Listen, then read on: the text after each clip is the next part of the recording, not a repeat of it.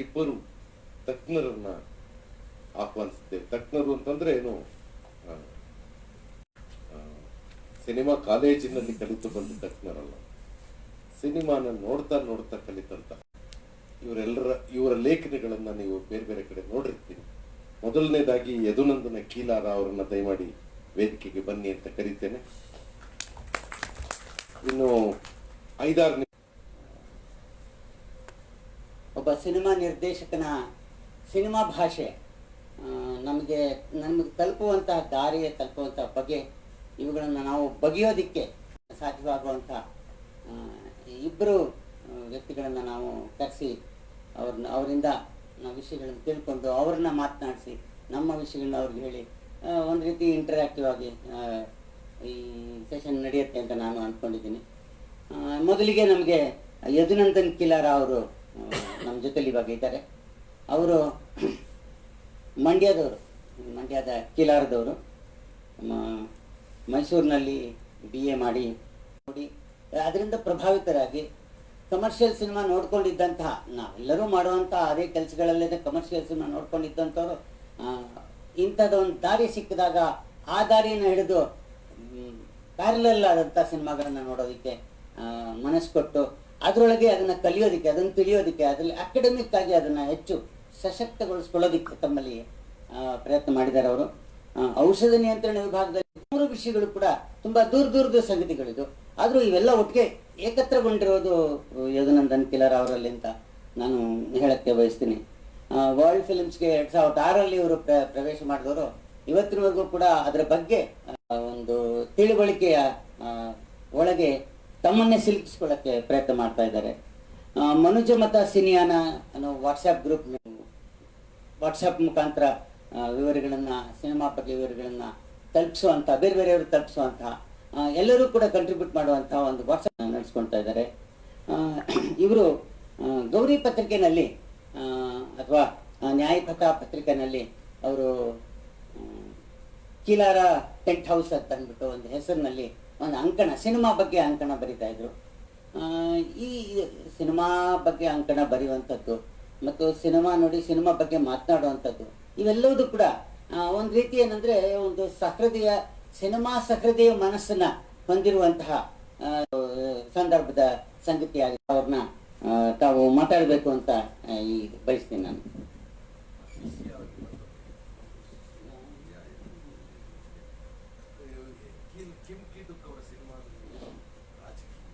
Kim ಕಿಡುಕ್ ಸಿನಿಮಾದಲ್ಲಿರುವ ರಾಜಕೀಯ ಅಂಶಗಳು ಅಥವಾ ರಾಜಕೀಯತೆ ಸಾರಿ, ನನಗೆ ಅದನ್ನು ಗುರ್ತು ಮಾಡ್ಕೊಳಕ್ಕಾಗಲಿಲ್ಲ. ದಯಮಾಡಿ ಯದುನಂದನ್ ಅವರು ಮಾತಾಡಿ. ನಾನು ಕಿಮ್ ಕಿಡುಕ್ ಬಗ್ಗೆ ಮಾತಾಡೋಕೆ ಮೊದಲು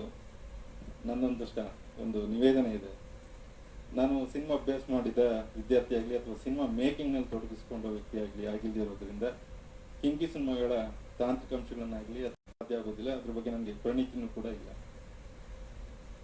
ಇನ್ನು ನಾನು ಅಕಾಡೆಮಿಕ್ ಸ್ಕಾಲರು ಕೂಡ ಅಲ್ಲ. ಇವರು ಅಕಾಡೆಮಿಕ್ ಕಲಿತಿದ್ದಾನೆ ಅನ್ನೋ ಕಾರಣಕ್ಕೆ ಹೇಳ್ತಾ ಇದ್ದೀನಿ, ನನ್ನ ಅಕಾಡೆಮಿಕ್ ಸ್ಕಾಲರ್ ಅಲ್ಲ. ಕಿಮ್ ಕಿಡುಕ್ ಸಿನಿಮಾಗಳು ಅಲ್ಲಿನ ರಾಜಕೀಯ ಮತ್ತು ಸಾಮಾಜಿಕ ಪರಿಸ್ಥಿತಿಗಳ ಮೇಲೆ ಹೇಗೆ ಬೆಳಕು ಚೆಲ್ತವೆ ಅನ್ನೋ ಒಂದಷ್ಟು ಸಂಗತಿಗಳನ್ನ ಅಷ್ಟೇ ನಾನು ಇಲ್ಲಿ ಹಂಚ್ಕೊಳ್ಳೋದಕ್ಕೆ ಶುರು ಮಾಡ್ತೇನೆ. 2014ರಲ್ಲಿ ಪ್ರದರ್ಶನಗೊಂಡ ಅವನ ಥಿಯೇಟರ್ ಸಿನಿಮಾ ಮುಖಾಂತರ ಈಗಾಗಲೇ ಕಿಮ್ ಕಿಡುಕ್ ಸಿನಿಮಾ ಬಗ್ಗೆ ಪರಿಚಿತ ಇದ್ದ ಒಬ್ಬ ಸ್ನೇಹಿತರೊಬ್ರು ನನ್ನನ್ನ ಸಿನಿಮಾಗೆ ಕರ್ಕೊಂಡು ಹೋದ್ರು. ಸ್ಕ್ರೀನ್ಗಳೊಂದು 15 ನಿಮಿಷ ಆಗಿರ್ಬೇಕು ಸಿನಿಮಾ ನೋಡೋಕೆ.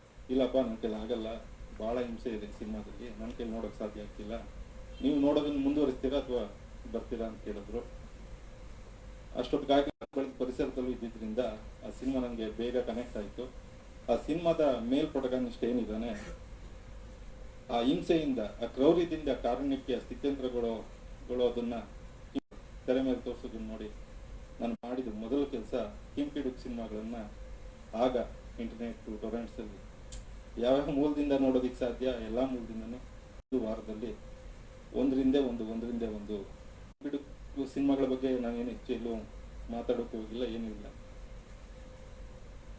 ಇದು ನನಗೆ ಕಿಮ್ ಕಿಡುಕ್ ಪರಿಚಯ ಆದ ಬಗೆ.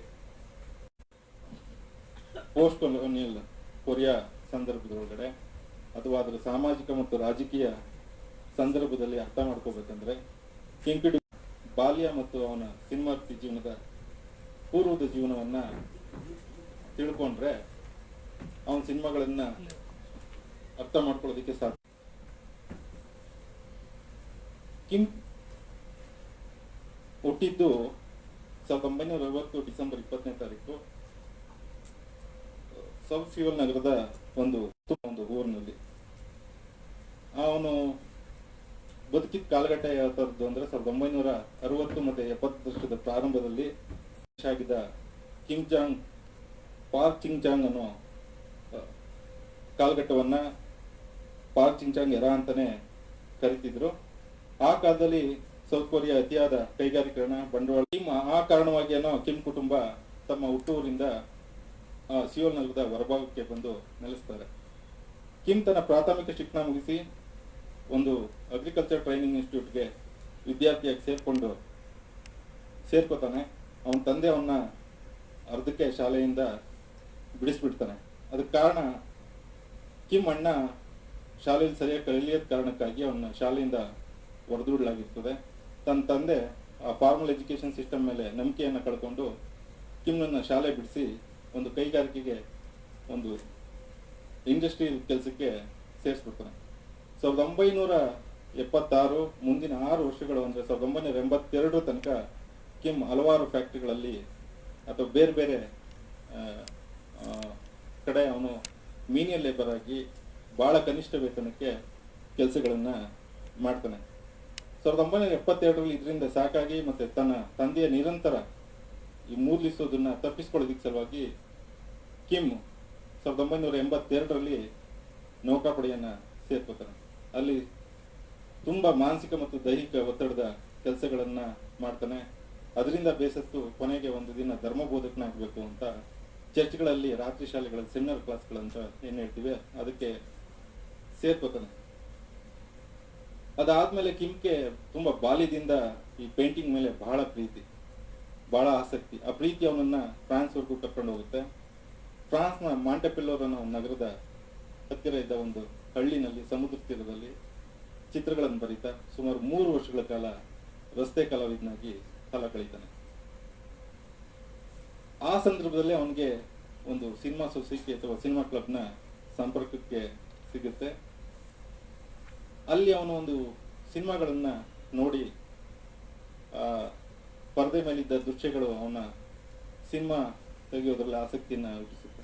ಅವನೇ ಒಂದು ಸಂದರ್ಶನದಲ್ಲಿ ಹೇಳ್ಕೊಂಡಾಗೆ 2 ಸಿನಿಮಾಗಳು ಅವನ ಸಿನಿಮಾ ವೃತ್ತಿಗೆ ಪ್ರಭಾವವನ್ನ ನೀಡುತ್ತೆ. ಅದರಲ್ಲಿ ಒಂದು ಜೋನಾಥನ್ ಡೆಮಿಯಾ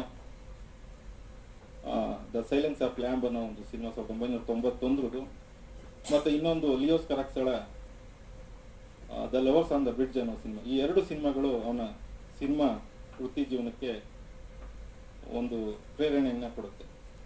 1993 ಫ್ರಾನ್ಸಿಂದ ಕಿಮ್ ಮತ್ತೆ ಸೌತ್ ಕೊರಿಯಾಗೆ ಬರ್ತಾನೆ. ಬಹಳ ಇಂಪೀರಿಟಿ ಕಾಂಪ್ಲೆಕ್ಸ್ ಇಂದಾನೆ ಬರ್ತಾನೆ. ಬಂದು ಅವನು ಮೊದಲು ಮಾಡೋ ಕೆಲಸ ಈ ಚಿತ್ರಕಥೆ ಬರೆಯುವಂಥದ್ದು. ಸೌತ್ ಕೊರಿಯಾದಲ್ಲಿದ್ದಂಥ ಒಂದು ಚಿತ್ರಕಥೆ ಬರಹಗಾರರ ಸಂಘ ಅವನನ್ನ 6 ತಿಂಗಳ ಸ್ಕ್ರೀನ್ ರೈಟಿಂಗ್ ಕೋರ್ಸ್ಗೆ ಇನ್ವೈಟ್ ಮಾಡುತ್ತೆ. ಅವನ 6 ತಿಂಗಳ ಕೋರ್ಸ್ ಕೂಡ ಅಲ್ಲಿ ತಗೋತಾನೆ ಸ್ಕ್ರೀನ್ ರೈಟಿಂಗ್ ಬಗ್ಗೆ. ಅಲ್ಲಿ ಹಲವಾರು ಚಿತ್ರಕಥೆಗಳನ್ನ ಬರೀತಾನೆ. ಬರೆದು ಆ ಕೊರಿಯನ್ ಮೋಷನ್ ಪಿಕ್ಚರ್ ಪ್ರಮೋಷನ್ ಅನ್ನೋ ಒಂದು ಸರ್ಕಾರಿ ಅನುದಾನಿತ ಒಂದು ಸಂಸ್ಥೆ ಏನಿದೆ ಅಲ್ಲಿಗೆ ಆನ್ಯುವಲ್ ಕಾಂಪಿಟೇಷನ್ಗೆ ಅವ್ನು ಬರೆದ ಚಿತ್ರಕಥೆಗಳನ್ನ ಕಳಿಸ್ತಾನೆ. ಒಂದು 2-3 ಅಟೆಂಪ್ಟ್ ನಲ್ಲಿ ಫೇಲ್ಯೂರ್ ಆದ್ಮೇಲೆ 1995 ಒಂದು ಇಲ್ಲೀಗಲ್ ಕ್ರಾಸಿಂಗ್ ಅನ್ನೋ ಒಂದು ಚಿತ್ರಕಥೆಗೆ ಅವನಿಗೆ ಅಲ್ಲಿನ ಮೊದಲ ಬಹುಮಾನ ಸಿಗುತ್ತೆ. ಅದ ಮುಂದಿನ ವರ್ಷನೇ ಕಿಂಗ್ ಕಿಡುಕ್ನ ಮೊದಲ ಸಿನಿಮಾ ಕ್ರೊಕೊಡೈಲ್ ತೆರೆ ಕಾಣುತ್ತೆ. ಅವನ ತವರಿನಲ್ಲಿ ಅಷ್ಟು ಹೆಸರು ಮಾಡದೇ ಇದ್ರು ಇಂಟರ್ನ್ಯಾಷನಲ್ ಫೆಸ್ಟಿವಲ್ ಸರ್ಕ್ಯೂಟ್ ಒಳಗಡೆ ಆ ಸಿನಿಮಾಗೆ ಒಂದು ಮಾನ್ಯತೆ ಸಿಗುತ್ತೆ. ಈ ಮೂಲಕ ಕಿಂಗ್ ಕಿಡುಕ್ ಜಾಗತಿಕ ಸಿನಿಮಾಗೆ ಪ್ರವೇಶವನ್ನ ಪಡಿತಾನೆ, ಪರಿಚಿತನಾಗ್ತಾನೆ. ಇದಿಷ್ಟು ಕಿಂಗ್ ಕಿಡುಕ್ನ ಬಾಲ್ಯ ಮತ್ತೆ ಸಿನಿಮಾ ವೃತ್ತಿ ಪೂರ್ವದ ಜೀವನದ ಘಟನೆಗಳು. ಯಾಕಿಷ್ಟು ಅವನ ಜೀವನ ಇದನ್ನ ಹೇಳಿದೆ ಅಂತಂದ್ರೆ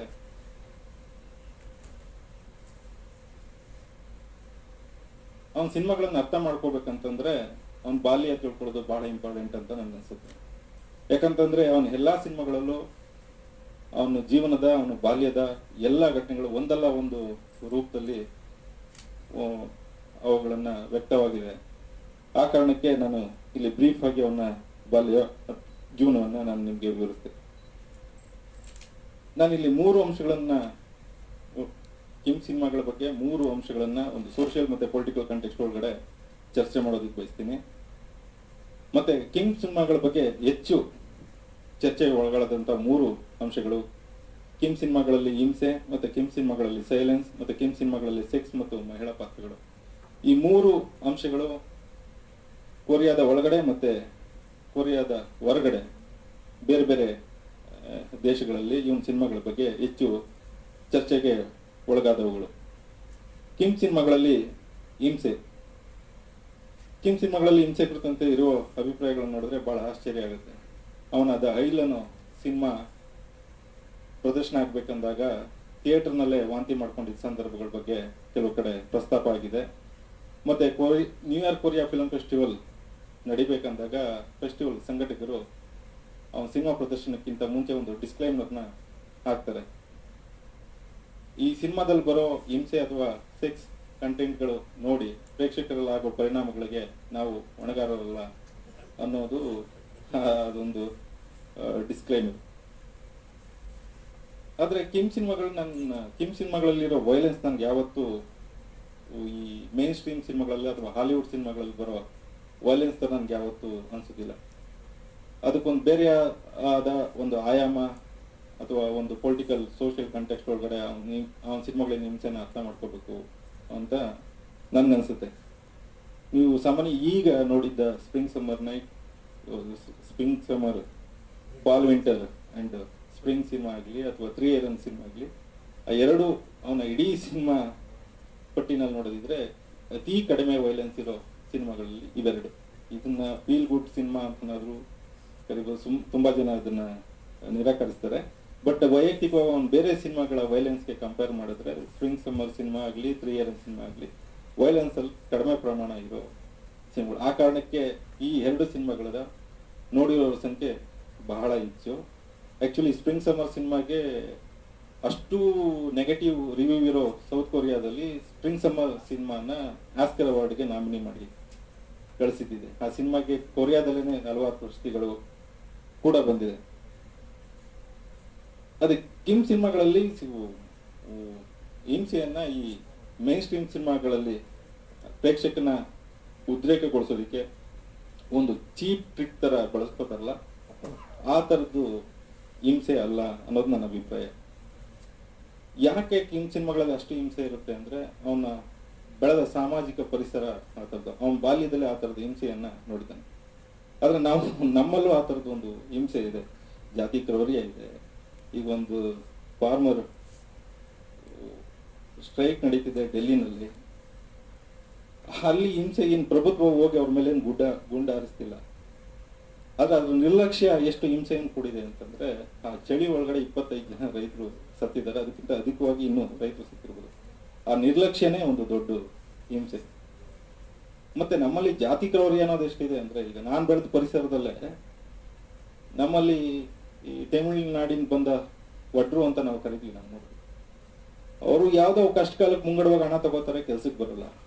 ಅವ್ರನ್ನ ಒಂದು ದನಿ ಕೊಟ್ಟಿಗೆ ಕೂಡ ಹಾಕೊಂಡು ಅವ್ರನ್ನ ಎಷ್ಟು ಮಟ್ಟಿಗೆ ಹಿಂಸೆ ಮಾಡ್ತಿದ್ರು ಅಂದ್ರೆ, ಆ ಕಿಂಬಿಡುಕ್ ಸಿನಿಮಾ ನೋಡ್ಬೇಕಂದಾಗ ಮಾತ್ರ ಆ ಸಂಗತಿಗಳನ್ನ ನಮ್ಗೆ ರಿಫ್ಲೆಕ್ಟ್ ಆಗುತ್ತೆ.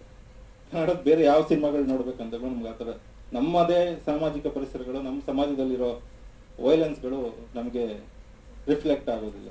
ಅದು ಇಲ್ಲಿ ಸಿನಿಮಾಗಳ ಕೊರತೆ. ಯಾಕೆ ಕಿಮ್ ಸಿನಿಮಾಗಳು ನಮ್ಮ ಸಮಾಜನ ಪ್ರತಿಬಿಂಬಿಸುತ್ತೆ ಅನ್ನೋದು ನನಗೆ ವೈಯಕ್ತಿಕವಾಗಿ ಕನೆಕ್ಟ್ ಆಗೋದು ಆ ರೀತಿಯಲ್ಲಿ. ಹಾಗಾಗಿ ನಾನು ಕಿಮ್ ಸಿನಿಮಾಗಳಲ್ಲಿ ಬರೋ ಹಿಂಸೆನ ಮೇನ್ ಸ್ಟ್ರೀಮ್ ಬರೋ ಹಿಂಸೆಗಳಿಗೆ ಹೋಲಿಕೆ ಮಾಡೋದು ಅಷ್ಟು ಸಮಂಜಸ ಅಲ್ಲ ಅನ್ನೋದು ನನ್ನ ಅಭಿಪ್ರಾಯ.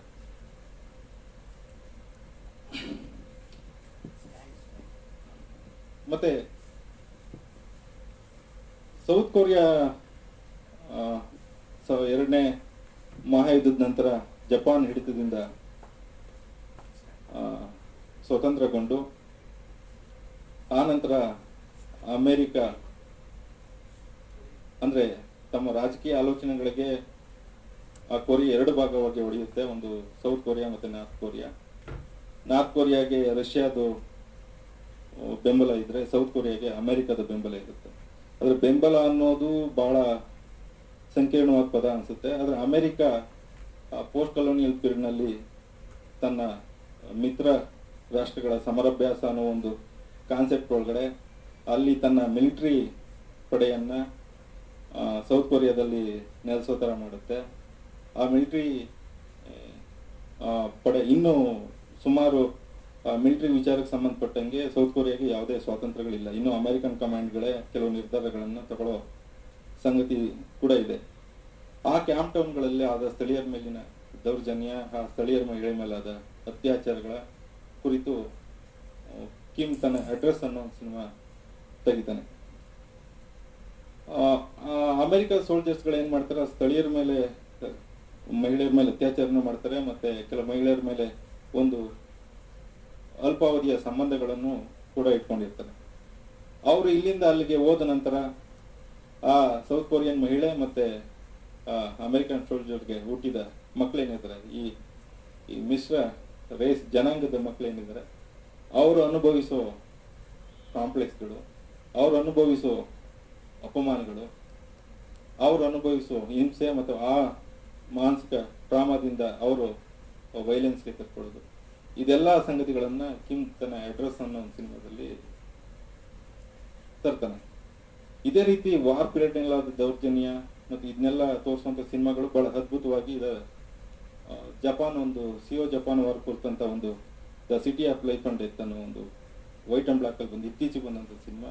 ಆ ಥರದ್ದು ಒಂದು ಸೆಕೆಂಡ್ ವರ್ಲ್ಡ್ ವಾರ್ಗಿನ ಪೂರ್ವದಲ್ಲಿ ಅದಕ್ಕೆ ಸಂಬಂಧಪಟ್ಟಂತೆ ನಡೆದ ಎರಡನೇ ಸಿಯೋ ಜಪಾನ್ ವಾರ್ನಲ್ಲಿ ಜಪಾನ್ ಚೈನಾದ ರಿಪಬ್ಲಿಕ್ ಚೈನಾದ ನಾಟ್ಕಿಂಗ್ ಅನ್ನೋ ಒಂದು ನಗರದ ಮೇಲೆ ನಡೆಸೋ ದೌರ್ಜನ್ಯ, ಲಕ್ಷಾಂತರ ಸೈನಿಕರನ್ನ ಸಾಯಿಸಿ ಆ ಸೈನಿಕರನ್ನ ಹೆಂಡತಿಯರನ್ನ ಒಂದು ಟೆಂಟ್ಗಳಲ್ಲಿ ಇಟ್ಟು ಸುಮಾರು ಸತತ 7 ವರ್ಷಗಳ ಕಾಲ ಆ ಸೈನಿಕರು ಅವ್ರ ಮೇಲೆ ಅತ್ಯಾಚಾರ ಎಸಗ್ತಾರೆ.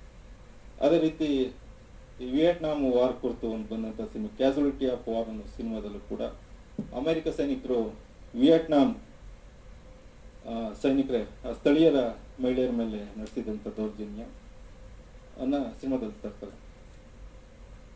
ಈ ವಾರ್ ಸಿನಿಮಾದಲ್ಲಿ ತೋರಿಸೋ ವೈಲೆನ್ಸು ಬಹಳ ಕೆಟ್ಟದ್ದು. ಅದು ಏನು ನನಗೆ ಅಷ್ಟರ ಮಟ್ಟಿಗೆ ಇಲ್ಲ. ಅದನ್ನ ಪ್ರೊನೋಗ್ರಫಿ ಅಂತಾನೆ ಕರೀತಾರೆ. ಮೈಕಲ್ ಹೆನಕೆ, ಸ್ವೀಡನ್ ಮೈಕಲ್ ಹೆನಕೆ ಈ ವಾರ್ ಸಿನಿಮಾಗಳು, ಈ ಪ್ರೊಪಗಂಡಾ ವಾರ್ ಸಿನಿಮಾಗಳೆಲ್ಲ ಒಂದು ಪ್ರೊನೋಗ್ರಫಿ ಅಂತಾನೆ ಕರೀತೀನಿ. ಅದ್ರ ಬಗ್ಗೆ ಹೆಚ್ಚಿಲ್ಲ. ಆದ್ರೆ ವಾರ್ ನಂತರದ ಪರಿಸ್ಥಿತಿ ಅಥವಾ ಮಾನಸಿಕ ಟ್ರಾಮಾಗಳನ್ನ, ಆ ವಿಕ್ಟಿಮ್ಗಳ ಟ್ರಾಮಾಗಳು ಏನಿದೆ ಅದನ್ನ ಚರ್ಚೆ ಮಾಡೋದು ಕಾಂಟೆಂಪ್ರರಿಯಾಗಿ ಬಹಳ ಮುಖ್ಯವಾದ ಸಂಗತಿ ಅಂತ ನನ್ಗೆ ಅನ್ಸೋದು. 2019ರಲ್ಲಿ ಬಿಫೆಸ್ನಲ್ಲಿ ಬಿ ಪೋಲ್ ಅಂತ ಒಂದು ರಷ್ಯನ್ ಸಿನಿಮಾ ಬಂದಿತ್ತು. ಕಾಂಟೆಂಪ್ರರಿ ಗೋಲ್ಗೋ ಅಂತ ಅವನ ಹೆಸರು ನಂಗೆ ಸರಿಯಾಗಿ ಪ್ರೊನೌನ್ಸ್ ಮಾಡಕ್ ಬರ್ತಿಲ್ಲ. ಆ ಬಿ ಪೋಲ್ ಅನ್ನೋ ಸಿನಿಮಾ ಬಹಳ ಅತ್ಯದ್ಭುತವಾದ ಈ ಥರದ ಒಂದು ಮಾನಸಿಕ, ಈ ವಾರ್ ನಂತರದ ಈ ಮಾನಸಿಕ ಡ್ರಾಮಾಗಳು ಏನಿದೆ ಅದನ್ನ ಬಹಳ ಅದ್ಭುತವಾಗಿ ತೆರೆ ಮೇಲೆ ಬಂದಂತ ಸಿನಿಮಾ ಅದು. ಸಾಮಾನ್ಯವಾಗಿ ನಾವು ನೋಡೋ ಸಿನಿಮಾಗಳಲ್ಲಿ ಹಿಂಸೆ ಅನ್ನೋದು ದೌರ್ಜನ್ಯ ಅಥವಾ ಆ ದೌರ್ಜನ್ಯಕ್ಕೆ ಪ್ರತಿಕಾರದ ರೂಪದಲ್ಲಿ ಇರ್ತದೆ.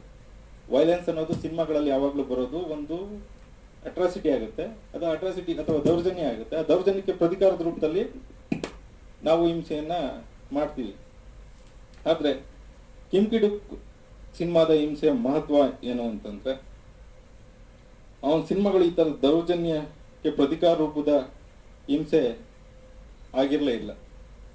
ಅವನ ಸಿನಿಮಾಗಳು ಬರೋ ಪ್ರಧಾನ ಪಾತ್ರಗಳು ತಮ್ಮನ್ನ ತಾವು ಹಿಂಸೆ ಪಟ್ಕೊಳ್ಳೋದ್ರ ಮುಖಾಂತರ, ತಮ್ಮನ್ನ ತಾವು ಹಿಂಸೆ ಪಟ್ಕೊಳ್ಳೋದ್ರ ಮುಖಾಂತರ ಆ ಹಿಂಸೆ ಕೊರಿಯನ್ ಸಿನಿಮಾದಲ್ಲಿ ಅಥವಾ ಕಿಮ್ ಕಿಡುಕ್ ಸಿನಿಮಾದಲ್ಲಿ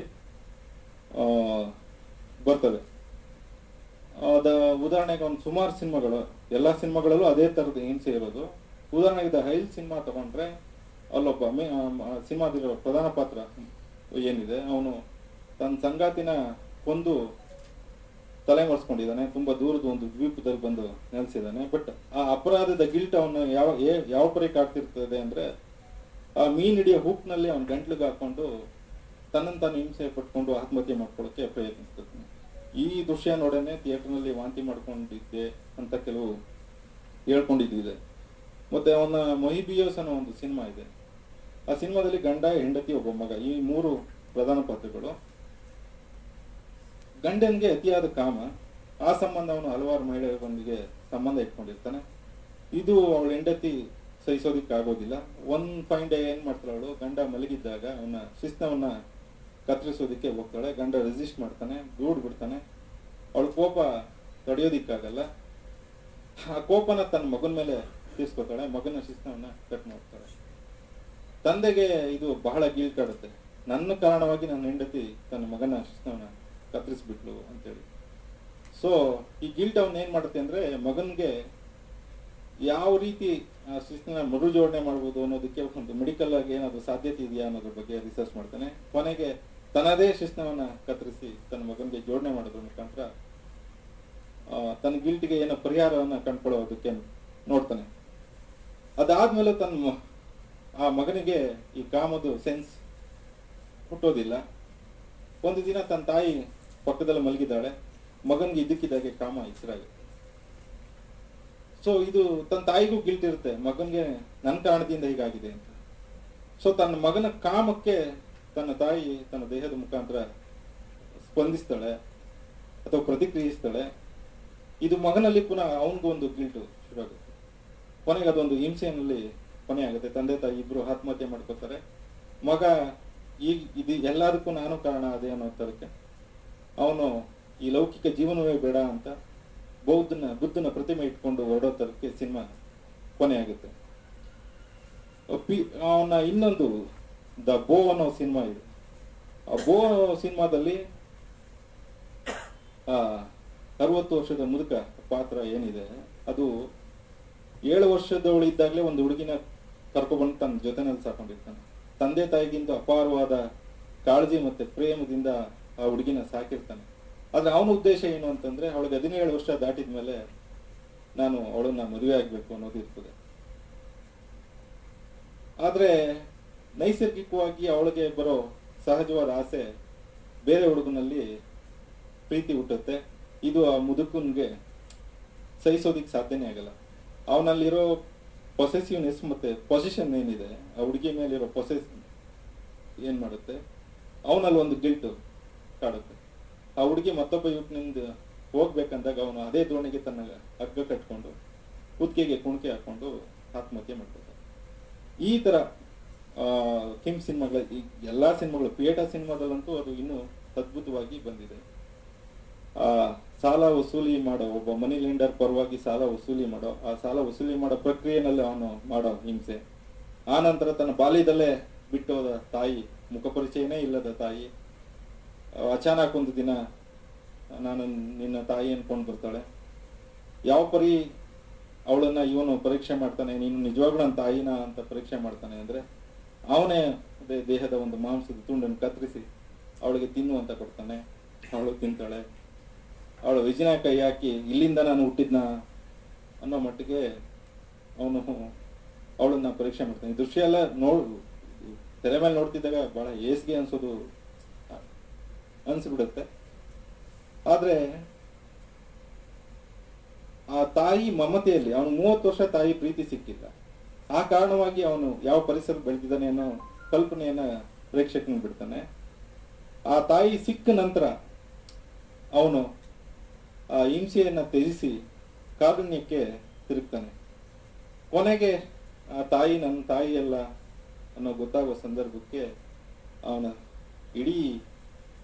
ಆಲೋಚನೆ ಟ್ರಾನ್ಸ್ಫಾರ್ಮೇಶನ್ ಆಗಿರುತ್ತೆ. ಅವನು ಈ ಹಿಂದೆ ಯಾರಿಗೆ ಹಿಂಸೆ ಕೊಟ್ಟಿದ್ದ ಅವರದೇ ಒಂದು ವಾಹನಕ್ಕೆ ತನ್ನನ್ನು ತಾನು ಕಟ್ಕೊಂಡು ಸಾಯ್ತಾನೆ. ಈ ತರದ ಒಂದು ಪಶ್ಚಾತ್ತಾಪದ ಹಿಂಸೆ ಯಾಕೆ ಕಿಮ್ ಸಿನಿಮಾಗಳಲ್ಲಿ ಹೆಚ್ಚು ಬರುತ್ತೆ ಅನ್ನೋದಕ್ಕೆ ಕೆಲವರು ಆ ಬೌದ್ಧ ಧರ್ಮದ ಇನ್ಫ್ಲೂಯೆನ್ಸ್ ನ ಕೂಡ ಗುರುತಿಸ್ತಾರೆ. ಈ ಬುದ್ಧನ ನಂತರ ಅವನ ಅನುಯಾಯಿಗಳು ಹೀನಯಾನ ಮತ್ತು ಮಹಾಯಾನ ಅನ್ನೋ 2 ಪಂಥಗಳಲ್ಲಿ ಒಡೆದೋಗ್ತವೆ. ಆ 2 ಪಂಥಗಳು ತಮ್ಮ ಧರ್ಮವನ್ನ ಒಂದು ಅದಕ್ಕೊಂದು ಸಾಂಸ್ಥಿಕ ರೂಪ ಕೊಟ್ಟು, ಒಂದು ಚೌಕಟ್ಟು ಒಳಗಡೆ ಇಟ್ಟು, ಅದಕ್ಕೊಂದು ಕೋಡ್ ಆಫ್ ಕಂಡಕ್ಟ್ ನ ಸೃಷ್ಟಿ ಮಾಡಿ ಇದೇ ತರ ವರ್ತಿಸಬೇಕು ಅನ್ನೋ ತರದ್ದು ಇದಕ್ಕೆ ಪ್ರತಿಕ್ರಿಯೆಯಾಗಿ ಅಥವಾ ಅದಕ್ಕೆ ಕೌಂಟರ್ ಆಗಿ ಉಟ್ಕೊಂಡಿದ್ದು ಒಂದು ಮಧ್ಯಮಕಾಲಿಕ ಬೌದ್ಧ ಪಂಥ. ಆ ಮಧ್ಯಮಕಾಲಿಕ ಬೌದ್ಧ ಪಂಥ ಇದಕ್ಕೆಲ್ಲ ಭಿನ್ನವಾದಂಥ ಈ ಈ ಧರ್ಮನ ಒಂದು ಚೌಕಟ್ಟೊಳಗೆ ಇಟ್ಟು ನೋಡೋದೇ ತಪ್ಪು ಅನ್ನೋ ಥರಕ್ಕೆ ಧರ್ಮ ಅನ್ನೋದು ಯಾವಾಗಲೂ ಚಲಿಸ್ತಿರ್ಬೇಕು ಅನ್ನೋದು ಒಂದು ಚಲನೆಯ ಗುರುತಾಗಿ ಬಂದಂಥ ಧರ್ಮ. ಈ ಪಂಥದ ಇನ್ಫ್ಲೂಯೆನ್ಸು ಕಿಮ್ಗಿದೆ ಮತ್ತು ಆ ಇನ್ಫ್ಲೂಯೆನ್ಸಿಂದ ಕಿಮ್ ಈ ಥರದ ಸಿನಿಮಾಗಳು ಮಾಡಿದ್ದಾನೆ ಅನ್ನೋದು ಇದೆ. ಕಿಮ್ ಸ್ವತಃ ಅವನಿಗೆ ಈ ಥರದ ಒಂದು ಗಿಲ್ಟ್ ಇತ್ತು ಅನ್ನೋದಕ್ಕೆ ಅವನ ಜೀವನದ ಒಂದು ಜ್ವಲಂತ ಉದಾಹರಣೆ ಇದೆ. ವರ್ಷಕ್ಕೆ ಒಂದು ಸಿನಿಮಾ ಅಂತೆ ಅವನು ತೆಗೆದಿದ್ದಾನೆ. ಅವನು ಕನಿಷ್ಠ ವರ್ಷಕ್ಕೆ ಒಂದು ಸಿನಿಮಾ ಒಂದು ಬಂದಿದೆ. ಅದು 2008 ಡ್ರೀಮ್ಸ್ ಫಿಲ್ಮ್ ತೆಗಿಬೇಕಂದಾಗ ಒಂದು ಆ ಡ್ರೀಮ್ ಸಿನಿಮಾದ ಕೊನೆಯ ದೃಶ್ಯವನ್ನ ಶೂಟಿಂಗ್ ಮಾಡ್ಬೇಕಂದಾಗ ಶೂಟಿಂಗ್ ಸ್ಪಾಟ್ ಅಲ್ಲಿ ಒಂದು ಅವಘಡ ಸಂಭವಿಸ್ಬಿಡುತ್ತೆ. ಆ ಚಿತ್ರದ ಕಥಾನಾಯಕಿ ಅಂದ್ರೆ ಆ ದೃಶ್ಯ ಏನು ಅಂತಂದ್ರೆ, ಆ ಜೈಲಿನ ಒಳಗಡೆ ಒಂದು ನೇಣು ಬಿಟ್ಕೊಂಡು ಆತ್ಮಹತ್ಯೆ ಮಾಡ್ಕೊಳ್ಳೋ ದೃಶ್ಯ. ಆ ದೃಶ್ಯ ಶೂಟ್ ಮಾಡ್ಬೇಕಂದಾಗ ಇನ್ನೇನು ಆ ಕಥಾನಾಯಕಿ ಅಚಾನಕ್ಕಾಗಿ ಸತ್ತೋಗ್ಬಿಡ್ತಾಳೆ ಅನ್ನೋ ಸ್ಥಿತಿ ಬಂದ್ಬಿಡ್ತಲ್ಲ. ಒಂದು ಟೆಕ್ನಿಕಲ್ ಪ್ರಾಬ್ಲಮ್ ಇಂದ ಇನ್ನೇನೋ ಸತ್ಯ ಹೋಗ್ಬಿಟ್ಲು ಅನ್ನೋ ಪರಿಸ್ಥಿತಿನಲ್ಲಿ ಕಿಮ್ ಕಿಡುಕ್ ಅವಳನ್ನ ಕಾಪಾಡ್ತಾನೆ. ಅವನಿಗೆ ನನ್ನ ಸಿನಿಮಾ ಕಾರಣವಾಗಿ ಒಬ್ಳು ಸಾವು ಸಂಭವಿಸ್ಬಿಡ್ತಿತ್ತಲ್ಲ ಅನ್ನೋ ಗಿಲ್ಟ್ ನಿಂದ ಕಿಮ್ 2008ರಲ್ಲಿ ಅವನು ಒಂದು ಅಜ್ಞಾತ ಸ್ಥಳಕ್ಕೆ ಹೋಗಿ ನೆಲೆಸ್ಬಿಡ್ತಾನೆ. ಅಲ್ಲಿ ಯಾವುದು ಸಂಪರ್ಕಗಳು ಇರೋದಿಲ್ಲ, ಪರ್ವತಗಳ ಮಧ್ಯ ಒಂದು ಜಾಗ, ಅಲ್ಲೊಂದು ಯಾವುದು ಮೂಲಭೂತ ಸೌಕರ್ಯಗಳು ಇರೋದಿಲ್ಲ, ಒಂದು ಶೌಚ ಇರೋದಿಲ್ಲ. ಹೊರಗಡೆ ಈ ಥರದ್ದು ಶೌಚ ಎಲ್ಲ ಮಾಡಿಕೊಂಡು ಅವನ ಊಟ ಅವನೇ ಸಿದ್ಧಪಡಿಸ್ಕೊಂಡು ಒಂದು ಮಾನಸಿಕ ಹಿಂಸೆಯನ್ನ ಅನುಭವಿಸ್ತಾನೆ, ಡಿಪ್ರೆಸ್ ಒಳಗಾಗಿರ್ತಾನೆ. ಸತತ 3 ವರ್ಷ ಅವನು ಆ ಜಾಗದಲ್ಲಿ ಇರ್ತಾನೆ. ಅಲ್ಲಿ ಇರ್ಬೇಕಂದಾಗಲೇ ಆ ಸಂಗತಿಗಳನ್ನೆಲ್ಲ ಅವನೇ ಶೂಟ್ ಮಾಡಿಕೊಂಡು ಅವನೇ ಅದನ್ನ ಎಡಿಟ್ ಮಾಡಿಕೊಂಡು ಡಾಕ್ಯುಮೆಂಟ್ ಮಾಡಿ ಹರಿರಂಗ್ ಅನ್ನೋ ಹೆಸರಿನಲ್ಲಿ ಅದನ್ನ ಕಾನ್ಸ್ ಫಿಲ್ಮ್ ಫೆಸ್ಟಿವಲ್ಗೆ ಕಳಿಸ್ಕೊಡ್ತಾನೆ. ಅಲ್ಲಿ ಅದು ಪ್ರದರ್ಶನ ಆಗುತ್ತೆ. ಅಂದ್ರೆ ಕಿಮ್ ಸ್ವತಃ ಅವನಿಗೆ ಗಿಲ್ಟ್ ಅನ್ನೋ ಸೆನ್ಸ್ ಸಾಕಷ್ಟಿತ್ತು ಅನ್ನೋದಕ್ಕೆ ಇದು ಉದಾಹರಣೆಯಾಗಿ ಹೇಳಿದೆ.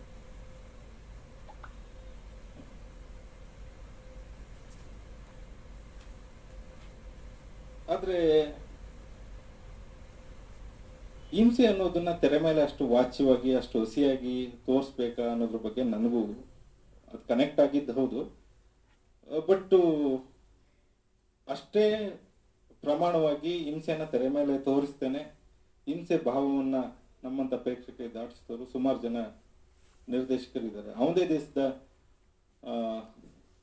ಲಿಯಾನ್ ಚಾಂಗ್ ಡಾಂಗ್ ಅನ್ನೋ ಪೊಯೆಟ್ರಿ ಸಿನಿಮಾ ಆಗಿರ್ಬೋದು ಅಥವಾ ಬರ್ನಿಂಗ್ ಸಿನಿಮಾ ಆಗಿರ್ಬೋದು, ಆ 2 ಸಿನಿಮಾಗಳಲ್ಲಿ ಹಿಂಸೆ ಇದೆಯಾ ಅಂದ್ರೆ ಇದೆ, ಆದ್ರೆ ದೃಶ್ಯದ ಮೇಲೆ ಇದೆಯಾ ಅಂದ್ರೆ ಇಲ್ಲ. ಪೊಯೆಟ್ರಿ ಸಿನಿಮಾದಲ್ಲೂ ಒಂದು ಸ್ಕೂಲ್ ಹುಡುಗಿ ಮೇಲೆ ರೇಪ್ ಆಗಿದೆ. ಅವ್ರದೇ ಶಾಲೆಯ ಸಂಗಡಿಗರು ಹುಡುಗರು ಒಂದಷ್ಟು ಜನ ಸೇರಿ ಆ ಹುಡುಗಿನ ಅತ್ಯಾಚಾರ ಮಾಡಿದ್ದಾರೆ. ಅತ್ಯಾಚಾರದಿಂದ ಆ ಹುಡುಗಿ ಆತ್ಮಹತ್ಯೆ ಮಾಡ್ಕೊಂಡಿದೆ. ಈ ತರದ್ದೆಲ್ಲ ಆ ಸಿನಿಮಾದಲ್ಲಿ ಇದೆ. ಆದ್ರೆ ಅದು ದೃಶ್ಯದ ಮೇಲೆ ಬರುತ್ತಾ? ಖಂಡಿತ ಇಲ್ಲ. ಆದ್ರೆ ಆ ಹಿಂಸೆಯ ಭಾವ ಪ್ರೇಕ್ಷಕನಲ್ಲಿ ದಾಟುತ್ತೆ. ಅಂದ್ರೆ ಕಿಮ್ ಈ ತರ ಒಂದು ಸಾಧ್ಯತೆನ ಮಾಡಬಹುದಾ ಅನ್ನೋದು ನನ್ನ ಅನುಮಾನ ಅಷ್ಟೇ. ಅದೇ ರೀತಿ ಮೈಕಲ್ ಹನೆಕೆ 2005ರ ಬಹಳ ಪ್ರಸಿದ್ಧವಾದ ಸಿನಿಮಾ ಕಾನ್ಸ್ನಲ್ಲಿ ಫಾರ್ಮ್ ಡೇ ವರ್ಕ್ ಪಡೆದಂತ ಸಿನಿಮಾ ಕ್ಯಾಶೆ ಸಿನಿಮಾದಲ್ಲೂ ಆ ತರದೊಂದು ಹಿಂಸೆ ಇದೆ. ಆದ್ರೆ ಅದು ಯಾವುದು ದೃಶ್ಯದ ರೂಪದಲ್ಲಿ ಬರೋದಿಲ್ಲ, ನಮ್ಗಷ್ಟೇ ಅದು ದಾಟುತ್ತೆ. Even Theo Angelopoulos the landscape in mist ಅನ್ನೋ ಸಿನಿಮಾದಲ್ಲಿ ಒಂದು ಹುಡುಗಿ ಅತ್ಯಾಚಾರ ಆಗೋ ದೃಶ್ಯ ಇದೆಯಲ್ಲ, ಅತ್ಯಾಚಾರ ತೋರಿಸದೇನೆ ಆ ದೃಶ್ಯನ ತೋರಿಸ್ತೇನೆ ಎಷ್ಟು ನಡುಕವನ್ನ ಪ್ರೇಕ್ಷಕರಿಗೆ ಉಂಟು ಮಾಡ್ತಾನೆ ಅನ್ನೋದು ಆ ಸಿನಿಮಾ ಎಸ್ಥೆಟಿಕ್ ಅಷ್ಟು ಆ ದೃಶ್ಯ ಮಾಧ್ಯಮಕ್ಕೆ ಇರೋ ಸಾಧ್ಯತೆ ಆ ಮಟ್ಟಿನದು ಅನ್ನೋದು ಆಶ್ಚರ್ಯ ಆಗುತ್ತೆ. ಕಿಮ್ ಕಿಡುಕ್ ಯಾವುದೇ ಒಂದು ಫಾರ್ಮಲ್ ಫಿಲ್ಮ್ ಕೋರ್ಸ್ ಮಾಡಿಲ್ಲದೆ ಇರೋದ್ರಿಂದ ಅಥವಾ ಆ ಥರದೊಂದು ಶಿಕ್ಷಣ ಅವನಿಗಿಲ್ಲದೆ ಇರೋದ್ರಿಂದ ಆ ಥರದೊಂದು ಅಬ್ಸ್ಟ್ರಾಕ್ಟ್ ಆಗಿ ಅಥವಾ ಪ್ರತಿಮಾ ರೂಪವಾಗಿ ಅದನ್ನು ತೋರಿಸೋದಿಕ್ಕೆ ಸಾಧ್ಯ ಆಗಿಲ್ವಾ, ಅಥವಾ ಒಬ್ಬೊಬ್ಬ ನಿರ್ದೇಶನಿಗೆ ಒಂದು ಸ್ಟೈಲ್ ಆಫ್ ಇದಿರುತ್ತೆ, ಆ ಕಾರಣವಾಗಿ ಅವನು ಆಯ್ಕೆ ಮಾಡ್ಕೊಂಡಿದ್ದು ದಾರಿ ಇದೇನಾ ಅನ್ನೋದ್ರ ಬಗ್ಗೆ ಜಿಜ್ಞಾಸೆ ಇದೆ. ಎರಡನೇ ಸಂಗತಿ, ಇದು ಹಿಂಸೆಗೆ ಸಂಬಂಧಪಟ್ಟಿದ್ದಾರೆ. ಎರಡನೇ ಸಂಗತಿ, ಕಿಮ್ ಸಿನಿಮಾಗಳಲ್ಲಿ ಸೈಲೆನ್ಸ್ ಯಾಕೆ ಪ್ರಧಾನವಾಗಿರುತ್ತೆ ಅಂತ ಕಿಮ್ ನೇ ಹೇಳ್ಕೊಂಡಾಗೆ ಕಿಮ್ ನನ್ನ ಸಿನಿಮಾಗಳಲ್ಲಿ ಬರೋ ಪಾತ್ರಗಳು ಅತ್ಯಂತ ದೌರ್ಜನ್ಯಕ್ಕೆ ಒಳಗಾಗಿದೆ. ಯಾವುದೋ ಒಂದು ಸಂಗತಿ ಅವ್ರನ್ನ ಆಳವಾಗಿ ಘಾಸಿಗೊಳಿಸಿದೆ. ಹಾಗಾಗಿ ಆ ಪಾತ್ರಗಳು ಮನುಷ್ಯ ಮನಸ್ಸಿನ ನಡುವಿನ ಸಂಬಂಧದ ಮೇಲೆ ನಂಬಿಕೆಯನ್ನು ಕಳ್ಕೊಂಡಿದೆ. ಅವರೆಲ್ಲೋ ನಂಬಿಕೆಯಿಂದ ಮೋಸ ಹೋಗಿದ್ದಾರೆ. ಹಾಗಾಗಿ ನಾನು ಆ ಪಾತ್ರಗಳ ದೈಹಿಕ ಸಂವಹನ ಭಾಷೆಯನ್ನು ನಾನು ಬಳಸ್ಕೊಂಡಿದ್ದೀನಿ. ಅದು ಹಿಂಸೆಯ ಸಂವಹನ ಕೂಡ ಹೌದು ಅನ್ನೋ ಒಂದು ಮಾತನ್ನ ತನ್ನ ಬ್ಯಾಡಗೈ ಸಿನಿಮಾ ಸಂದರ್ಶನದಲ್ಲಿ ಹೇಳ್ತಾನೆ. ಸೈಲೆನ್ಸ್ ಅನ್ನೋದು ಕಿಮ್ ಸಿನಿಮಾಗಳಲ್ಲಿ ಮತ್ತೆ ಮತ್ತೆ ಮರುಕಳಿಸುವ ಒಂದು ಮೋಟಿವ್. ತನ್ನ ಪಾತ್ರಗಳಂತೆ ಕಿಮ್ ಕೂಡ ಸಾರ್ವಜನಿಕವಾಗಿ ಎಲ್ಲೂ ಹೆಚ್ಚು ಮಾತಾಡೋದನ್ನಲ್ಲ. ಮೀಡಿಯಾಗಳಲ್ಲಾಗಿರ್ಬೋದು ಅಥವಾ ಪಬ್ಲಿಕ್ ಪ್ಲಾಟ್ಫಾರ್ಮ್ಗಳಲ್ಲೆಲ್ಲೂ ಕಿಮ್ ಕೂಡ ಮಾತಾಡಿಲ್ಲ. ಕಾರಣ ಏನು ಅಂತಂದ್ರೆ ಅವನದೇ ದೇಶದಲ್ಲಿ ಅವನ ಸಿನಿಮಾಗಳಿಗೆ ಹೆಚ್ಚು ನಿರೀಕ್ಷೆ ಕೊಟ್ಟಷ್ಟು ಯಶಸ್ಸು ಸಿಗಲಿಲ್ಲ. ಅಲ್ಲಿನ ವಿಮರ್ಶಕರು, ಮಾಧ್ಯಮದವರು ಅವನ ಸಿನಿಮಾಗಳ ಬಗ್ಗೆ ಹೆಚ್ಚು ಕಠೋರವಾದ ಭಾಷೆಗಳಲ್ಲಿ ಅವನ ಸಿನಿಮಾಗಳನ್ನ ವಿಮರ್ಶೆ ಮಾಡ್ತಾರೆ. ಇನ್ನು ಸಿನಿಮಾಗಳಲ್ಲಿ ಸೈಲೆನ್ಸ್ ಯಾಕೆ ಇಂಪಾರ್ಟೆಂಟ್ ಅಥವಾ ಸೈಲೆನ್ಸ್ ಮಹತ್ವ ಏನು ಅನ್ನೋದ್ರ ಬಗ್ಗೆ ಬಹಳ ಹಿಂದೆನೇ ಚರ್ಚೆ ಆಗಿದೆ. ಚಾರ್ಲಿ ಚಾಂಪಿಯನ್ ಟಾಕಿ ಸಿನಿಮಾಗಳಿಗಿಂತ ಅವನ ಮೂಕಿ ಸಿನಿಮಾಗಳು ಹೆಚ್ಚು ಪರಿಣಾಮಕಾರಿ ಅನ್ನೋ ಒಂದು ಅಭಿಪ್ರಾಯ ಕೂಡ ಇದೆ. ಹಂಗೇರಿ ದೇಶದ ಒಬ್ಬ ಸಿನಿಮಾ ಕ್ರಿಟಿಕ್ ತನ್ನ ಥಿಯರಿ ಆಫ್ ಫಿಲ್ಮ್ ಅನ್ನೋ ಒಂದು ಪುಸ್ತಕದಲ್ಲಿ ಸೈಲೆನ್ಸ್ ಬಗ್ಗೆ ಬಹಳ ಅದ್ಭುತವಾದ ಒಂದು ಮಾತು ಹೇಳಿದ್ದಾನೆ. One of the most dramatic effect of the sound film ಅನ್ನೋದು ಒಂದು ಸ್ಟೇಟ್ಮೆಂಟ್. ಸಂಭಾಷಣೆ ಅಭಿವ್ಯಕ್ತಿಗಿಂತ ನಿಶಬ್ದದ ಅಭಿವ್ಯಕ್ತಿ ಹಲವು ಬಗೆಯಲ್ಲಿ ಮತ್ತು ಪರಿಣಾಮಕಾರಿಯಾಗಿರುತ್ತದೆ. ಕೆಲವು ಸಂದರ್ಭಗಳಲ್ಲಿ ಮಾತಿಗಿಂತ ಮೌನಕ್ಕೆ ತೂಕ ಹೆಚ್ಚು ಅಂತ ಅವನು ಹೇಳ್ತಾನೆ. ಆದ್ರೆ ಈ ಸೈಲೆನ್ಸ್ ಅನ್ನೋದು ಯಾವ ಬಗೆಯಲ್ಲಿ ಕಿಮ್ ಸಿನಿಮಾಗಳಲ್ಲಿ ಬರ್ತದೆ ಅಂತ ನೋಡೋದಿದ್ರೆ, ಕಿಮ್ ಸಿನಿಮಾಗಳ ಪಾತ್ರಗಳೆಲ್ಲ ಒಂದು ಪ್ರತಿಭೆ ಇರ್ತದೆ. ಒಂದು ಹ್ಯಾಂಡ್ ಕ್ರಾಫ್ಟ್ ಆಗಿರ್ಬೋದು, ಅಥವಾ ಒಂದು ಮೈಕ್ರೋ ಹ್ಯಾಂಡ್ ಕ್ರಾಫ್ಟ್ ಆಗಿರ್ಬೋದು, ಅಥವಾ ಒಂದು ಯಂತ್ರಗಳನ್ನ ರಿಪೇರಿ ಮಾಡೋದಾಗಿರ್ಬೋದು, ಅಥವಾ ಒಂದು ಅಲ್ಲಿನ ಸ್ಥಳೀಯ ಒಂದು ಸಂಗೀತ ಇನ್ಸ್ಟ್ರೂಮೆಂಟ್ನ ನುಡಿಸೋದಾಗಿರ್ಬೋದು, ಅವುಗಳೆಲ್ಲನೂ ಒಂದು ಕ್ಲೋಸ್ ಅಪ್ ಶಾಟ್ಗಳಲ್ಲಿ ಅವುಗಳನ್ನೆಲ್ಲ ಇದೆಲ್ಲ ತೋರಿಸೋದ್ರ ಮುಖಾಂತರ ಒಂದು ಪಾತ್ರಗಳ ನಡುವೆ ಒಂದು ಸಂಭಾಷಣೆಯನ್ನ ಅದ್ರ ಮುಖಾಂತರ ಏರ್ಪಡಿಸ್ತಾನೆ. ಈ ಮುಂದೆ ನೋಡೋ ಈ 3 ಐರನ್ ಸಿನಿಮಾದಲ್ಲೂ ನೀವು ನೋಡ್ಬೋದು, ಆ ಪಾತ್ರ ಒಂದು ಸಣ್ಣ ಸಣ್ಣ ಯಂತ್ರಗಳನ್ನೆಲ್ಲ ರಿಪೇರಿ ಮಾಡೋದು, ಅದನ್ನ ಇನ್ನೊಂದು ಫಿಮೇಲ್ ಪ್ರೊಟಗನಿಸ್ಟ್ ಪಾತ್ರ ಅದನ್ನೆಲ್ಲ ಗ್ರಹಿಸೋದು, ಆ ಮುಖಾಂತರ ಅವನಲ್ಲಿ ಅವಳಿಗೆ ಉಂಟಾಗೋ ಭಾವ. ಇಲ್ಲಿ 3 ಐರನ್ ಸಿನಿಮಾದಲ್ಲಂತೂ ಸಂಭಾಷಣೆ ಇಲ್ಲ, ಅವನ ಮೊಬಿಬಿಎಸ್ ಅಲ್ಲಂತೂ ಒಂದು ಮಾತು ಇಲ್ಲ. ಈ ತರದ ಇವುಗಳೆಲ್ಲನೂ ಆ ಸಂಭಾಷಣೆಗೆ ಅವನು ಬಳಸ್ಕೊಂಡಿದ್ದಿದೆ. ಫ್ರೆಂಡ್ಸ್ನ ಲೂಯಿಸ್ ಬೆನ್ಯುವೆಲ್ನ ಈ ತರದ್ದು ಒಂದು ಟ್ಯಾಲೆಂಟ್ ಅಥವಾ ಈ ಆ ಪಾತ್ರದ ಕೈಚಳಕವನ್ನ ತೋರಿಸೋದ್ರ ಮುಖಾಂತರ ಸಂಭಾಷಣೆ ಮಾಡೋದು ಲೂಯಿಸ್ ಬೆನ್ಯುವೆಲ್ನ ಮ್ಯಾನ್ ಎಸ್ಕೇಪ್ಡ್ ಅನ್ನೋ ಸಿನಿಮಾದಲ್ಲೂ ಇದೆ, ಮತ್ತೆ ಅವನ ಪಿಕ್ ಪ್ಯಾಕೆಟ್ ಸಿನಿಮಾದಲ್ಲೂ ಇದೆ. ಆ ಪಿಕ್ ಪ್ಯಾಕೆಟ್ ಮಾಡೋ ಕೈಚಳಕಗಳೆಲ್ಲನೂ ಕ್ಲೋಸ್ ಅಪ್ ಶಾಟ್ಗಳಲ್ಲಿ ತೋರಿಸೋದ್ರ ಮುಖಾಂತರ ಪ್ರೇಕ್ಷಕನ ಜೊತೆ ಅಥವಾ ಇನ್ನೊಂದು ಪಾತ್ರಗಳ ಜೊತೆ ಸಂಭಾಷಣೆ ಮಾಡೋ ಸಂಗತಿಗಳಿದೆ. ಇನ್ನೊಂದು ಬಗೆಯ ಅವನ ಸೈಲೆನ್ಸ್ ಮುಖಾಂತರ ಅಥವಾ ಸಿನಿಮಾ ಕತೆ ನಡೆಯೋ ಪರಿಸರದ ಲ್ಯಾಂಡ್ಸ್ಕೇಪ್ಗಳು ತೋರಿಸೋ ಮುಖಾಂತರ ಇನ್ನೇನೋ ಒಂದು ಸಂಭಾಷಣೆಯನ್ನ ಮಾಡ್ತಾನೆ. ಈ ಸ್ಪ್ರಿಂಗ್ ಸಮ್ಮರ್ ಸಿನಿಮಾ ಉದಾಹರಣೆಗಳು ತಗೊಂಡ್ರೆ ಋತುಮಾನ ಬದಲಾವಣೆಗಳ ದೃಶ್ಯಗಳೆಲ್ಲನೂ ಒಂದು ಲ್ಯಾಂಡ್ಸ್ಕೇಪ್ ನಲ್ಲಿ ನೋಡ್ತಾ, ಅಥವಾ 300 ವರ್ಷದ ಮರಗಳನ್ನು ತೋರಿಸೋದ್ರ ಮುಖಾಂತರ, ಅಥವಾ ಆ ಫ್ಲೋಟಿಂಗ್ ಆಗ್ತಿರೋ ಆ ಮಂಟಪವನ್ನ ತೋರಿಸೋದು ಏನೋ ಒಂದು ಅದು ಒಂದು ಸೂಚಿಸುತ್ತೆ. ಅದಷ್ಟೇ ಅಲ್ಲ, ಅವನು ಬೇರೆ ಬೇರೆ ಸಿನಿಮಾಗಳಲ್ಲಿ ಒಂದೊಂದು ದೃಶ್ಯ ಒಂದು ಪೊಲಿಟಿಕಲ್ ಅಥವಾ ಸೋಷಿಯಲ್ ಕಾಂಟೆಕ್ಸ್ಟ್ ಒಳಗಡೆ ಬೇರೆ ಬೇರೆ ಆದಂತಹ ಅರ್ಥಗಳನ್ನ ಕೊಡುತ್ತೆ. ಅಬ್ಬಾಸ್ ಕಿಯಾರೋಸ್ತಮಿ ಸಿನಿಮಾಗಳಲ್ಲೂ ಈ ತರದನ್ನ ನಾವು ನೋಡುದು. ಟೇಸ್ಟ್ ಆಫ್ ಚೆರ್ರಿನಲ್ಲಿ ಮಣ್ಣನ್ನ ಡಿಗ್ ಮಾಡಿ ಉಂಟಾಗಿರೋ ಆ ಟೆಹರಾನ್ ನಗರದ ಹೊರಭಾಗದ ಬಯಲು ಪ್ರದೇಶ, ಗುಡ್ಡ ಪ್ರದೇಶಗಳನ್ನ ತೋರಿಸೋದು, ಅದು ಎಸ್ಥೆಟಿಕ್ ಆಗಿ ಅಥವಾ ಬೇರೆ ಏನೋ ಒಂದು ಕಾಂಟೆಕ್ಸ್ಟ್ ಒಳಗಡೆ ನಮಗೆ ಕಮ್ಯುನಿಕೇಟ್ ಆಗ್ತಿರುತ್ತೆ. ಅವನ ವಿಂಡ್ ವಿಲ್ ಕ್ಯಾರಿಯರ್ಸ್ ಸಿನಿಮಾದಲ್ಲೂ ಕೂಡ ಅದೇ ತರದ ಒಂದು ಆ ಲ್ಯಾಂಡ್ಸ್ಕೇಪ್ಗಳನ್ನು ತೋರಿಸೋ ಮುಖಾಂತರ ಏನನ್ನ ಕಮ್ಯುನಿಕೇಟ್ ಮಾಡ್ತಿರ್ತಾನೆ.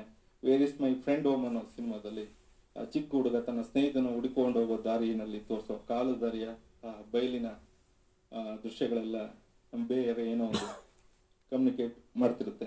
ಇಷ್ಟಾಗಿಯೂ ಕಿಮ್ ಸಿನಿಮಾಗಳಲ್ಲಿ ಸೈಲೆನ್ಸ್ ಅಂತ ಬರೋದು ಮೊದಲೇ ಹೇಳಿದಾಗೆ ಆ ಸೋಷಿಯಲ್ ಮಾರ್ಜಿನಲ್ ಕ್ಲಾಸ್, ಅಪ್ರಸಿಡ್ ಕ್ಲಾಸ್ಗಳು ಏನಿರ್ತಾರೆ ಆ ವರ್ಗದವರ ಒಂದು ಮನಸ್ಥಿತಿಯನ್ನ, ಮತ್ತೆ ಅವರು ಯಾವ ರೀತಿ ಅಪ್ರಸಿಡ್ ಕ್ಲಾಸ್ ಯಾವತ್ತೂ ಮಾತಾಡೋದಿಲ್ಲ ಅನ್ನೋದು ಒಂದು ಮಾತಿದೆ. ಈ ಗಾಯತ್ರಿ ಸ್ಪಿವಾಕ್ ಅನ್ನೋ ಒಬ್ರು ಪೋಸ್ಟ್ ಕಲೋನಿಯಲ್ ಥಿಯರಿಸ್ಟ್ ಏನಿದ್ದಾರೆ, ಅವರು ತಮ್ಮ ಒಂದು can the subaltern speak in colonial discourse and post colonial theory ಅನ್ನೋ ಪುಸ್ತಕದಲ್ಲಿ ಸಬಾಲ್ಟರ್ನ್ ಯಾವಾಗಲೂ ಹೆಚ್ಚು ಮಾತಾಡೋದಿಲ್ಲ ಅನ್ನೋ ಸಂಗತಿನ ಅವರು ಚರ್ಚೆ ಮಾಡಿ. ಮತ್ತೆ ಮೂರನೇ ಅಂಶ ಮತ್ತೆ ಕೊನೆಯದಾಗಿ ನಾನು ಇಲ್ಲಿ ನಿಮ್ಮ ಜೊತೆ ಹಂಚ್ಕೋಬೇಕು ಅಂತಿರೋದು, ಕಿಮ್ ಸಿನಿಮಾಗಳಲ್ಲಿ ಸೆಕ್ಸ್ ಮತ್ತು ಮಹಿಳಾ ಪಾತ್ರಗಳು ಹೇಗೆ ವ್ಯಕ್ತವಾಗಿದೆ ಅನ್ನೋದು. ಈ ಕಿಮ್ ತನ್ನ ಸಿನಿಮಾಗಳಲ್ಲಿ ಮಹಿಳಾ ಪಾತ್ರಗಳನ್ನು ಡೀಲ್ ಮಾಡಿರೋದ್ರ ಬಗ್ಗೆ ಬಹಳ ಕಠೋರವಾದ ವಿಮರ್ಶೆಗಳಿದಾವೆ. ಅದರಲ್ಲೂ ಕೊರಿಯಾದ ಒಬ್ಬ ಫೆಮಿನಿಸ್ಟ್ ಫಿಲ್ಮ್ ರಿವ್ಯೂವರು ಅವನ ಸಿನಿಮಾನ ಡೇಂಜರಸ್ ಪೆನಿಸ್ಪ್ಯಾಸಿಸಮ್ ಅಂತ ಕರೀತಾಳೆ. ಡೇಂಜರಸ್ ಪೆನಿಸ್ಪ್ಯಾಸಿಸಮ್ ಅಂತ ಅವಳು ಕರೀತಾಳೆ. ಅವಳು ಅಷ್ಟೇ ಕರೆಯೋದಿಲ್ಲ, ಕಿಮ್ ಸಿನಿಮಾಗಳನ್ನ ಯಾರ್ಯಾರು ಸೆಲೆಬ್ರೇಟ್ ಮಾಡ್ತಾರೆ ಅವರನ್ನು ಟೀಕೆ ಮಾಡ್ತಾಳೆ.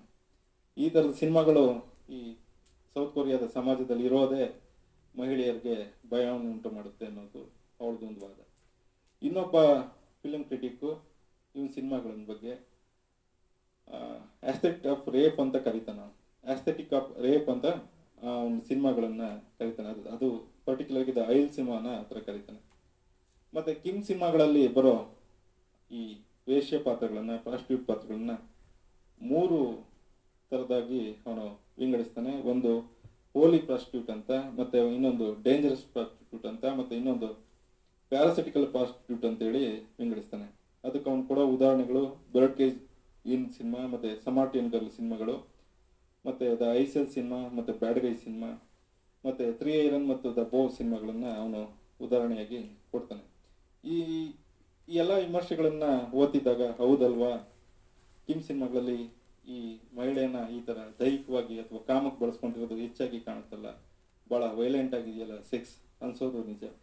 ಆದ್ರೆ ಇದು ಒಂದು ಸ್ವಲ್ಪ ತುಂಬಾ ಸೂಕ್ಷ್ಮವಾಗಿ ನೋಡಿದ್ರೆ ಇದು ಒಂದು ಮೇಲ್ಮಟ್ಟದ ಅಭಿಪ್ರಾಯ ಅಂತ ಇರ್ತದೆ. ಈ ಕನ್ವೆನ್ಷನಲ್ ಫೆಮಿನಿಸಮ್ ಅಂತ ಏನು ಅವರು ಹೇಳ್ತಾರೆ, ಆ ಥರದ್ದು ವಿಮರ್ಶೆ ಈ ಥರದ್ದು ಅಂದ್ರೆ ಈ ಮೇಲ್ನೋಟದ ಗ್ರಹಿಕೆ ಆಗಿರ್ತದೆ. ಮತ್ತೆ ನಿಯೋ ಫೆಮಿನಿಸಮ್ ಥಿಯರಿಗಳು ಬೇರೆಯದೇ ಆದ ಅಥವಾ ಅದಕ್ಕೆ ವಿರುದ್ಧವಾದ ಸಂಗತಿಗಳನ್ನ ಹೇಳುತ್ತೆ ಅನ್ನೋದು ಒಂದು ಮಾತಿದೆ. ಮತ್ತೆ ಸೆಕ್ಸ್ ಅನ್ನೋದು ಬೇರೆ ಬೇರೆ ರೀತಿ ಇರ್ತದೆ. ಒಂದು ಪರ್ಟಿಕ್ಯುಲರ್ ಒಂದಕ್ಕೆ ನಾವು ಕಿಮ್ ಸಿನಿಮಾಗಳನ್ನ ಒಂದು ಚೌಕಟ್ಟು ಒಳಗಿಟ್ಟು ವಿಮರ್ಶೆ ಮಾಡೋದು ಅಷ್ಟು ಸಮಂಜಸ ಅಲ್ಲ. ಸೆಕ್ಸ್ ಬಹುಬಗೆಯಲ್ಲಿ ಬರ್ತದೆ ಅನ್ನೋದಕ್ಕೆ, ಸೆಕ್ಸ್ ಅಂದ್ರೆ ಪ್ರಾಣಿ ಸಹಜವಾಗಿ ಇರುವಂತ ಸೆಕ್ಸ್, ಮತ್ತೆ ಗಂಡು ಹೆಣ್ಣು ನಡುವೆ ಇರೋ ಸಹಜವಾಗಿ ಅಥವಾ ಸಹಮತವಾಗಿ ನಡೆಯೋ ಒಂದು ಸೆಕ್ಸ್, ಮತ್ತೆ ಪುರುಷ ಪ್ರಧಾನ ಸಮಾಜದೊಳಗಡೆ ಒಂದು ಸಾಂಸ್ಕೃತಿಕ ಮತ್ತು ಧರ್ಮದ ಒಪ್ಪಿಗೆ ಮುಖಾಂತರ ನಡೆಯೋ ಸೆಕ್ಸ್. ಅಂದ್ರೆ ಮದುವೆಯನ್ನು ಒಂದು ಸಾಂಸ್ಕೃತಿಕ ಚೌಕಟ್ಟಿನಲ್ಲಿ ಗಂಡ ಹೆಂಡತಿಯನ್ನು ಸಂಭೋಗಿಸಬಹುದು ಅಂತ ಒಂದು ಅಧಿಕಾರದ ನೆಲೆಯಲ್ಲಿ ಸೆಕ್ಸ್ ಏನ್ ಬರುತ್ತೆ, ಅಥವಾ ಹೆಣ್ಣು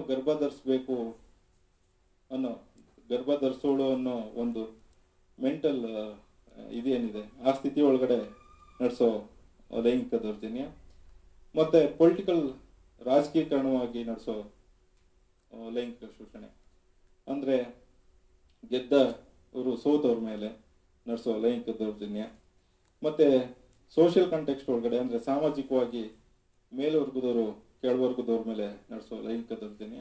ಇಂಡಿಯನ್ ಕಾಂಟೆಕ್ಸ್ಟ್ ಒಳಗಡೆ ಹೇಳ್ಬೇಕಂತಂದ್ರೆ ಅಪ್ಪರ್ ಕಾಸ್ಟ್ ಅವರು ಲೋವರ್ ಕಾಸ್ಟ್ಗಳ ಮೇಲೆ ನಡೆಸೋ ಲೈಂಗಿಕ ದೌರ್ಜನ್ಯ.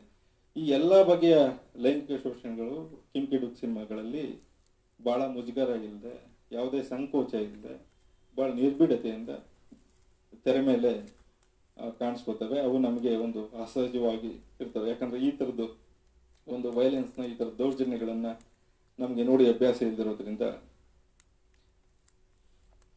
ಈ ತರ ದೃಶ್ಯಗಳು ನಮ್ಗೆ ಕಸಿವಿಸಿ ಅನ್ಸುತ್ತೆ. ಇಂಡಿಯಾದಲ್ಲಿ ಈ ತರದ್ದು ಒಂದು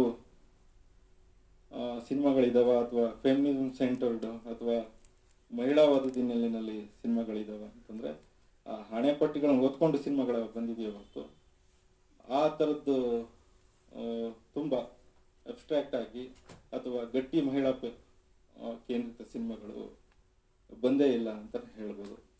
ಅಡೂರು ಗೋಪಾಲ್ ಕೃಷ್ಣರ 4 ಹೆಣ್ಣುಗಳು ಅಥವಾ ಪೃಥ್ವಿ ಘಟಕರ ಸುವರ್ಣರೇಖಾ, ಶ್ಯಾಮ್ ಬೆಳಗನ್ನರ 1-2-3 ಸಿನಿಮಾ, ನಿಶಾಂತ್, ಭೂಮಿಕಾ, ಇವು ಒಂದಷ್ಟು ಒಂದು ಬೆರಳೆಣ್ಣಕ್ಕೆ ಎಷ್ಟು ಸಿನಿಮಾಗಳಷ್ಟೇ. ಆದರೆ ಬಂದಿಲ್ಲ ಅನ್ನೋದು ನಮ್ಮ ತಕರಾರಲ್ಲ. ಆದರೆ ಬಂದಿರೋ ಸಿನಿಮಾ ಅದು ಫೆಮಿನಿಸಮ್ ಹೇಳೋ ಸಿನಿಮಾನೂ ಆಗಿರೋದಿಲ್ಲ, ಅಥವಾ ಮಹಿಳಾ ಕೇಂದ್ರ ಒಂದು ಗಟ್ಟಿಯಾದ ಮಹಿಳಾ ಪಾತ್ರ ಇರೋ ಸಿನಿಮಾ ಕೂಡ ಅದಾಗಿರೋದಿಲ್ಲ. ಆದರೆ ಅದನ್ನ ಒಂದು ಮಹಿಳಾ ಕೇಂದ್ರ ಸಿನಿಮಾ ಅಂತ ಮತ್ತು ಅದೊಂದು ದೊಡ್ಡ ಕ್ರಾಂತಿಕಾರಿ ಆಲೋಚನೆ ಇರೋ ಸಿನಿಮಾ ಅಂತ ಸಂಭ್ರಮಿಸಿದ್ದು ಇದೆ. ಕಳೆದ 2 ವರ್ಷದ ಹಿಂದೆ ಕನ್ನಡದ ಒಂದು ಸಿನಿಮಾಗೆ ಒಂದು 4-5 ಅಂತಾರಾಷ್ಟ್ರೀಯ ಪ್ರಶಸ್ತಿಗಳು, ಒಂದು 4-5 ರಾಜ್ಯ ಪ್ರಶಸ್ತಿಗಳೆಲ್ಲ ಬಂದಿವೆ. ಆ ಸಿನಿಮಾದಲ್ಲಿ ಬಹಳ ಕ್ರಾಂತಿಕಾರಿ ಆಲೋಚನೆ ಇದೆ ಅಂತ ಗೊತ್ತು. ಒಬ್ಬ ಜಾಗತಿಕ ಸಿನಿಮಾವನ್ನ ನೋಡಿ ನನಗನ್ಸಿದ್ದದು ಆ ಸಿನಿಮಾದ ಆಂತರ್ಯದಲ್ಲೇ ಒಂದು ಪೇಟ್ರಿಯಾರ್ಕಿ ಸಮರ್ಥನೆ ಇದೆ ಅನ್ನೋದು ನನ್ನ ಗ್ರಹಿಕೆ. ಇವರೆಲ್ಲ ನಾನು ಒಂದು ಫೆಮಿನಿಸ್ಟ್ ಸಿನಿಮಾಗಳನ್ನು ತೆಗಿತಾ ಇದ್ದೀನಿ ಅಂತನೋ, ಅಥವಾ ನಾನೊಂದು ವುಮನ್ ಸೆಂಟ್ರಿಕ್ ಸಿನಿಮಾಗಳು ತೆಗಿತೀನಿ ಅಂತನೋ ಎಲ್ಲೂ ಹೇಳ್ಕೊಳ್ದೆ ತಮ್ಮ ಸಿನಿಮಾಗಳ ಮುಖಾಂತರನೇ ಅದನ್ನ ಪ್ರತಿಪಾದಿಸಿದ ಒಂದಷ್ಟು ನಿರ್ದೇಶಕರನ್ನ ಒಂದು ರೆಫರೆನ್ಸ್ ಆಗಿ ನಾನು ಇಲ್ಲಿ ಹೇಳ್ತೀನಿ. ನಾನು ಜಾರ್ಜಿಯಾ ದೇಶದ ನಾನಾ ಎಕ್ವಿಟಿ ಮಿಷನ್ ಹೇಳದ ಇನ್ ಬ್ಲೂಮ್ ಅನ್ನೋ ಸಿನಿಮಾ, ಮೈ ಹ್ಯಾಪಿ ಫ್ಯಾಮಿಲಿ ಅನ್ನೋ ಒಂದು ಸಿನಿಮಾ ಈ ಥರದ್ದು ಕ್ಯಾಟಗರಿಗೆ ಸೇರುತ್ತೆ. ಮತ್ತೆ ಫ್ರೆಂಚ್ ದೇಶದ ಚಾಂಟರ್ ಅಕರ್ಮನ್ನಳ ಒಂದು ಸಿನಿಮಾ ಇದೆ, ಅದು ಇಡೀ ಮನೆ ವಿಳಾಸ. ಅದು ಆ್ಯಕ್ಚುಲಿ ನನ್ನ ಕೊನೆ ಒಂದು ಮಾತು ಹೇಳ್ತೀನಿ, 1080 ಬ್ರೂಕ್ ಸೇಲ್ಸ್ ಅನ್ನೋದು ಒಂದು ಸಿನಿಮಾ. ಮತ್ತೆ ರೊಮಾನಿಯಾದ ಕ್ರಿಸ್ಟಿಯಾನ್ ಮುನಿಬು ಅಂತಿದ್ದಾನೆ. ಇವನ ಎಲ್ಲ ಸಿನಿಮಾಗಳು ಮಾತ್ರ ಒಂದು ಆಧುನಿಕ ಮಹಿಳೆಯನ್ನ ನಾವು ಯಾವ ರೀತಿ ಇದು ಮಾಡಬೇಕು ಅನ್ನೋದ್ರ ಬಗ್ಗೆ. 4 months 3 weeks ಮತ್ತೆ 2 days ಅನ್ನೋ ಒಂದು ಸಿನಿಮಾ, ಬಿಹೈಂಡ್ ದ ಹಿಲ್ಸ್ ಅನ್ನೋದು, ಮತ್ತೆ ಗ್ರಾಜುಯೇಷನ್ ಅವನ ಸಿನಿಮಾಗಳು. ಇರಾನ್ ಅನ್ನೋ ಒಂದು ಜಾಗದಲ್ಲೇ ಆ ಥರದ ಒಂದು ಸಿನಿಮಾಗಳು ಉಟ್ಕೊಂಡಿದೆ. ಭಾರತದಂತ ಡೆಮಾಕ್ರೆಟಿಕ್ ಕಂಟ್ರಿನಲ್ಲೇ ಆ ಥರ ಸಿನಿಮಾಗಳು ಬಂದಿಲ್ಲ.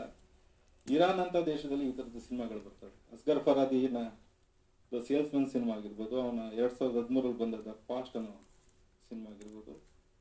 ಈ ಪೇಟ್ರಿಯಾರ್ಕಿನ ಹಾಳನ ಹೇಗಿರುತ್ತೆ, ಒಬ್ಬ ಬಹಳ ಒಳ್ಳೆಯ ಗುಣವಂತ ಗಂಡು, ಬಹಳ ಇಂಟೆಲೆಕ್ಚುಯಲ್ ಗಂಡು ಯಾವ ರೀತಿ ಹೆಣ್ಣನ್ನ ಹಾಳದಲ್ಲಿ, ಆ ಪೇಟ್ರಿಯಾರ್ಕಿ ಅನ್ನೋದು ಹಾಳದಲ್ಲಿ ಹೇಗಿರುತ್ತೆ ಅನ್ನೋದನ್ನ ಬಹಳ ಅದ್ಭುತವಾಗಿ ತೋರಿಸಿದಂಥ ಸಿನಿಮಾ ದ ಸೇಲ್ಸ್ಮನ್ ಅನ್ನೋ ಸಿನಿಮಾ. ಇನ್ನೊಬ್ಬ ಪೋಲ್ಯಾಂಡ್ನ ಪೋರ್ನಲ್ ಪೋಲಾಸ್ಕಿ ಅಂತ ಒಬ್ಬ ಇದ್ದಾನೆ, ಅವನು ಇಡಾ ಸಿನಿಮಾ. ಈ ಎಲ್ಲದಕ್ಕೂ ಪೂರಕವಾಗಿ ಒಂದು ಸ್ಟೇಟ್ಮೆಂಟ್ ಬಹಳ ಚೆನ್ನಾಗಿದೆ. I don't think women are that vastly different from men. I am a bit of a woman myself, but I am not a feminist filmmaker.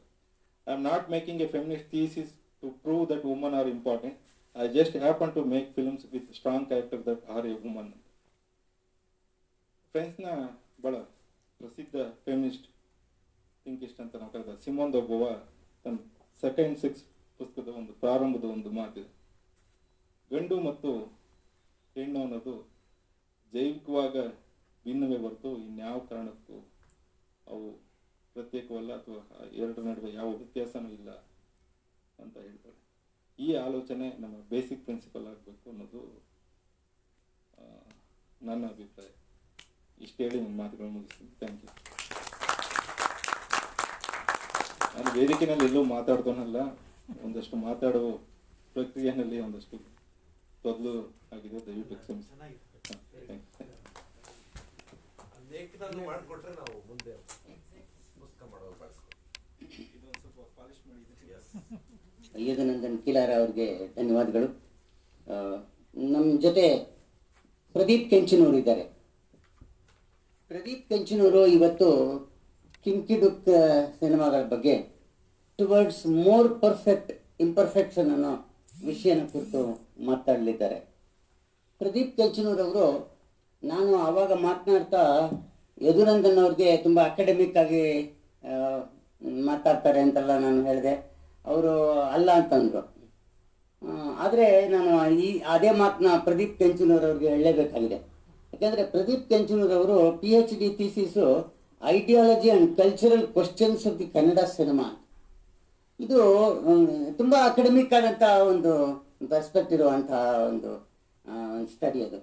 ಹಾಗಾಗಿ ಈ ನಮಗೆ ಈಗ ಪ್ರದೀಪ್ ಕೆಂಚನೂರವರು ತುಂಬ ಮುಖ್ಯವಾಗಿ ನಮಗೆ ಕಿಮ್ಕಿಡುಕ್ನ ಅಲ್ಲಿನ ಏನು ವೈರುಧ್ಯಗಳು ಅದು ಒಂದು ಸಾಲಾಗಿ ಜೋಡಿಸುವಂಥ ಕ್ರಮದ ವಿಷಯವನ್ನು ಕುರಿತಾಗಿದೆ ಅಂತ ಹೇಳ್ತೀನಿ. ಗೌರ್ಮೆಂಟ್ ಕಾಲೇಜ್ ಬೈಂದೂರಿನಲ್ಲಿ ಇವರು ಪ್ರೊಫೆಸರ್ ಆಗಿದ್ದಾರೆ. 1 ವರ್ಷ ಸಬ್ ಇನ್ಸ್ಪೆಕ್ಟರ್ ಆಗಿದ್ದರು. 2008-09 ಸಬ್ ಇನ್ಸ್ಪೆಕ್ಟರ್ ಆಗಿದ್ದರು. 9ರಿಂದ ಅವರು ಗೌರ್ಮೆಂಟ್ ಕಾಲೇಜ್ ಬೈಂದೂರಿನಲ್ಲಿ ಕೆಲಸ ಮಾಡ್ತಾ ಇದ್ದಾರೆ. ಇವರು ರಿಸರ್ವೇಷನ್ ಅಂತ ಒಂದು ಡಾಕ್ಯುಮೆಂಟ್ರಿ ಅಲ್ವಾ ಸರ್ ಅದು? ಸಿನಿಮಾ ರಿಸರ್ವೇಷನ್ ಅಂತ ಒಂದು ಸಿನಿಮಾ 2016ರಲ್ಲಿ ಅದಕ್ಕೆ ಸ್ಕ್ರಿಪ್ಟ್ ಮಾಡಿದ್ದಾರೆ. ಅದು ಸ್ವರ್ಣ ಕಮಲವನ್ನು ಪಡ್ಕೊಂಡಿದೆ, ರಜತ ಕಮಲವನ್ನು ಪಡ್ಕೊಂಡಿದೆ. ಸಾರಿ, ಜಿನ್ನಿ ಅಂತ ಇನ್ನೊಂದು ಸಿನಿಮಾಗೂ ಕೂಡ ಇವರು ಸ್ಕ್ರಿಪ್ಟ್ ಬರೆದಿದ್ದಾರೆ. ಇವರು ಸಿನಿಮಾದಲ್ಲಿ ತುಂಬ ಅಂದರೆ ಸಿನಿಮಾದ ಕೆಲಸದಲ್ಲಿ ನೇರವಾದ ಕೆಲಸದಲ್ಲಿ ತೊಡಕೊಂಡಿರೋದ್ರಿಂದ ಸಿನಿಮಾದ ಹತ್ತಿರದ ಪರಿಚಯ ಕೂಡ ಇವರಿಗಿದೆ. ನಂತರ ಇವರು ಅಷ್ಟೇ ಅಲ್ಲದೆ ಇವರು artistic director of national institute of technology Surat ಕಲ್ಲೇದಲ್ಲಿ, ಅಲ್ಲಿ ಕೂಡ ತುಂಬ ಪ್ರಮುಖವಾದಂಥ ಹುದ್ದೆಯಲ್ಲಿ ಅವರು ಕೆಲಸ ಮಾಡ್ತಾ ಇದ್ದಾರೆ. ತುಂಬ ಬೇರೆ ಬೇರೆ ಥರದ ಪ್ರತಿಭೆಯನ್ನು ಉಳ್ಳಂತಹ ಪ್ರದೀಪ್ ಕೆಂಚನೂರು ಇವತ್ತು ನಮ್ಮ ಜೊತೆಯಲ್ಲಿ ಕಿಮ್ಕಿಡುಕ್ ಅವರ ಟುವರ್ಡ್ಸ್ ಮೋರ್ ಪರ್ಫೆಕ್ಟ್ ಇಂಪರ್ಫೆಕ್ಷನ್ ಅನ್ನೋ ವಿಷಯವನ್ನು ಕುರಿತು ಮಾತನಾಡಲಿದ್ದಾರೆ.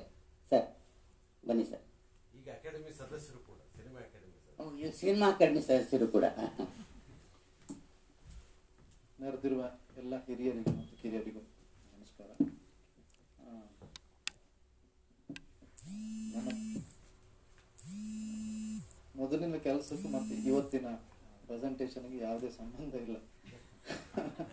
ಒಂದು ಎರಡನೇದು, ಥ್ಯಾಂಕ್ ಯು ಸರ್, ತುಂಬ ಉದಾರವಾಗಿ ಪರಿಚಯ ಮಾಡಿದ್ದೀರಿ ಮತ್ತು ನನ್ನನ್ನು ಇಲ್ಲಿವರೆಗೆ ಕರೆದಿದ್ದಕ್ಕೆ ಸುರೇಶ್ ಅವರಿಗೆ ಮತ್ತು ಎಲ್ಲ ಹಿರಿಯರಿಗೆ ಮತ್ತು ಸುಚಿತ್ರ ಬಳಗಕ್ಕೆ ಮತ್ತು ಮಾತಾಡ್ಬೋದು ಅಂತ ಧೈರ್ಯ ಕೊಟ್ಟೆ ಎದ್ದು ನಾನು ಮತ್ತು ಬಾಲು ಅವರು ಅನೇಕ ಸ್ನೇಹಿತರು ಸೇರಿ ಕರ್ನಾಟಕದಲ್ಲಿ ಸಣ್ಣ ಮಟ್ಟದ ಫಿಲ್ಮ್ ಸೊಸೈಟಿ ಅಥವಾ ಆ ರೀತಿಯ ಅಪ್ರಿಸಿಯೇಷನ್ ಆಕ್ಟಿವಿಸಮ್ ಸಂಬಂಧಪಟ್ಟ ಕೂಡ ಕೆಲಸ ಮಾಡುವ ಕಾರಣ ನಿರಂತರ ಸಂಪರ್ಕ ಮತ್ತು ಈ ಮಾತಾಡುವ ಹೊತ್ತಿಗೆ ಧೈರ್ಯ ಕೂಡ ಸಿಕ್ತು.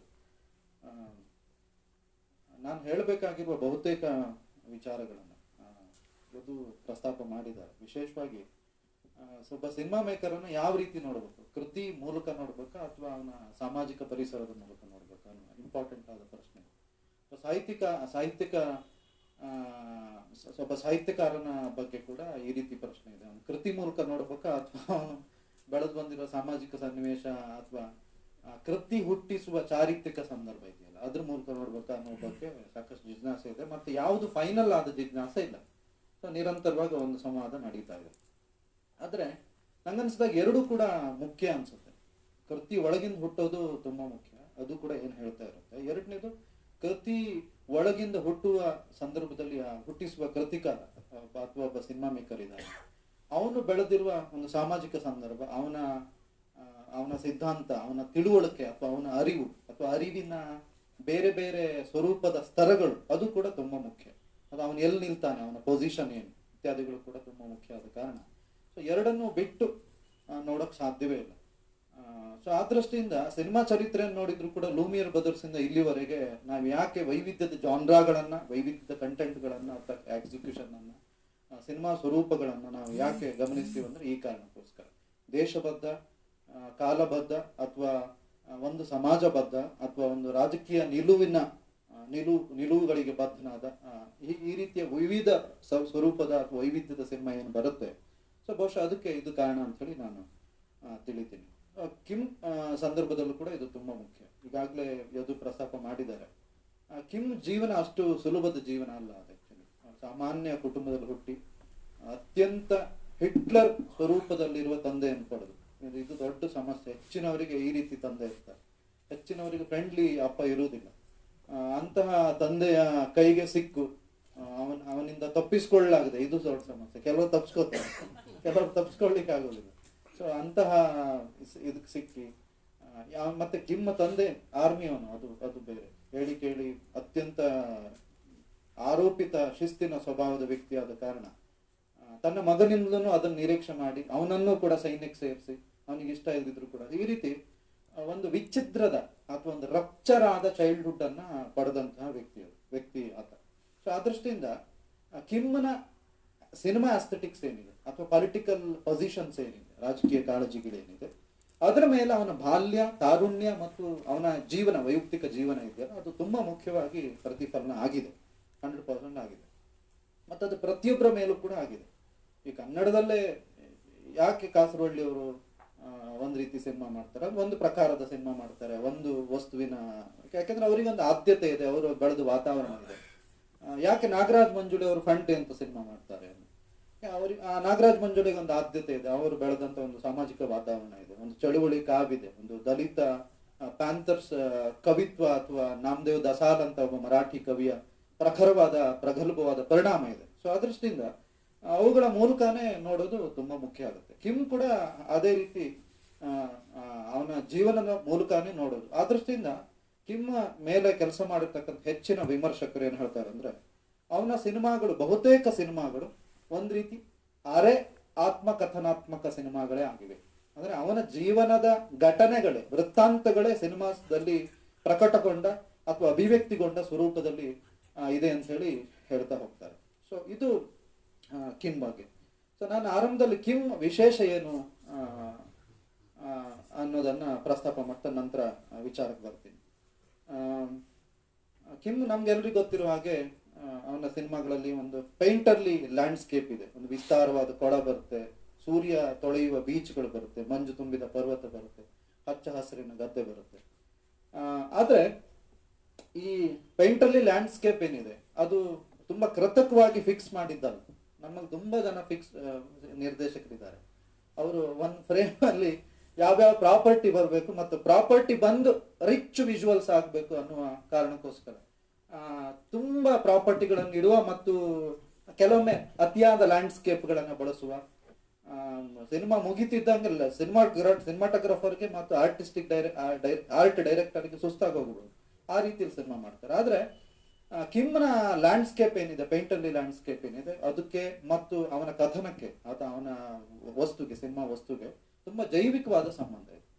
ನಮ್ಮಲ್ಲಿ ಹೆಚ್ಚಿನ ಸಿನಿಮಾ ಮೇಕರ್ಸ್ ಅಲ್ಲಿ ಜೈವಿಕವಾದ ಸಂಬಂಧ ಇರಲ್ಲ, ಆದ್ರೆ ಇವನ ಸಿನಿಮಾಗಳಲ್ಲಿ ಜೈವಿಕವಾದ ಸಂಬಂಧ ಇದೆ. ಮತ್ತು ಆ ಲ್ಯಾಂಡ್ಸ್ಕೇಪಿಗೂ ಅವನ ಸಿನಿಮಾಗಳಲ್ಲಿ ಬರತಕ್ಕಂಥ ಪಾತ್ರಗಳಿಗೂ ಒಂದು ಮಾನಸಿಕ ಸಂಬಂಧ ಇದೆ, ಅದು ತುಂಬಾ ಮುಖ್ಯ. ಅವನು ಕ್ಯಾರಿ ಮಾಡುವ ಪ್ರತಿಯೊಂದು ಇಮೇಜರಿಗಳು, ಬೇರೆ ಬೇರೆ ಸ್ವರೂಪದ ಇಮೇಜರಿಗಳು, ಲ್ಯಾಂಡ್ಸ್ಕೇಪ್ ಇರ್ಬೋದು ಅಥವಾ ಒಂದು ನಿರ್ಬಂಧಿತ ಕಟ್ಟಡದ ಒಳಗೆ ಇರ್ತಕ್ಕಂಥ ಯಾವುದೋ ಒಂದು ಫ್ರೇಮ್ ನಲ್ಲಿ ಬರ್ತಕ್ಕಂಥ ಒಂದು ಫ್ರೇಮ್ ಇರಬಹುದು, ಅದಕ್ಕೂ ಮತ್ತು ಅವನ ಪಾತ್ರಗಳ ಮಾನಸಿಕತೆಗೆ ಸಾಕಷ್ಟು ಸಂಬಂಧ ಇದೆ. ಮತ್ತೊಂದು ಜೈವಿಕ ಸಂಬಂಧ ಇದೆ, ತುಂಬಾ ಆರ್ಗ್ಯಾನಿಕ್ ಆದ ಸಂಬಂಧ ಇದೆ, ಕೃತಕತೆ ನಮ್ಗೆಲ್ಲೂ ಕೂಡ ಕಾಣಲ್ಲ, ಇದು ವಿಶೇಷ. ಮೂರನೇದು, ಕೊರಿಯಾದ ಅತ್ಯಂತ ವಿಕ್ಷಿಪ್ತ ವರ್ಗ ಅಸಮಾನತೆಯ ಸಮಾಜ ದರ್ಶನವನ್ನ ಅವನು ಮಾಡ್ತಾನೆ. ನಮ್ಮ ಕೊರಿಯನ್ ಫಿಲ್ಮ್ ಮೇಕರ್ಸ್ ಅಲ್ಲಿ ತುಂಬಾ ಒಳ್ಳೊಳ್ಳೆ ಫಿಲ್ಮ್ ಮೇಕರ್ಸ್ ಇದ್ದಾರೆ, ಮತ್ತು ಒಬ್ಬರು ಇನ್ನೊಬ್ರಿಗಿಂತ ತುಂಬಾ ಭಿನ್ನ. ಆದ್ರೆ ಬಹುಶಃ ಬಾಂಗ್ ಜೂನ್ ಪ್ಯಾರಾಸೈಟ್ ಸಿನಿಮಾಕ್ಕಿಂತ ಮುಂಚೆ ಬಹುಶಃ ಇಡೀ ಜಗತ್ತಿನಲ್ಲಿ ಅತ್ಯಂತ ಪ್ರಸಿದ್ಧ ಆಗಿದ್ದವನು ಕಿಮ್ ಕಿ-ಡುಕ್, ನಿಸ್ಸಂಶಯವಾಗಿ. ಆದ್ರೆ ಕಿಮ್ ಕಿ-ಡುಕ್ಗಿಂತಲೂ ತುಂಬಾ ವಿಭಿನ್ನವಾಗಿ ಸಿನಿಮಾ ಮಾಡೋರಿದ್ದಾರೆ. ಲೀ ಚಾಂಗ್-ಡಾಂಗ್ ಇರ್ಬೋದು, ಅವನು ಎಷ್ಟು ಗ್ರೇಟ್ ಮನುಷ್ಯ ಅಂದ್ರೆ 10 ವರ್ಷ ಕೊರಿಯಾದಲ್ಲಿ ಕಲ್ಚರ್ ಮಿನಿಸ್ಟರ್ ಆಗಿದ್ದ. ನಮ್ಮ ದೇಶದಲ್ಲಿ ಬಿಡಿ, ನಾವು ಊಹಿಸ್ಕೊಳ್ಳಿಕ್ಕೂ ಸಾಧ್ಯ ಇಲ್ಲ, ಅಂಥದ್ದೆಲ್ಲ ಬರ್ಲಿಕ್ಕೆ ಸಾಧ್ಯ ಇಲ್ಲ. ಅದು ಯಾವ ಮಿನಿಸ್ಟರ್ ಆಗ್ತಾರೆ ಅದಕ್ಕೆ ತದ್ವಿರುದ್ಧವಾದ ಗುಣ ಇರುತ್ತೆ ಅವರಲ್ಲಿ, ಅಂತ ದುಸ್ಥಿತಿ ಇದೆ. ಲೀ ಚಾಂಗ್-ಡಾಂಗ್ನ ಸಿನಿಮಾಗಳಿರ್ಬೋದು, ಹಿಂಸೆ ಬಂದ್ರು ಕೂಡ ಹಿಂಸೆನೆಲ್ಲೂ ಕೂಡ ಪ್ರಕಟ ಮಾಡದೆ ಅವನು ಪ್ರಕಟ ಮಾಡಿದಾನೆ. ಫಾರ್ ಎಕ್ಸಾಂಪಲ್ ಬರ್ನಿಂಗ್ ಅಲ್ಲಿ ಕೊನೆಯ ಸೀನ್ ನಲ್ಲಿ ಅವನು ಸಂಪೂರ್ಣ ದಹಿಸ್ಕೊಂಡು ಸತ್ತೋಗ್ಬಿಡ್ತಾನೆ ಅಥವಾ ಬೆಂಕಿ ಇಟ್ಟು ಸತ್ತೋಗ್ತಾನೆ, ಅದ್ರ ಮಧ್ಯೆ ಕೂಡ ಬರುತ್ತೆ. ಆದ್ರೆ ಅವನ ಎಕ್ಸಿಕ್ಯೂಷನ್ ತುಂಬಾ ಡಿಫರೆಂಟ್ ಇರುತ್ತೆ. ಅಥವಾ ಇನ್ನೊಬ್ಬ ಬಾಂಗ್ ಜೂನ್ ಸಿನಿಮಾಗಳೇ ಇರ್ಬೋದು, ಅವನ ಮದರ್, ಆಕ್ಚುಲಿ ಪ್ಯಾರಾಸೈಟ್ ಸಿನಿಮಾಕ್ಕೆ ಸಿಕ್ಕಾಪಟ್ಟ ಹೈಪ್ ಸಿಕ್ತು, ಬಿಟ್ರೆ ಅವನ ಮದರ್ ಅಥವಾ ಬೇರೆ ಬೇರೆ ಸಿನಿಮಾಗಳು ತುಂಬಾ ನಿಜವಾದ ಬ್ಯೂಟಿಫುಲ್ ಆದ ಸಿನಿಮಾಗಳು. ಇನ್ನೊಬ್ಬ very famous cinema maker, Korean film maker ಇದ್ದಾರೆ, ಹಾಂಗ್ ಸಾನ್-ಸೂ ಅಂತ. ಅವನ hotel by the river, on the grass ಅಂತ ಮಾಡಿದ, ಈ ಸರಿ ದ ವಿಮೆನ್ ಹೂ ರ್ಯಾನ್ ಅಂತ ಮಾಡಿದ್ದಾನೆ. ಅವನು ತುಂಬಾ ಪೊಯೆಟಿಕ್ ಆಗಿ ಸಿನಿಮಾ ಮಾಡ್ತಾನೆ. ನಮ್ಗೆ ಆಶ್ಚರ್ಯ ಆಗುತ್ತೆ, ಅಂದ್ರೆ ಒಂಥರ ಬೂರ್ಜ್ವಾ ಅನ್ನಿಸುವ ನೆಲೆ. ಕೊರಿಯಾದಲ್ಲಿ ಒಂದು ಸ್ವರ್ಗ ಇದೆಯಾ ಅನ್ಸ್ಬಿಡುತ್ತೆ ನಮ್ಗೆ ಆಂಗ್ ಸಾನ್ ಸಿನಿಮಾ ನೋಡಿದ್ರೆ. ಅದೇ ಕಿಮ್ ಕಿ-ಡುಕ್ ಸಿನಿಮಾಗಳನ್ನ ನೋಡಿದ್ರೆ, ಬಾಂಗ್ ಜೂನ್ ಸಿನಿಮಾಗಳನ್ನ ನೋಡಿದ್ರೆ, ಅರೆ ಇಷ್ಟೊಂದು ಹಸಿ ಇದೆಯಾ ಕೊರಿಯಾದಲ್ಲಿ ಅನ್ಸ್ಬಿಡುತ್ತೆ. ಹೀಗೆ ಒಬ್ಬೊಬ್ಬರ ಆದ್ಯತೆಗೆ ಅನುಗುಣವಾಗಿ ಸಿನಿಮಾ ಮಾಡ್ತಾರೆ. ಆದ್ರೆ ಕಿಮ್ ಎಲ್ಲ ತನ್ನ ಬಹುತೇಕ ಸಿನಿಮಾಗಳಲ್ಲಿ ಅತ್ಯಂತ ಅಸಮಾನವಾಗಿರತಕ್ಕಂತಹ ಕೊರಿಯಾದ ಒಂದು ವರ್ಗ ಅಸಮಾನತೆಯನ್ನ ಅಥವಾ ಆ ವರ್ಗ ಅಸಮಾನತೆಯ ಬಿಕ್ಕಟ್ಟನ್ನ ನಮ್ಮ ಮುಂದೆ ಅವನು ಬಹುಶಃ ಇಡ್ತಾ ಹೋಗ್ತಾನೆ. ಅಂದ್ರೆ ಒಂಥರ ಕ್ಷಮೆಯೇ ಇಲ್ಲ ಎಂಬಂತೆ ಅವನ ಸಿನಿಮಾಗಳಲ್ಲಿ ಕ್ರಿಮಿನಲ್ ಚಟುವಟಿಕೆ ಬರುತ್ತೆ ಮತ್ತು ಬದುಕಿನ ಅತ್ಯಂತ ಸಹಜಗತೆ ಅನ್ನುವ ರೀತಿಯಲ್ಲಿ ಭ್ರಷ್ಟಾಚಾರ ಬರುತ್ತೆ. ಹಿಂಸೆ ಸಿನಿಮಾದ ಭಾಷೆ, ಪಾತ್ರದ ಭಾಷೆ ಅಥವಾ ಕಿಮ್ಮನ ಸಂವಹನ ಭಾಷೆಯೋ ಅನ್ನುವ ರೀತಿಯಲ್ಲಿ ಹಿಂಸೆ ಬಂದ್ಬಿಡುತ್ತೆ. ಆಕ್ಚುಲಿ ಹಿಂಸೆ ಬಗ್ಗೆ ತುಂಬಾ ತಕರಾರಿದೆ. ಹಿಂಸೆ ಎಷ್ಟು ಬೇಕು ಇತ್ಯಾದಿಗಳ ಬಗ್ಗೆ ಜಾಗತಿಕ ಡಿಬೇಟ್ ಇದೆ, ಭಾರತದಲ್ಲಿ ಡಿಬೇಟ್ ಇದೆ, ಕನ್ನಡದಲ್ಲಿ ಡಿಬೇಟ್ ಇದೆ. ಕನ್ನಡದಲ್ಲಿ ಕೆಲವು ಫಿಲ್ಮ್ ಮೇಕರ್ಸ್ಗೆ ನಾಗರಾಜ್ ಮಂಜುಳೆಯವರ ಫಂಡ್ರಿ ಕೊನೆಯ ಸೀನ್ ಇದೆಯಲ್ಲ, ಅವ್ನು ಕಲ್ಲು ಬಿಸಾಕೋ ಸೀನ್ ಇದೆಯಲ್ಲ, ಅದನ್ನ ನೋಡಿದ್ರೆ ಭಯಂಕರ ಹಿಂಸೆ ಆಯ್ತು ಅನ್ಸ್ಬಿಡುತ್ತೆ. ಆದ್ರೆ ಅದೇ ಸಿನಿಮಾದಲ್ಲಿ ಆ ದಲಿತ ಹುಡುಗ ಲಾಂಟಿನ ಹೊತ್ಕೊಳ್ಳೋ ಸಂದರ್ಭದಲ್ಲಿ ಸವರ್ಣ ಮರಾಠರು ಅದನ್ನು ನಿರಾಕರಿಸುವ ಮತ್ತು ಜಾತಿ ಕ್ರೌರ್ಯವನ್ನ ಅನುಭವಿಸುವ ಹಿಂಸೆ ಅವರಿಗೆ ಹಿಂಸೆನ ಅನ್ಸಲ್ಲ. ಸೊ ಇಂತಹ ಒಂದು ವಿಚಿತ್ರದ ವೈರುಧ್ಯದ ಸ್ಥಿತಿಯಲ್ಲಿ ಕೂಡ ನಾವಿದ್ದೀವಿ. ಆದ್ರೆ ಕಿಮ್ ತನ್ನ ಸಿನಿಮಾಗಳಲ್ಲಿ ಹಿಂಸೆಯನ್ನು ತುಂಬಾ ಆತ್ಯಂತಿಕವಾಗಿ ಒಂದು ಭಾಷೆ, ಅದನ್ನು ಲ್ಯಾಂಗ್ವೇಜ್ ಅನ್ನುವ ರೀತಿಯಲ್ಲಿ ಪ್ರಕಟ ಪಡಿಸ್ತಾ ಹೋಗ್ತಾರೆ.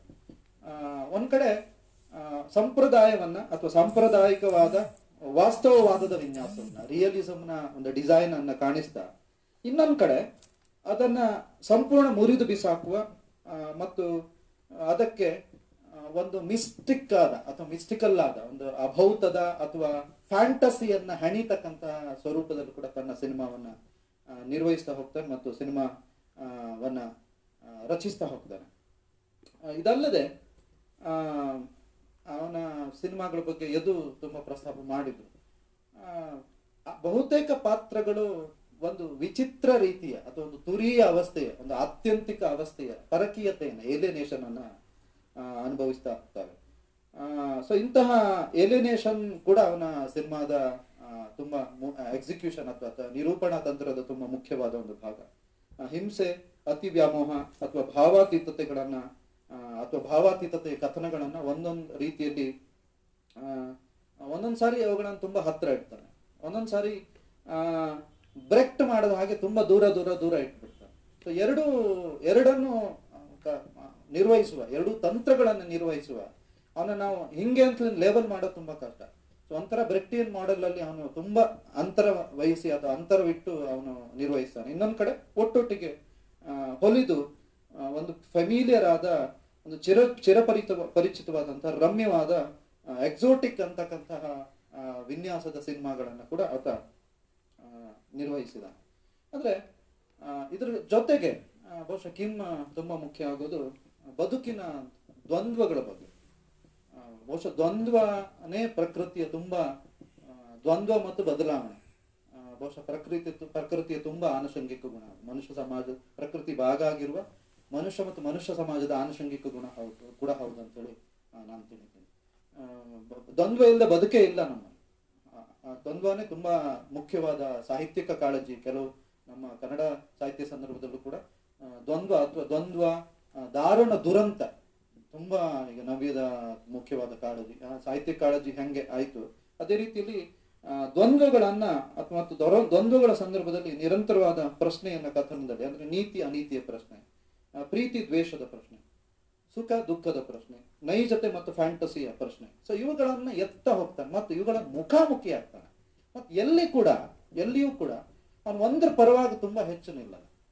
ಒಂದು ಮುಖಾಮುಖಿಗೊಳಿಸ್ತಾ ಹೋಗ್ತಾನೆ. ಮುಖಾಮುಖಿಗೊಳಿಸ್ತಾ ಅವನ ಚಿತ್ರದ ವಸ್ತುವಿಗೆ ಸಂಬಂಧಪಟ್ಟ ಹಾಗೆ, ಚಿತ್ರದ ವಸ್ತುವಿನ ಸಂದರ್ಭಕ್ಕೆ ಸರಿಯಾಗಿ ಅವನು ಮುಕ್ತವಾಗಿ ಅದನ್ನು ಬಿಟ್ಬಿಡ್ತಾನೆ. ಸೊ ಇದು ಅಂದ್ರೆ ಪಕ್ಷಪಾತಿ ಅಲ್ಲ ಮತ್ತು ಯಾವುದನ್ನು ಕೂಡ ತೀರಾ ಆತ್ಯಂತಿಕವಾಗಿ ಇಲ್ಲ ಸತ್ಯವೇ ಸರ್ವಸ್ವ ಜಗತ್ನಲ್ಲಿ ಅಥವಾ ಪ್ರೀತಿಯೇ ಸರ್ವಸ್ವ ಜಗತ್ನಲ್ಲಿ ಅಂತಕ್ಕಂತಹ ಆತ್ಯಂತಿಕೆಗೆ ಎಲ್ಲೂ ಕೂಡ ಅವನು ಹೋಗೋದಿಲ್ಲ. ಇದು ಅವನ ಸಿನಿಮಾದ ಒಂದು ಅನನ್ಯತೆ. ಸೊ ಇನ್ನೊಂದು ಇಂಪಾರ್ಟೆಂಟ್ ಆದ ಅನನ್ಯತೆ ಅಂದ್ರೆ ಈ ಒಂಥರ ಅವನ ಬಹುತೇಕ ಸಿನಿಮಾಗಳಲ್ಲಿ ಒಂದು ಸಬ್ಲಿಮ್ ಸ್ಪಿರಿಚುವಲ್ ಸಿಂಬಾಲಿಸಮ್ ಪದೇ ಪದೇ ಮರುಕಳಿಸ್ತಾ ಇರುತ್ತೆ. ಅಂದ್ರೆ ಅವನು ಒಂಥರ ಈ ವರ್ಗ ಅಥವಾ ವರ್ಗಗಳ ನಡುವಿನ, ಕೊರಿಯನ್ ಸಮಾಜದ ವರ್ಗಗಳ ನಡುವಿನ ಅಂತರವನ್ನ ಅಥವಾ ವರ್ಗಗಳ ನಡುವೆ ಇರತಕ್ಕಂತಹ ಒಂದು ಆಂಗ್ಸ್ಟ್ ಏನಿದೆ ಅವುಗಳನ್ನ ಒಂದು ನೆಲೆಯಲ್ಲಿ ಅನುಭವಿಸ್ತಾ, ಅಂದ್ರೆ ಈ ನಮ್ಗೆ ಜಾಗತಿಕ ಸಿನಿಮಾದಲ್ಲಿ ಬ್ರೆಸೋ ಇರ್ಬೋದು ಅಥವಾ ಟರ್ಕೋಸ್ಕಿ ಇರ್ಬೋದು, ಅವರು ತಮ್ಮ ಕಥನ ವಿನ್ಯಾಸದ ಬಹುಮುಖ್ಯವಾದ ಕಾಳಜಿ ಅಥವಾ ತಾತ್ವಿಕ ಪ್ರಶ್ನೆ, ಗಾಂಧಿ ಒಂದು ನೆಲೆಯಲ್ಲಿ ಹಿಂಸ್ವರ ಸಂದರ್ಭದಲ್ಲಿ ಎತ್ತುವ ಯಂತ್ರ ನಾಗರಿಕತೆ ಮತ್ತು ಯಂತ್ರ ನಾಗರಿಕತೆಯ ಪ್ರಶ್ನೆ, ತಾತ್ವಿಕ ಪ್ರಶ್ನೆ ಏನಿದೆ, ಆ ರೀತಿಯಲ್ಲಿ ಟರ್ಕೋಸ್ಕಿಯನ್ನು ತನ್ನ ಬಹುತೇಕ ಸಿನಿಮಾಗಳಲ್ಲಿ ಎತ್ತುತ್ತಾನೆ ತಾತ್ವಿಕ ಪ್ರಶ್ನೆಯನ್ನ, ಅನ್ನೋ ಸ್ಪಿರಿಚುವಲ್ ಸಿಂಬಾಲಿಸಮ್ ಏನಿದೆ. ಅಥವಾ ಬ್ರೆಸ್ಸೋನ ಅನೇಕ ಸಿನಿಮಾಗಳಲ್ಲಿ ಈ ಸ್ಪಿರಿಚುವಲ್ ಸಿಂಬಾಲಿಸಮ್ ಬರುತ್ತೆ. ಸೊ ಅಂತಹ ಸ್ಪಿರಿಚುವಲ್ ಸಿಂಬಾಲಿಸಮ್ ಅನ್ನ ಅವನು ಒಳಗೊಳ್ಳುತ್ತಾ ಫಾರ್ ಎಕ್ಸಾಂಪಲ್ ಸ್ಪ್ರಿಂಗ್ ಸಮ್ಮರ್ ಅಲ್ಲಿ ಬರುತ್ತೆ, ಮತ್ತೆ ಅವನ ಅನೇಕ ಸಿನಿಮಾಗಳಲ್ಲಿ ಬರುತ್ತದೆ, ಕಿಮ್ನ ಸಿನಿಮಾಗಳಲ್ಲಿ ಬರುತ್ತೆ. ಅಂತಹ ಸ್ಪಿರಿಚುವಲ್ ಸಿಂಬಾಲಿಸಮ್ ನ ಪ್ರಶ್ನೆಗಳನ್ನು ಎತ್ತ ಅವನು ತುಂಬಾ ಮುಖ್ಯವಾಗಿ ಏನ್ ಮಾಡ್ತಾನೆ ಅಂದ್ರೆ, ಈ ಅಂತಹ ಫಿಲ್ಮೋಗ್ರಫಿಯಿಂದ ಅವನು ಸ್ಥಿತ್ಯಂತರವನ್ನ ಪಡೆದು ಕ್ರಮೇಣ ನಮ್ಗೆ ಪಾಸಿಬೆಂಡರ್ ಅಥವಾ ಒಶಿಮಾ ನಗೀಶಾ ಪ್ರತಿನಿಧಿಸುವ ಒಂದು ಜಗತ್ತಿಗೆ ಕರ್ಕೊಂಡು ಹೋಗ್ಬಿಡ್ತಾನೆ. ಒಂದು ನೆಲೆಯಲ್ಲಿ ನಮ್ಗೆ ತುಂಬಾ ರಮ್ಯ ಅಂತ ಹೇಳಿಸುವ ರೀತಿಯ ಅಥವಾ ಅಂತಹ ಒಂದು ಸಿವಿಲೈಸೇಷನಲ್ ನಾಗರಿಕತೆ ಅಂದ್ರೆ ಆಧುನಿಕತೆ ಮತ್ತು ಯಂತ್ರ ನಾಗರಿಕತೆ ಸೃಷ್ಟಿಸಿರುವ ಬಿಕ್ಕಟ್ಟುಗಳ ಅಂತಹ ತಾತ್ವಿಕ ಪ್ರಶ್ನೆಗಳನ್ನು ಎತ್ತುತ್ತಾ ಕೊನೆಗೆ ಏನ್ ಮಾಡ್ತಾನ ಅವನು, ನಗೀಶಾ ಒಶಿಮಾ ಮತ್ತು ಪಾಸ್ಬೆಂಡರ್ ಎತ್ತುವ ಸಾಮಾಜಿಕ ಸಂದರ್ಭದ ರಿಯಾಲಿಟಿಯ ಮಾದರಿಯನ್ನ ಅದ ಕಡೆಗೆ ಅವನು ಏನ್ ಮಾಡ್ತಾನೆ, ಅವನು ತನ್ನ ಅಂದ್ರೆ ಒಂದು ವರ್ಗ ಕಾರಣವನ್ನು ಅಥವಾ ಒಂದು ಸಾಮಾಜಿಕ ಸಂದರ್ಭವನ್ನು, ಪ್ರತಿ ಸಾಮಾಜಿಕ ಸಂದರ್ಭದ ಸಾಮಾಜಿಕ ರಿಯಾಲಿಟಿ ಇದೆ, ಅಂತಹ ವರ್ಗ ಸಂದರ್ಭವನ್ನು ಅವನು ಪ್ರತಿನಿಧಿಸ್ತಾ ಹೋಗ್ತಾನೆ. ಬಹುಶಃ ಇದು ಕಿಮ್ನ ಬಹುತೇಕ ಸಿನಿಮಾಗಳ ಒಂದು ಲಕ್ಷಣಗಳಂತ ಹೇಳಿ ನಾನು ಬಹುಶಃ ಪಟ್ಟಿ ಮಾಡಬಹುದು. ಕಿಮ್ನ ಸಿನಿಮಾ ಅವನ ಬಾಲ್ಯ ತಾರುಣ್ಯದ ಬಗ್ಗೆ ಈಗಾಗಲೇ ಯದು ಹೇಳಿರುವ ಕಾರಣ ನಾನು ಅದನ್ನ ಪುನಃ ಡಿಸ್ಕಸ್ ಮಾಡಲ್ಲ. ಅದ್ರ ಒಂದಂತೂ ಸೇರಿಸ್ಬೇಕು, ಅವನು ತುಂಬಾ ಬುದ್ಧಿವಂತ ಆಗಿದ್ದ. ಅವನಿಗೆ ಫಾರ್ಮುಲಾದ ಎಜುಕೇಶನ್ ಸಿಗದೇ ಇದ್ರೂ ಕೂಡ ಅವನು 17ನೇ ವರ್ಷಕ್ಕೆ ಇಲೆಕ್ಟ್ರಾನಿಕ್ಸ್ ಕಾರ್ಖಾನೆಯಲ್ಲಿ ಕೆಲಸ ಮಾಡ್ತಾನೆ. ಕಾರ್ಖಾನೆಯಲ್ಲಿ ಕೆಲಸ ಮಾಡ್ತಾ ಇರತಕ್ಕಂಥ ಸಂದರ್ಭದಲ್ಲಿ ಆತ 2300 ರೇಡಿಯೋಗಳನ್ನ ಕೆಲವೇ ಗಂಟೆಗಳಲ್ಲಿ ಅಸೆಂಬಲ್ ಮಾಡ್ತಕ್ಕಂಥ ಒಂದು ಯಂತ್ರವನ್ನ ಕೂಡ ಕಂಡುಹಿಡಿತ. ಅದು ಆತನಿಗೆ ಭಾರಿ ಪ್ರಸಿದ್ಧಿ ಅಂತ ತಂದ್ಕೊಡುತ್ತೆ ಮತ್ತು ಪ್ರಮೋಷನ್ ಅನ್ನು ಕೂಡ ತಂದ್ಕೊಡುತ್ತೆ. ಮತ್ತೆ ಅದಾದ ಸ್ವಲ್ಪ ಸಮಯದಲ್ಲಿ ಏನಾಗುತ್ತೆ ಅಂತ ಹೇಳಿದ್ರೆ, ಅವನು ಸ್ವತಃ ಆ ಕಾರ್ಖಾನೆಯಲ್ಲಿ ಸಿಗುವ ಅನೇಕ ಪರಿಕರಗಳನ್ನೆಲ್ಲ ಸೇರಿಸ್ಕೊಂಡು 3 ಐರನ್ ಅಲ್ಲಿ ಇದೇ ಬರುತ್ತೆ, ನಾ ಹೇಳಿದ್ನಲ್ಲ 3 ಐರನ್ ನಲ್ಲಿ ಪ್ರೊಟಗನಿಸ್ಟ್ ಪ್ರತಿನಿಧಿಸುವ ಒಂದು ಆತ್ಮಕಥನಾತ್ಮಕ ಅಥವಾ ಆತ್ಮಕಥನಾತ್ಮಕ ಪಾತ್ರದ ಪ್ರತಿನಿಧಿತ್ವ, ಕಿಮ್ನ ಪ್ರತಿನಿಧಿತ್ವವೇ ಈ ಕಾರ್ಖಾನೆಯಲ್ಲಿ ಮಾಡಿದ್ದು ಕೂಡ ಅದನ್ನೇ ಮಾಡಿದ್ದು. ಅಲ್ಲಿ ಸಿಕ್ಕುವ ಸಣ್ಣ ಅಥವಾ ನಿರುಪಯುಕ್ತ ವಸ್ತುಗಳನ್ನೆಲ್ಲ ಸೇರಿಸ್ಕೊಂಡು ಅವನು ಸ್ವತಃ ಫಸ್ಟ್ ಒಂದು ಗನ್ ಮಾಡ್ತಾನೆ. ಗನ್ ಮಾಡಿ ತುಂಬಾ ಸೇಲ್ ಕೂಡ ಮಾಡ್ತಾನೆ. ಆದ್ರೆ ಕೊನೆಗೆ ಪೊಲೀಸರಿಗೆ ಗೊತ್ತಾಗುತ್ತೆ, ಅವನಿಗೆ ಸ್ವಲ್ಪ ಸಮಸ್ಯೆ ಆಗುತ್ತೆ. ಕೊನೆಗೆ ಸಿಯೋಲ್ನ ಚರ್ಚ್ನಲ್ಲಿ ವಾಲಂಟಿಯರ್ ಆಗಿ ಕೆಲಸ ಮಾಡ್ತಾನೆ. ನಂತರ ಸಿಕ್ಕಿದ ದುಡ್ಡಿನಿಂದ ಅವನಿಗೆ ಅದು ಚರ್ಚು ಕೂಡ ಸಾಕಷ್ಟು ಬೇಸರ ಅನಿಸ್ಬಿಡುತ್ತೆ. ಕೊನೆಗೆ ಫ್ರಾನ್ಸ್ ಹೋಗ್ತಾನೆ. ಮಾಂಟ್ರೆಪಿಲ್ಲರ್ನ ಒಂದು ಸಮುದ್ರದ ಗ್ರಾಮದಲ್ಲಿ ಒಬ್ಬ ಬೀದಿ ಆರ್ಟಿಸ್ಟ್ ಆಗಿ ಕೆಲಸ ಮಾಡ್ತಾನೆ. ಮತ್ತು ಆ ಸಂದರ್ಭದಲ್ಲಿ ಬಹುಶಃ ಅವನು ಜಗತ್ತಿನ ಸಿನಿಮಾಗೆ ತಕ್ಕೊಂಡಿದ್ದು ಪ್ಯಾರಿಸ್ನಲ್ಲಿ ಈಗಾಗಲೇ ಹೇಳಿದಾಗೆ ಜೊನಾಥನ್ ಡೆಮ್ನ ಸೈಲೆನ್ಸ್ ಆಫ್ ದಿ ಲ್ಯಾಂಬ್ ಮತ್ತು ಲ್ಯಾಂಬ್ ಸಿನಿಮಾ ಏನಿದೆ ಅದು ತುಂಬಾ ಮುಖ್ಯವಾದ ಪ್ರೇರಣೆ. ಅಥವಾ ಲಿಯೋ ಕರೆಕ್ಸ್ನ lovers on the bridge cinema ಏನಿದೆ, ಅವೆರಡೂ ಕೂಡ ಅವನಿಗೆ ಸಿನಿಮಾ ಪ್ರವೇಶವನ್ನ ಮಾಡಿಸುತ್ತೆ. 1993ರಿಂದ ಸ್ಕ್ರೀನ್ ರೈಟಿಂಗ್ ಶುರು ಮಾಡ್ತಾನೆ. ಮತ್ತು ಕೊರಿಯಾದ ಸಿಯೋಲ್ನ KOFIC Korean motion picture promotion corporation ಏನಿದೆ, ಅದು ಪ್ರತಿ ವರ್ಷ ಸ್ಕ್ರೀನ್ ರೈಟಿಂಗ್ ಸ್ಪರ್ಧೆಯನ್ನು ಕೂಡ ಮಾಡ್ತಾ ಇತ್ತು. ಅದರಲ್ಲಿ ಇಲ್ಲಿಗಲ್ ಕ್ರಾಸಿಂಗ್ ಎಂಬ ಅವನ ಕಥೆ ಅದೇನಾಗುತ್ತೆ, ಅದಕ್ಕೆ ಫಸ್ಟ್ ಪ್ರೈಸ್ ಕೂಡ ಬರುತ್ತೆ. ನಂತರ ಆತ 1996ನಲ್ಲಿ ಕ್ರೊಕೊಡೈಲ್ ಅನ್ನ ಕೂಡ ತನ್ನ ಮೊದಲ ಡೆಬ್ಯೂ ಸಿನಿಮಾವನ್ನು ಕೂಡ ಏನ್ ಮಾಡ್ತಾನೆ, ಆತ ನಿರ್ದೇಶನ ಮಾಡ್ತಾನೆ. ನಂತರ ಈ ಕ್ರೊಕೊಡೈಲ್ ಆದ್ಮೇಲೆ ಅವ್ನು ಮಾಡಿರ್ತಕ್ಕಂಥ ಒಂದು ಇಂಪಾರ್ಟೆಂಟ್ ಕೆಲಸ ಏನಂದ್ರೆ, ಇಂಪಾರ್ಟೆಂಟ್ ಸಿನಿಮಾ ಅಂದ್ರೆ ಅಡ್ರೆಸ್ ಅನ್ನೋನ್. ಈ ಅಡ್ರೆಸ್ ಅನ್ನೋನ್ ಕೂಡ ನನಗಾಗ್ಲೂ ಹೇಳಿದಾಗೆ ಅದು ಕಿಮ್ನ ತಾರುಣ್ಯ ಮತ್ತು ಆ ತಾರುಣ್ಯದ ಸಂದರ್ಭದ ಜೀವನ ಏನಿದೆ ಅಂತಹ ಜೀವನಾನುಭವದಿಂದ ಹುಟ್ಟಿದ್ದು. ಈಗಾಗಲೇ ಹೇಳಿದಾಗೆ ಕಿಮ್ಗೆ ಫಾರ್ಮಲ್ ಆದ ಫಿಲ್ಮ್ ಸ್ಕೂಲ್ ಟ್ರೈನಿಂಗ್ ಏನು ಇರಲಿಲ್ಲ. ಅವನು ಸೆಲ್ಫ್ ಟ್ರೈನ್ಡ್ ಮತ್ತು ಜೀವನದಿಂದ ಅವನು ಎಲ್ಲ ಇಂದ್ರಿಯಗಳನ್ನ ಸಾಕಷ್ಟು ತೆರ್ಕೊಂಡಿದ್ದ. ನಮ್ಮಲ್ಲಿ ಫಿಲ್ಮ್ ಸ್ಕೂಲ್ಗೆ ಹೋದವರು ಸುಮಾರು ಜನ ಸಾಕಷ್ಟು ಇಂದ್ರಿಯಗಳನ್ನು ತೆರ್ಕೊಳ್ಳೋಣ, ಅದು ದೊಡ್ಡ ಸಮಸ್ಯೆ. ಅದಕ್ಕೆ ತುಂಬಾ ಎಂಪಿರಿಕಲ್ ಆದ ಅನುಭವಜನ್ಯವಾದ ಸಿನಿಮಾ ಮಾಡೋದೇ ಕಷ್ಟ ಆಗ್ಬಿಟ್ಟಿದೆ ನಮ್ಮಲ್ಲಿ. ಬಟ್ ಒಬ್ಬ ಒಳ್ಳೆ ಫಿಲ್ಮ್ ಮೇಕರ್ ನಿಜವಾಗ್ಲೂ ತನ್ನ ಇಂದ್ರಿಯಗಳನ್ನ ತೆರ್ಕೋಬೇಕು, ಸಮಾಜವನ್ನು ಸರಿಯಾಗಿ ನೋಡ್ಬೇಕು. ಬಹುಶಃ ಆಗ ಮಾತ್ರ ಇವನಿಗೆ ಈ ಸಾಧ್ಯತೆ ಇತ್ತು. ಅದೃಷ್ಟಿಯಿಂದ ಅಡ್ರೆಸ್ ಅನ್ನೋನ್ ಅಂತಕ್ಕಂಥ ಏನು ಇದಿದೆ ಅದು ಬಹುಶಃ ಕಿಮ್ನ ಅಲ್ಲಿ ಚಿ ಹುಮ್ ಅಂತಕ್ಕಂಥ ಒಂದು ಪಾತ್ರ ಬರುತ್ತೆ, ಪ್ರೊಟಗಾನಿಸ್ಟ್ ಪಾತ್ರ ಬರುತ್ತೆ. ಆ ಪಾತ್ರದ ರೀತಿಯಲ್ಲೇ ಕಿಮ್ ಕೂಡ ತುಂಬಾ ಹಿಂಸೆಯನ್ನು ಕೊಡ್ತಕ್ಕಂಥ ತಂದೆಯ ವಿರುದ್ಧ ಬಂಡಾಯ ಎದ್ದ. ನಿಜ ಜೀವನದಲ್ಲಿ ಅವನಿಗೆ ಆಸೆ ಇತ್ತು ತಂದೆಯ ವಿರುದ್ಧ ಬಂಡಾಯ ಮಾಡ್ಬೇಕು ಹೇಳಿ, ಬಟ್ ಪಾಪ ಆಗ್ಲಿಲ್ಲ. ಆಕ್ಚುಲಿ ಯಾಕೆ ಕಿಮ್ ಸಿನಿಮಾ ತುಂಬಾ ಮುಖ್ಯ ಆಗುತ್ತೆ ಅಂದ್ರೆ ಸಿನಿಮಾದ ಮೂಲಕ ಪ್ರೇಕ್ಷಕರು ಕನೆಕ್ಟ್ ಆಗ್ತೀವಿ. ಸುಮಾರು ಜನರಿಗೆ ನಮ್ಮ ಬಾಲ್ಯದ ನಮ್ಮ ತಂದೆ ಈ ರೀತಿ ಹಿಂಸಕ ಆಗಿದ್ರೆ ಅಥವಾ ಹಿಂಸೆಯನ್ನು ಕೊಡೋನಿದ್ರೆ ನಾನು ಈಸಿಲಿ ಕನೆಕ್ಟ್ ಆಗ್ಬಿಡ್ತೀನಿ.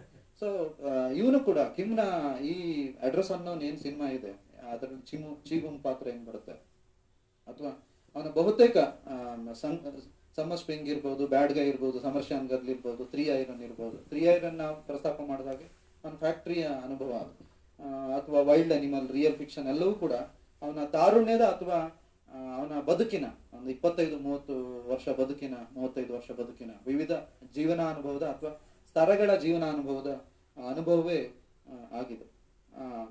ಇದು ಅಡ್ರೆಸ್ ಅನ್ನೋನ್ ಬಗ್ಗೆ. ಕಿಮ್ನ ಬಹುಮುಖ್ಯ ಅತ್ಯಂತ ಮುಖ್ಯವಾದ ಸಿನಿಮಾಗಳಲ್ಲಿ ನಮ್ಗೆ ಮುಂಚೂಣಿಯಲ್ಲಿ ಬರ್ತಕ್ಕಂಥ ಪಾತ್ರಗಳು ಯಾವಾಗಲೂ ಅಂಡರ್ ಡಾಗ್ ಪಾತ್ರಗಳು, ಸಬಾಲ್ಟನ್ ಪಾತ್ರಗಳು. ಈ ಸಬಾಲ್ಟನ್ ಪಾತ್ರ ವಿಶೇಷವಾಗಿ ಸಾಮಾಜಿಕವಾಗಿ ಅಂಚಿಗೆ ಸರದ ದಮನಿತ ಸಮುದಾಯ ಅಥವಾ ಆ ರೀತಿ ಏನಿದೆ. ಕಿಮ್ ಹುಟ್ಟಿದ್ದು ಸಿಯೋಲ್ನ ಕೇಂದ್ರ ಭಾಗದಲ್ಲ, ಪೆರಿಫರಿಯಲ್ಲಿ. ಮತ್ತೆ ನಮ್ಗೆ ಗೊತ್ತಿದೆ ಯಾವುದೇ ನಗರದ ಮಹಾನಗರದ ಒಡಲ್ನ ಒಂದು ತುದಿಯಲ್ಲಿ ಅಥವಾ ಪರಿಧಿಯಲ್ಲಿ ಸ್ಲಮ್ ಅಥವಾ ಈ ರೀತಿ ಗಲ್ಲಿಗಳು ಅತ್ಯಂತ ನಿಬಿಡವಾದ ಜನಕ್ಕೆ ವಾಸಯೋಗ್ಯವೇ ಅಲ್ಲದೆ ಇರತಕ್ಕಂತ ಒಂದು ಭೌತಿಕ ಪ್ರದೇಶದಲ್ಲಿ ಕಿಮ್ ಹುಟ್ಟಿ ಬೆಳೆದ ಕಾರಣ ಅವನ ಬಹುತೇಕ ಸಿನಿಮಾಗಳಲ್ಲಿ ಈ ಅಂಡರ್ ಡಾಗ್ಗಳೇ ಪ್ರೊಟಗನಿಸ್ಟ್. ಫಾರ್ ಎಕ್ಸಾಂಪಲ್ ಬಡ, ದೀನ, ಕಾರ್ಮಿಕ ಅಂದ್ರೆ ಶಾಡೋ ಫಿಗರ್ಸ್ ಅಂತ ನಾವೇನ್ ಕರಿತೀವಿ. ನಿರ್ವಸಿತರು, ಕಳ್ಳರು, ದರೋಡೆಕೋರರು, ವೇಶ್ಯೆಯರು ಅಥವಾ ಕ್ಯಾಂಪ್ ನಿವಾಸಿಗಳು, ಡೇರೆ ಪಟ್ಟಣದ ಕ್ಯಾಂಪ್ನ ನಿವಾಸಿಗಳು, ಅಥವಾ ಅಮೆರಿಕ ಮತ್ತು ಏಷ್ಯನ್ ಎಸ್ಪೆಷಲಿ ಕೊರಿಯನ್ ಬ್ರೀಡ್ನಿಂದ ಹುಟ್ಟಿದ ವ್ಯಕ್ತಿಗಳು, ಮಕ್ಕಳು, ಅಶಕ್ತರು, ಖೈದಿಗಳು, ಇವರೆಲ್ಲ ಕೂಡ ಇವರ ಏನಂದ್ರೆ ಇವು ಮುಂಚೂಣಿಯ ಪಾತ್ರಗಳು, ಬಹುತೇಕ ಮುಂಚೂಣಿಯ ಪಾತ್ರಗಳು. ಅಂದ್ರೆ ಇವರ ಒಂದು ಇಂತಹ ದೈನ್ಯದ ಒಂದು ಹತಭಾಗ್ಯ ಅನುಭವದಾದ ಜೀವನದ ಅನುಭವವನ್ನು ಪಡೆದ ಕಿಮ್ನ ಬಹುತೇಕ ಇಂತಹ ಮುಂಚೂಣಿಯ ಪಾತ್ರಗಳು ಬಹುಶಃ ನನ್ಗನ್ಸುತ್ತೆ ಹಿಂಸೆ ಏನು, ಯಾಕೆ, ಎಷ್ಟು ಏನೋ ದೊಡ್ಡ ಜಿಜ್ಞಾಸೆ ಇದೆ, ಜಾಗತಿಕವಾದ ಜಿಜ್ಞಾಸೆ ನಡುವು ಕೂಡ ವೈಯಕ್ತಿಕವಾಗಿ ನಂಗೆ ಅನ್ಸುತ್ತೆ ಬಹುಶಃ ಇವುಗಳು ಸಂವಹನಿಸಬಹುದಾದಂತಹ ಒಂದೇ ಒಂದು ಸಂವಹನ ಮಾಧ್ಯಮ ಅಂದರೆ ಹಿಂಸೆ. ಅದರ ಅರ್ಥ ನಾನು ಹಿಂಸೆಯನ್ನ ಪ್ರತಿನಿಧಿಸ್ತೀನಿ ಅಥವಾ ಹಿಂಸೆಯನ್ನು ಅನುಮೋದಿಸ್ತಿದ್ದೀನಿ ಅಂತ ಹೇಳಿ ಅಲ್ಲ. ಕಿಮ್ನ ಸಂದರ್ಭದಲ್ಲಿ ಇದಾಗಿದೆ ಮತ್ತು ಪಾತ್ರಗಳು ಬಹುಶಃ ಅನುಮೋದಿಸಬಹುದಾದ ಅಥವಾ ಸಂವಹನಿಸಬಹುದಾದಂತ ಒಂದು ಇಂಪಾರ್ಟೆಂಟ್ ಆದ ಮಾಧ್ಯಮ ಭಾಷೆ ಹಿಂಸೆ. ಮತ್ತು ನನಗೆ ಅಲ್ಲಿ ಎಲ್ಲಿ ಕೂಡ ನನಗೇನು ತಪ್ಪು ಅನ್ಸೋದಿಲ್ಲ ಆಕ್ಚುಲಿ. ಯಾಕಂದ್ರೆ ಕಿಮ್ ನಿಮ್ಮ ಹಾಗೆ ತುಂಬಾ ಚೆನ್ನಾಗಿ ಬೆಳೆದು, ಒಳ್ಳೆಯ ಶಿಕ್ಷಣ ಪಡೆದು, ಒಳ್ಳೆಯ ಫ್ಯಾಮಿಲಿ ಪಡೆದು, ಕೊರಿಯಾದ ಕೊರಿಯನ್ ಸೊಸೈಟಿಯು ಕೂಡ ಭಯಂಕರ ರ್ಯಾಷನಲ್ ಆದ ಸೊಸೈಟಿ ಅಲ್ಲ. ನಮ್ಗೆ ಗೊತ್ತಿರ್ಬೇಕು, ಕೇಳಿ ನಮ್ಮ ಏಷ್ಯಾದ ಫ್ಯೂಡಲ್ ಪೇಟ್ರಿಯಾರ್ಕಲ್ ಸೊಸೈಟಿ ಅದು ಕೂಡ ಏಷ್ಯಾದ ಎಕ್ಸ್ಟೆನ್ಷನ್, ಸ್ವಲ್ಪ ತುಂಬಾ ಹತ್ರನೇ ಇದೆ. ಮತ್ತು ಧಾರ್ಮಿಕವಾಗಿ, ಸಾಮಾಜಿಕವಾಗಿ ಫ್ಯಾಮಿಲಿ ಸಿಸ್ಟಮ್ ತುಂಬಾ ಸ್ಟ್ರಾಂಗ್ ಇದೆ. ಅಲ್ಲೂ ಕೂಡ ಒಳ್ಳೆ ಸಾಮಾಜಿಕ ಅಂತಸ್ತು, ಕುಟುಂಬದ ಅಂತಸ್ತು ಇತ್ಯಾದಿ ಇದ್ರೆ ಅಥವಾ ಕುಟುಂಬದ ಆರ್ಥಿಕತೆ ಎಲ್ಲ ಇತ್ಯಾದಿ ಗಟ್ಟಿ ಇದ್ರೆ ಅವನಿಗೆ ಒಳ್ಳೆ ಎಜುಕೇಶನ್ ಸಿಕ್ಕುತ್ತೆ, ಉದ್ಯೋಗ ಎಲ್ಲ ಕೂಡ ಸಿಗುತ್ತೆ. ಬಟ್ ಇವರಿಗೆ ಯಾರು ಕೂಡ ಕಿಮ್ನಂತಹ ಒಬ್ಬ ಸ್ಲಮ್ ವಾಸಿಗೆ ಅಥವಾ ಪರಿಧಿಯ ಒಂದು ಸಮಾಜದಲ್ಲಿ ಇರ್ತಕ್ಕಂಥ ವ್ಯಕ್ತಿಗೆ ಇದೆಲ್ಲ ಸಿಗೋದು ತುಂಬಾ ಕಷ್ಟ. ಇವನ ಸಿನಿಮಾಗಳನ್ನ ಎಕ್ಸ್ಟ್ರೀಮ್ ಸಿನಿಮಾ ಅಂಥೇಳಿ ವೆಸ್ಟ್ ಬ್ರ್ಯಾಂಡ್ ಮಾಡುತ್ತೆ. ವೆಸ್ಟ್ ಏಷ್ಯಾದ ಮೇಲೆ ಪೂರ್ವದ ಮೇಲೆ ಯಾವಾಗಲೂ ಇಂತಹ ಅನೇಕ ಬ್ರ್ಯಾಂಡ್ಗಳನ್ನು ಆರೋಪಣೆಗಳನ್ನು ಮಾಡ್ತಾ ಹೋಗುತ್ತೆ. ಇವರು ಬಾರ್ಬ್ಯಾರಿಕ್, ಏಷ್ಯನ್ಸಿಗೆ ಸಿವಿಲಿಟಿ ಇಲ್ಲ, ಎಲ್ಲವನ್ನು ನಮ್ಮಿಂದ ಕಲ್ತಿದ್ದು ಇತ್ಯಾದಿಗಳು ಬೇರೆ ಬೇರೆ. ಮತ್ತು ಪೂರ್ವ ಅಂದ್ರೆ ಅದು ಅಜ್ಞಾನ, ಅದು ಕೂಪ, ಅದೊಂದು ಬ್ಲ್ಯಾಕ್, ಅದು ತಿಮಿರ, ಹಿಂಗೆ ಬೇರೆ ಬೇರೆ ರೀತಿಯ ಬ್ಲ್ಯಾಕ್ ಇದು ಮಾಡುವ, ಬ್ರ್ಯಾಂಡ್ ಮಾಡುವ. ನಮ್ಗೆ ಗೊತ್ತಿದೆ ಎಡ್ವರ್ಡ್ ಸೈಡ್ನ ಓರಿಯೆಂಟಲಿಸಮ್ನ ಇಡೀ ಜಿಜ್ಞಾಸೆ ಮತ್ತು ಆರ್ಗ್ಯುಮೆಂಟ್ಗಳು ಇದ್ರ ಸುತ್ತ ಇದೆ. ನಿಜವಾಗ್ಲೂ ಹಂಗಲ್ಲ. ಮತ್ತು ಅಂತಹ ಬ್ರ್ಯಾಂಡ್ ಮಾಡುವುದರ ಹಿಂದೆ ಒಂದು ಒಂದು ಒಂದು ತುಂಬ ದೊಡ್ಡದಾದಂತಹ ರಾಜಕೀಯ ಮತ್ತು ತಾತ್ವಿಕ ಅಥವಾ ಆಳುವ ಕಾರಣಗಳು, ಹಿತಾಸಕ್ತಿಗಳು ತುಂಬಾ ಇದೆ. ಮತ್ತು ವೆಸ್ಟ್ ಅದನ್ನು ನಿರ್ವಹಿಸಿದೆ ಕಲೋನಿಯಲಿಸಮ್ನ ಸಂದರ್ಭದಲ್ಲಿ ಅಥವಾ ಸಾಮ್ರಾಜ್ಯಶಾಹಿ ಆಡಳಿತ ವ್ಯವಸ್ಥೆ ಸಂದರ್ಭದಲ್ಲಿ ಅದನ್ನು ನಿರ್ವಹಿಸಿದೆ. ಆದರೆ ಇದು 1947-48 ನಂತರ ಏನು ಡಿಕಲನೈಸೇಷನ್ ನ ಪ್ರಶ್ನೆ ಬರುತ್ತೆ, ಅಲ್ಲಿಗೆ ಸಂಪೂರ್ಣ ಮುಗಿದು ಹೋಗುದಿಲ್ಲ. ವೆಸ್ಟ್ ಈಗಲೂ ನಮ್ಮನ್ನ ಬ್ರ್ಯಾಂಡ್ ಮಾಡ್ತಾ ಇದೆ. ಫಾರ್ ಎಕ್ಸಾಂಪಲ್ 4-5 ವರ್ಷದ ಹಿಂದೆ ಬಂದ ಅಮೆರಿಕದ ಒಬ್ಬ ಪ್ರಖ್ಯಾತ ವಿದ್ವಾಂಸ ಸ್ಯಾಮ್ಯುಯಲ್ ಪಿ ಹಂಟಿಂಗ್ಟನ್ ನ ಕ್ಲಾಶ್ ಆಫ್ ಸಿವಿಲೈಸೇಷನ್ ನ ಪ್ರಶ್ನೆ ಏನಿದೆ, ಅವನು ಅದರ ಮೂಲಕ ಮಂಡಿಸುವ ಇಸ್ಲಾಮಿ ಸಮಾಜಗಳು ಮೂಲಭೂತವಾದಿ ಸಮಾಜಗಳು ಮತ್ತು ಅವುಗಳಿಂದ ಯಾವಾಗಲೂ ಅಪಾಯ ಕಟ್ಟಿಟ್ಟದ್ದೇ ಅನ್ನುವ ಪೂರ್ವಾಗ್ರಹದ ಓರಿಯೆಂಟಲ್ ಪೂರ್ವಾಗ್ರಹಗಳು ಅಥವಾ ಗ್ರಹಿತಗಳವರೆಗೆ ಅದು ಸಂಪೂರ್ಣ ನಿಂತಿದ್ದಿಲ್ಲ, ಈಗಲೂ ಕೂಡ ಮುಂದುವರಿತಾ ಇದೆ, ಒಂದಲ್ಲ ಒಂದು ರೀತಿಯಲ್ಲಿ ಮುಂದುವರಿತಾ ಇದೆ. ಸೊ ಕಿಮ್ ಸಿನಿಮಾಗಳ ಸಂದರ್ಭದಲ್ಲಿ ಕಿಮ್ ಸಿನಿಮಾಗಳು ತುಂಬಾ ಎಕ್ಸ್ಟ್ರೀಮ್ ಸಿನಿಮಾಗಳು ಎಂದು ಬ್ರ್ಯಾಂಡ್ ಮಾಡಿದ ಹಿಂದೆ ಕೂಡ ಇಂತಹ ಒಂದು ದೊಡ್ಡ ರಾಜಕೀಯ ಇದೆ. ಅಥವಾ ಇವನ ಸಿನಿಮಾಗಳು ಬ್ರುಟಲ್ ಸಿನಿಮಾ ಅಥವಾ ಕ್ರಿಯಾಲಿಟಿ ಸಿನಿಮಾ ಅಂತೇಳಿ ಬ್ರ್ಯಾಂಡ್ ಮಾಡಿದ್ದು ಹಿಂದೆ ಕೂಡ ಇಂತಹ ಒಂದು ರಾಜಕೀಯ ಇದೆ. ಆದ್ರೆ ನಿಜವಾಗ್ಲೂ ಅವನು, ನಾನು ಈಗಾಗಲೇ ಹೇಳಿದ ಹಾಗೆ, ಕೊರಿಯಾದ ವರ್ಗ ಸಮಾಜವನ್ನ ಅಥವಾ ವರ್ಗ ತಾರತಮ್ಯವನ್ನ ಅವನು ತನ್ನ ಸಿನಿಮಾಗಳಲ್ಲಿ ಸೆಕ್ಸ್, ವೈಲೆನ್ಸ್, ಟೆರರ್ ಅಥವಾ ಇದ್ರ ಮೂಲಕ ಅಂದ್ರೆ ಮರ್ಡರ್ ಟು ಕ್ಯಾನಿಮಲಿಸಮ್ ಅಥವಾ ಅನಿಮಲ್ ಕ್ರುಯಲ್ಟಿ ಟು ಬಾಡಿ ಮ್ಯುಟಿಲೇಷನ್ ಇತ್ಯಾದಿಗಳು ವರೆಗೆ ಅವನು ಇದು ಮಾಡ್ತಾ ಹೋಗ್ತಾನೆ. ಆದ್ರೆ ಈ ಎಕ್ಸ್ಟ್ರೀಮ್ ಸಿನಿಮಾ ಅನ್ನುವ ಒಂದು ಬ್ರ್ಯಾಂಡೇ ತುಂಬಾ ಸಮಸ್ಯಾತ್ಮಕವಾದ್ದು ಅಂತ ಹೇಳಿ ನಾನು ಹೇಳ್ತೇನೆ. ಇನ್ನೊಂದು ತುಂಬಾ ಮುಖ್ಯವಾದ ಸಂಗತಿಯನ್ನು ಕಿಮ್ ಸಿನಿಮಾಗಳ ಸಂದರ್ಭದಲ್ಲಿ ನಾವು ಉಲ್ಲೇಖಿಸಬೇಕಂದ್ರೆ, ಅವನು ಅನೇಕ ಫಿಲ್ಮ್ ಮೇಕರ್ಸ್ಗಳು, ನಾನು ಕೊರಿಯನ್ ಸಿನಿಮಾ ಸಂದರ್ಭದಲ್ಲಿ ಒಬ್ಬ ಫಿಲ್ಮ್ ಮೇಕರ್ ಪ್ರಸ್ತಾಪ ಮಾಡಿದೆ, ಆಂಗ್ ಸಾನ್ ಸೂ ಅಂತ, ಹೋಟೆಲ್ ಬೈ ದ ರಿವರ್ ಮತ್ತೆ ಡಯಾಕ್ ಬೀಚ್ ಅಲೋನ್ ಮತ್ತೆ ಗ್ರಾಸ್, ಈ ಸರಿ ವಿಮೆನ್ ಹೂ ರ್ಯಾನ್, ಬೇರೆ ಬೇರೆ ಸಿನಿಮಾಗಳನ್ನು ಮಾಡಿದ. ಅವನು ತುಂಬಾ ಪೊಯಿಟಿಕಲ್. ಅದರತ್ತ ಪಾಲಿಟಿಕ್ಸ್ ಇಲ್ಲ ಅಂತ ಹೇಳಿ ಇಲ್ಲ, ಯಾಕಂದ್ರೆ ಪ್ರತಿ ಸಿನಿಮಾವು ಕೂಡ ಒಂದು ವಿಚಾರದ ಕನ್ವೆ ಮಾಡುವ ಕ್ರಮವೇ ಆಗಿದೆ. ಅವನು ಯಾವ ಸಿನಿಮಾವನ್ನು ಅಥವಾ ಯಾವುದೇ ಪುಸ್ತಕವನ್ನು ಸುಮ್ಮನೆ ಬರೆಯಲ್ಲ. ಸುಮ್ಮನೆ ಬರೀತಾನೆ ಅಂತ ಹೇಳಿದ್ರೆ ಅದು ಒಂದು ಒಳ್ಳೆ ಕೃತಿ ಆಗ್ಲಿಕ್ಕೆ ಸಾಧ್ಯವಿಲ್ಲ. ನೋಡೋಕಾದ್ರೆ ಪ್ರತಿ ಸಿನಿಮಾವು ನಿಜವಾಗ್ಲೂ ಒಂದು ನೆಲೆಯ ರಾಜಕೀಯವನ್ನು ಹೊಂದಿರುತ್ತೆ. ಮತ್ತೆ ರಾಜಕೀಯ ಅಂದ ತಕ್ಷಣ ನಾವು ತುಂಬಾ ಮುಜುಗರ ಪಡಬೇಕಾದ ಅಗತ್ಯ ಇಲ್ಲ. ರಾಜಕೀಯ ಮನೆಯ ಕಿಚನ್ ಇಂದ ಶುರುವಾಗುತ್ತೆ. ಅಥವಾ ನಾವು ಅಮ್ಮನಿಗೆ ಎಷ್ಟು ಮಾತಾಡ್ಲಿಕ್ಕೆ ಬಿಡ್ತೀವಿ, ಅಮ್ಮ 4ನೇ ಕ್ಲಾಸ್ ಓದಿದಾಳೆ, ನಾವು ಇಂಜಿನಿಯರಿಂಗ್ ಅಥವಾ MBA ಅಥವಾ ಇನ್ನೊಂದು ಯಾವುದೋ ಓದಿದ್ದೀವಿ, ಈ ಸಂದರ್ಭದಲ್ಲಿ ನಾವು ಅಮ್ಮನಿಗೆ ಎಷ್ಟು ಮಾತಾಡ್ಲಿಕ್ಕೆ ಬಿಡ್ತೀವಿ ಅಥವಾ ಅನ್ನುವ ಈ ಕಿಚನ್ ನಿಂದ, ಅಡುಗೆ ಮನೆಯಿಂದಲೇ ರಾಜಕೀಯ ಶುರುವಾಗುತ್ತೆ. ಸೊ ಅಲ್ಲಿಂದ ಪುರುಷಾಧಿಕಾರದ ಪ್ರಶ್ನೆ ಬರುತ್ತೆ. ಸೊ ಆದ್ರೆ ಈ ತುಂಬಾ ಲಾರ್ಜರ್ ಆದ ಒಂದು ಸಾಮಾಜಿಕ ಮತ್ತು ರಾಜಕೀಯಾತ್ಮಕ ಪ್ರಕಟಣೆಯನ್ನ ಮತ್ತು ಪೊಯಿಟಿಕಲ್ ಆದ ಸಿನಿಮಾ ಮೇಕಿಂಗ್ ಅನ್ನ ಎರಡನ್ನೂ ಕೂಡ ಒಟ್ಟಿಗಿಟ್ಟು ಇದನ್ನು ನಿರ್ವಹಿಸುವುದು ಅಷ್ಟು ಸುಲಭ ಇಲ್ಲ, ತುಂಬಾ ಕಷ್ಟ ಆಗಿಬಿಡುತ್ತೆ. ನಮ್ಮ ಅನೇಕ ಜನ ಇಂತಹ ಸಮಕಾಲೀನ ರಾಜಕಾರಣವನ್ನು ಚಿತ್ರಣ ಮಾಡ್ಲಿಕ್ಕೆ ಹೋಗಿ ಅವರ ಅನೇಕ ಕಥನಗಳು ತುಂಬಾ ಸಪ್ಪೆಯಾಗಿ ತುಂಬಾ ಕಾಣಿಸ್ಬಿಡುತ್ತೆ ನಮ್ಗೆ. ಯಾಕಂದ್ರೆ ಸಿನಿಮಾ ಅಸ್ಥೆಟಿಕ್ಸ್ ಎಲ್ಲೋ ಒಂದ್ ಕಡೆ ಹೋಗಿರುತ್ತೆ. ಸಿನಿಮಾ ಅಸ್ಥೆಟಿಕ್ಸ್ ಒಂದ್ ಕಡೆ ಹೋಗಿದ್ರೆ ಪೊಲಿಟಿಕ್ಸ್ ಗಟ್ಟಿಯಾಗಿ ನಿಲ್ಲಲ್ಲ. ಸೊ ಆದ್ರೆ ಇದೆರಡನ್ನು ತುಂಬಾ ಚೆನ್ನಾಗಿ ನಿರ್ವಹಿಸ್ತಾ ಬರ್ತಾನೆ. ಸೊ ಕೊರಿಯನ್ ಸಾಂಸ್ಥಿಕ ಮತ್ತು ಸಾಂಸ್ಕೃತಿಕ ಸಂದರ್ಭಗಳ ಹೊರತಾಗಿ ಕೂಡ ಆತ ಇವೆರಡನ್ನು ಕೂಡ ತುಂಬಾ ಚೆನ್ನಾಗಿ ಆತ ಏನ್ ಮಾಡ್ತಾನೆ, ನಿರ್ವಹಿಸ್ತಾನೆ. ಮತ್ತು ಇಂತಹ ನಿರ್ವಹಣೆಯ ಸಂದರ್ಭದಲ್ಲಿ ಸೆಕ್ಸ್ ನಂತಹ ಅತ್ಯಂತ ತೀರದ ವೈಲೆನ್ಸ್ ಅನ್ನ ತಂದ್ರೂ ಕೂಡ, ಅಥವಾ ಸ್ಯಾಡೋ ಮ್ಯಾಸೋಸಿಸ್ಟಿಕ್ ಸೆಕ್ಸ್ ಅನ್ನ ತಂದ್ರೂ ಕೂಡ ಅದೆಲ್ಲೂ ಕೂಡ ಪ್ರಸ್ತಾಪ ಮಾಡಿದ್ದು ತುಂಬಾ ಚೀಪ್ ಆದ ಒಂದು ಬಗೆ ಅಥವಾ ಕ್ರಮ ಅಲ್ಲ. ಬದಲಿಗೆ ಅದಕ್ಕೇನೋ ಒಂದು ಪೊಲಿಟಿಕಲ್ ಮೀನಿಂಗ್ ಇದೆ, ಅದಕ್ಕೇನೋ ಒಂದು ಕಂಟೆಂಪರರಿ ಮೀನಿಂಗ್ ಇದೆ, ಒಂದು ಪೈನ್ ಇದೆ. ಸೊ ಅಂತಹ ಅಂದ್ರೆ ಒಂದು ಸೆಕ್ಷುವಲ್ ಟೆರರಿಸಮ್ ಅಲ್ಲ ಅದು. ಆಕ್ಚುಲಿ ತುಂಬಾ ಜನಪ್ರಿಯ ಸಿನಿಮಾಗಳು ಅಥವಾ ನಮ್ಗೆ ಹಾಲಿವುಡ್ ಸಿನಿಮಾಗಳು ಸೆಕ್ಸ್ ಅನ್ನ ಟೆರರ್ ರೀತಿಯಲ್ಲಿ ಏನು ಕಟ್ಕೊಡ್ತಾವೆ, ಆ ರೀತಿ ಕಟ್ಲಿಕ್ಕೆ ಕಿಮ್ ಹೊರಟಿದ್ದಲ್ಲ, ಬದಲಿಗೆ ಒಂದು ಒಂದು ಸಾಮಾಜಿಕ ಸನ್ನಿವೇಶವನ್ನ ನಿರೂಪಿಸುವ ಸಂದರ್ಭದಲ್ಲಿ ಅಥವಾ ಒಂದು ಅಂತಹ ಸಾಮಾಜಿಕ ಸನ್ನಿವೇಶದ ಪಾತ್ರಗಳು ಅನುಭವಿಸಿದ ನೋವನ್ನ ಪ್ರಕಟಪಡಿಸುವ ಸಲುವಾಗಿ ವೈಲೆನ್ಸ್ ಅನ್ನ ಇವು ಕಿಮ್ ಸಿನಿಮಾಗಳು ವ್ಯಕ್ತಪಡಿಸ್ತಾ ಹೋಗುತ್ತೆ. ಇದಲ್ಲದೆ ನಾನು ಈಗಾಗಲೇ ಪ್ರಸ್ತಾಪ ಮಾಡಿದ್ದೀನಿ, ಅವನ ಬಹುತೇಕ ಸಿನಿಮಾಗಳ ಮುಂಚೂಣಿ ಪಾತ್ರಗಳು ಸಬಾಲ್ಟರ್ನ್ ಪಾತ್ರಗಳು.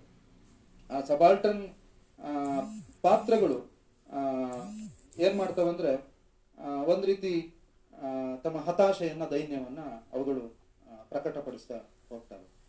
ಇದಲ್ಲದೆ ಇನ್ನೂ ಒಂದು ಕೂಡ ಗಮನಿಸಬೇಕು ಕಿಮ್ ಸಿನಿಮಾಗಳಲ್ಲಿ,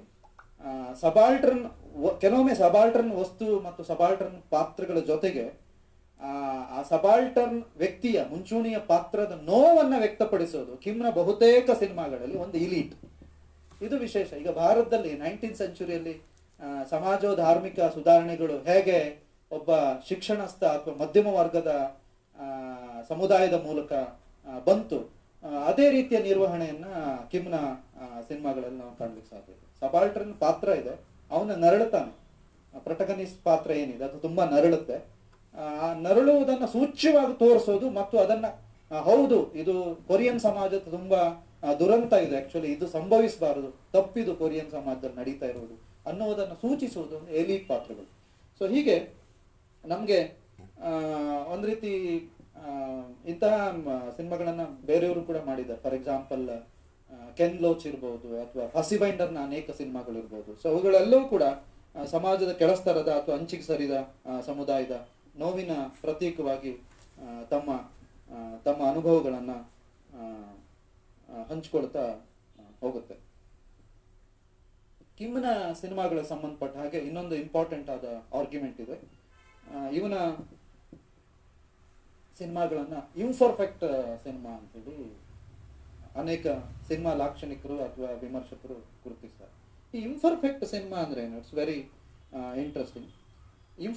ಇಂಪರ್ಫೆಕ್ಟ್ ಸಿನಿಮಾ ಅಂದ್ರೆ ಈ ಇಂಪರ್ಫೆಕ್ಟ್ ಸಿನಿಮಾ ಅಂತಕ್ಕಂಥ ಕಲ್ಪನೆಯನ್ನ ಕಾಯಿನ್ ಮಾಡಿದ್ದು ಕ್ಯೂಬಾದ ಫಿಲ್ಮ್ ಮೇಕರ್ ಮತ್ತು ಫಿಲ್ಮ್ ಥಿಯರಿಸ್ಟ್ ಆದ ಜೂಲಿಯೋ ಗಾರ್ಸಿಯಾ ಎಸ್ಪಿನೋಜಾ ಅಂತಕ್ಕಂಥ ಒಬ್ಳು ಮಹಿಳೆ. ಅವಳು 1969ರಲ್ಲಿ for an manifesto of an imperfect cinema ಅಂತಕ್ಕಂಥ ಒಂದು ಇಂಪಾರ್ಟೆಂಟ್ ಆದ ಒಂದು ಪ್ರಬಂಧದಲ್ಲಿ ಈ ಇಂಪರ್ಫೆಕ್ಟ್ ಸಿನಿಮಾದ ರೂಪುರೇಷೆಗಳನ್ನ, ಲಕ್ಷಣಗಳನ್ನ ಅವಳು ಗುರುತಿಸ್ತಾ ಹೋಗ್ತಾರೆ. ಮತ್ತು ಕಿಮ್ ಸಂದರ್ಭದಲ್ಲಿ ಕಿಮ್ ಸಿನಿಮಾವನ್ನ ಅಧ್ಯಯನ ಮಾಡಿರ್ತಕ್ಕಂಥ ಅನೇಕರು ಕಿಮ್ ಸಿನಿಮಾ ಒಂದು ರೀತಿಯಲ್ಲಿ ಇಂಪರ್ಫೆಕ್ಟ್ ಸಿನಿಮಾದ ಮಾದರಿಗೆ ತುಂಬಾ ಹತ್ರ ಆಗುತ್ತೆ ಅಂತೇಳಿ ಹೇಳ್ತಾರೆ. ಅಂದ್ರೆ ಇದರ ಮುಖ್ಯವಾದ ಲಕ್ಷಣಗಳನ್ನ ನಾವು ಎರಡು ಸ್ವರೂಪದಲ್ಲಿ ಗಮನಿಸಬಹುದು. ಒಂದು, ದಮನಿತ ಜನ, ಶೋಷಿತ ಜನ ಅಥವಾ ಸಬಾಲ್ಟರ್ನ್ ಮಾರ್ಜಿನಲೈಸ್ ಜನ ಏನಿದ್ದಾರೆ, ಅಂತಹ ಜನ ಒಂದು ಕ್ರಾಂತಿಯನ್ನ ತರಲಿಕ್ಕೆ ಇಷ್ಟಪಡ್ತಾರೆ ಮತ್ತು ಕ್ರಾಂತಿಯ ಮೂಲಕ ಸಾಮಾಜಿಕ ರಾಜಕೀಯ ಬದಲಾವಣೆಯನ್ನ ತರಲಿಕ್ಕೆ ಇಷ್ಟಪಡ್ತಾರೆ. ಸೊ ಇದು ಕಂಟೆಂಟ್ ನಲ್ಲಿ ಇರುತ್ತೆ. ಇಂತಹ ಸಿನಿಮಾವನ್ನ ಇಂಪರ್ಫೆಕ್ಟ್ ಸಿನಿಮಾ ಅಂತೇಳಿ ಪರಿಗಣಿಸಬಹುದು. ಇದು ಕಂಟೆಂಟ್ ನಲ್ಲಿ. ಎರಡನೇದು ಅಸ್ಥೆಟಿಕ್ಸ್ ಹೆಂಗಿರುತ್ತೆ, ಇಂಪರ್ಫೆಕ್ಟ್ ಸಿನಿಮಾದ ಅಸ್ಥೆಟಿಕ್ಸ್ ಹೆಂಗಿರುತ್ತೆ ಅದು ಕೂಡ ತುಂಬಾ ಮುಖ್ಯ.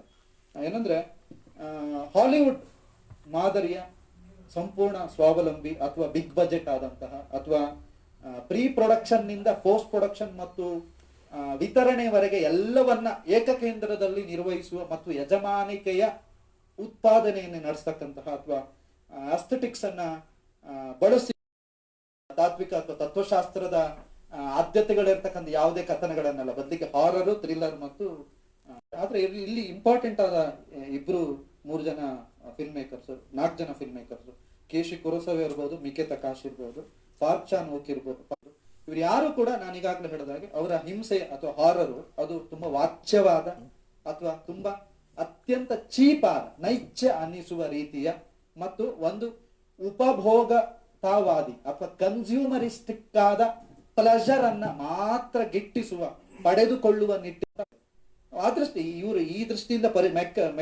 ಹಮಿಶ್ ಮೆಕಲ್ಫಿನ್ ಈ ರೀತಿ ಪರಿಚಯ ಮಾಡಿದ್ರು ಕೂಡ ಒಂದು ಅಥವಾ ಏಷ್ಯಾದ ಬೇರೆ ಬೇರೆ ಸಿನಿಮಾ ಸಾಧ್ಯತೆಗಳು ಎಲ್ಲವೂ ಕೂಡ ತೆರ್ಕೊಳ್ಳಿಕ್ಕೆ ಸಾಧ್ಯತೆ ಆಯ್ತು. ಈ ಏಷ್ಯಾ ಎಕ್ಸ್ಟ್ರೀಮ್ನ ಅದೇ ಇದರಲ್ಲಿ ಏಷ್ಯಾ ಎಕ್ಸ್ಟ್ರೀಮ್ ಅಲ್ಲೂ ಕೂಡ ನಾನು ಸಾಕಷ್ಟು ಸಮಸ್ಯೆ ಇದೆ. ಫಾರ್ ಎಕ್ಸಾಂಪಲ್ ಏಷ್ಯಾ ಅಂದ್ರೆ ಏನು ಅನ್ನೋದು ತುಂಬಾ ಸಮಸ್ಯೆ. ಏಷ್ಯಾದೊಳಗೆ ಸಾಕಷ್ಟು ಭೂಮಿ ಇದೆ, ಸಾಕಷ್ಟು ನಂಬಿಕೆ ಇದೆ, ಸಾಕಷ್ಟು ಆಹಾರ ಕ್ರಮ ಇದೆ, ಜನಾಂಗ ಇದೆ, ಭಾಷೆ ಇದೆ. ಚೈನಾದಲ್ಲಿ ಒಂದು 50 ರೀತಿಯ ಜನಾಂಗ ಇದೆ, ತಳಿ ಇದೆ, ಒಬ್ರಿಗಿಬ್ರಿಗೂ ಸಾಕಷ್ಟು ಭಿನ್ನತೆ ವ್ಯತ್ಯಾಸ ಇದೆ. ಇವರು ಏಷ್ಯಾವನ್ನೇ ಹೋಮೋಜನೈಸ್ ಆದಂತಹ ಒಂದು ಎಂಟಿಟಿಯ ರೂಪ, ವೈರುಧ್ಯತೆಗಳು ಸಾಕಷ್ಟು ಇರುತ್ತೆ. ಅಂದ್ರೆ ಒಂದ್ ರೀತಿ 1947ಕ್ಕಿಂತ ಮುಂಚೆ ಯುರೋಪ್ ಮತ್ತು ಅಮೆರಿಕ ಏಷ್ಯಾದ ಬಗೆಗೆ ಓರಿಯೆಂಟ್ ಅನ್ನುವ ಸ್ವರೂಪದಲ್ಲಿ ಏನನ್ನು ಕಟ್ಟಿಕೊಳ್ತು, ಅದಕ್ಕಿಂತ ಸ್ವಲ್ಪ ಫಾಲಿಶ್ ಆದಂತಹ ನಿಯೋ ಓರಿಯೆಂಟ್ ಅನ್ನುವ ಸ್ವರೂಪದಲ್ಲಿ ಇದನ್ನ ಕಟ್ಟಿದ್ರು. ಮತ್ತೆ ಉಳಿದಂತೆ ಯಾವ ಅವರ ಪೂರ್ವ ಆಗ್ರಹಗಳು, ಸಾಂಸ್ಕೃತಿಕ ಜನಾಂಗೀಯ ಯಜಮಾನಿಕೆಯ ಆಲೋಚನೆ ಯಾವುದೂ ಕೂಡ ಕಡಿಮೆ ಆದ ಹಾಗೆ ಕಾಣಿಸೋದಿಲ್ಲ ನಮ್ಗೆ. ಇದು ಒಂದು. ಮತ್ತು ಏಷ್ಯಾದೊಳಗೆ ಇರತಕ್ಕಂಥ ಡೈವರ್ಸಿಟಿ ಇದು ಒಂದು. ಎರಡನೇ ತುಂಬಾ ಇಂಪಾರ್ಟೆಂಟು, ಯುರೋಪ್ ಕೇಂದ್ರಿತವಾದ ಅಂದ್ರೆ ಮಾರುಕಟ್ಟೆ ಹಿತಾಸಕ್ತಿಗಳೇ ಇದರಲ್ಲಿ ತುಂಬಾ ಮುಖ್ಯ ಮತ್ತು ಆದ್ಯತೆಗಳು ತುಂಬಾ ಮುಖ್ಯ ಆಯಿತು. ಮತ್ತು ಅವುಗಳು ಏಷ್ಯಾವನ್ನು ಈಗಲೂ ಕೂಡ ಹಿಂದೆ ಓರಿಯೆಂಟಲಿಸ್ಟ್ ಯಾವ ರೀತಿ ಕರೆದ್ರು ಅದೇ ರೀತಿಯಲ್ಲಿ ಎಕ್ಸೋಟಿಕ್ ಅನ್ನೋ ಸ್ವರೂಪ ಕರೆದು, ಬದಲಿಗೆ ಏಷ್ಯಾ ತುಂಬಾ ವೈವಿಧ್ಯದ ಸ್ವರೂಪದಲ್ಲಿ ಏಷ್ಯಾ ಸಿನಿಮಾ ಇದೆ ಅನ್ನುವುದು ಕೂಡ, ಅಥವಾ ಏಷ್ಯಾದ ಸಮಾಜ ಇದೆ ಅನ್ನೋದನ್ನು ಕೂಡ ಅವರು ಗಮನಿಸ್ತಿಲ್ಲ. ಮತ್ತು ಅಂದ್ರೆ ಇದರ ನಡುವೆ ಏಷ್ಯಾ ಎಕ್ಸ್ಟ್ರೀಮ್ನ ಸಮಸ್ಯೆಗಳ ನಡುವೆನೆ ಇನ್ನೂ ಒಂದು ರಾಜಕೀಯ ವಿನ್ಯಾಸವನ್ನ ನಾವು ಕಾಣ್ಲಿಕ್ಕೆ ಸಾಧ್ಯ ಆಗುತ್ತೆ. ಅಂದ್ರೆ ಜಗತ್ತಿಗೆ ಏಷ್ಯಾದ ಸಿನಿಮಾಗಳು ಪ್ರಕಟಿತಗೊಂಡ ಕಿಮ್ ಸಿನಿಮಾ ಸೇರಿ ಪರಿಚಿತಗೊಂಡ ಪ್ಯಾಟರ್ನ್ ಅಲ್ಲಿ ನಾವು ಫಸ್ಟ್ ಜಪಾನ್, ಎರಡನೇದು ಫಸ್ಟ್ ಕುರೋಸವಾ, ಒಜು ಮತ್ತೆ ಮಿಜುಗುಚಿ ಅಂಡ್ ಅದರ್ಸ್ ಫಸ್ಟ್, ಚೈನಾ ಅನ್ನುವುದು ಸ್ವ, ಏಷ್ಯಾದಲ್ಲೇನೆ ಸ್ವ, ಓರಿಯೆಂಟ್ ನಿರೂಪಿಸುವ, ಓರಿಯೆಂಟ್ ಕಥಿಸುವ ರಾಜಕೀಯ ಪರಿಭಾಷೆ ಮತ್ತು ಯಜಮಾನಿಕೆ ಪರಿಭಾಷೆ ಏನಿದೆ ಅದರ ಮೂಲಕ ನೋಡುವುದಾದ್ರೂ ಕೂಡ ಸ್ವ ಮತ್ತು ಕೊರಿಯಾದ ರೀತಿಯ ಅಂತಕ್ಕಂಥ ಒಂದು ರಾಜಕೀಯ ಒಂದು ಪ್ಯಾರಾಮೀಟರ್ ಅನ್ನು ಕೂಡ ನಾವು ಇದನ್ನ ನೋಡ್ಲಿಕ್ಕೆ ಸಾಧ್ಯ ಇದೆ. ಸೊ ಹೀಗೆ ಅದರಿಂದ ಮುಕ್ತಿಯನ್ನು ಅವರು ಪಡಿಲೇ ಇಲ್ಲ. ಏಷ್ಯಾವನ್ನ ಬ್ರ್ಯಾಂಡ್ ಮಾಡೋ ಸಂದರ್ಭದಲ್ಲಿ ಅದರಿಂದ ಮುಕ್ತಿಯನ್ನು ಕೂಡ ಪಡಿಲೇ ಇಲ್ಲ. ಆದ್ರೂ ಕೂಡ ಕಿಮ್ಗೆ ಇದು ಸಾಕಷ್ಟು ಉಪಯೋಗ ಆಗುತ್ತೆ.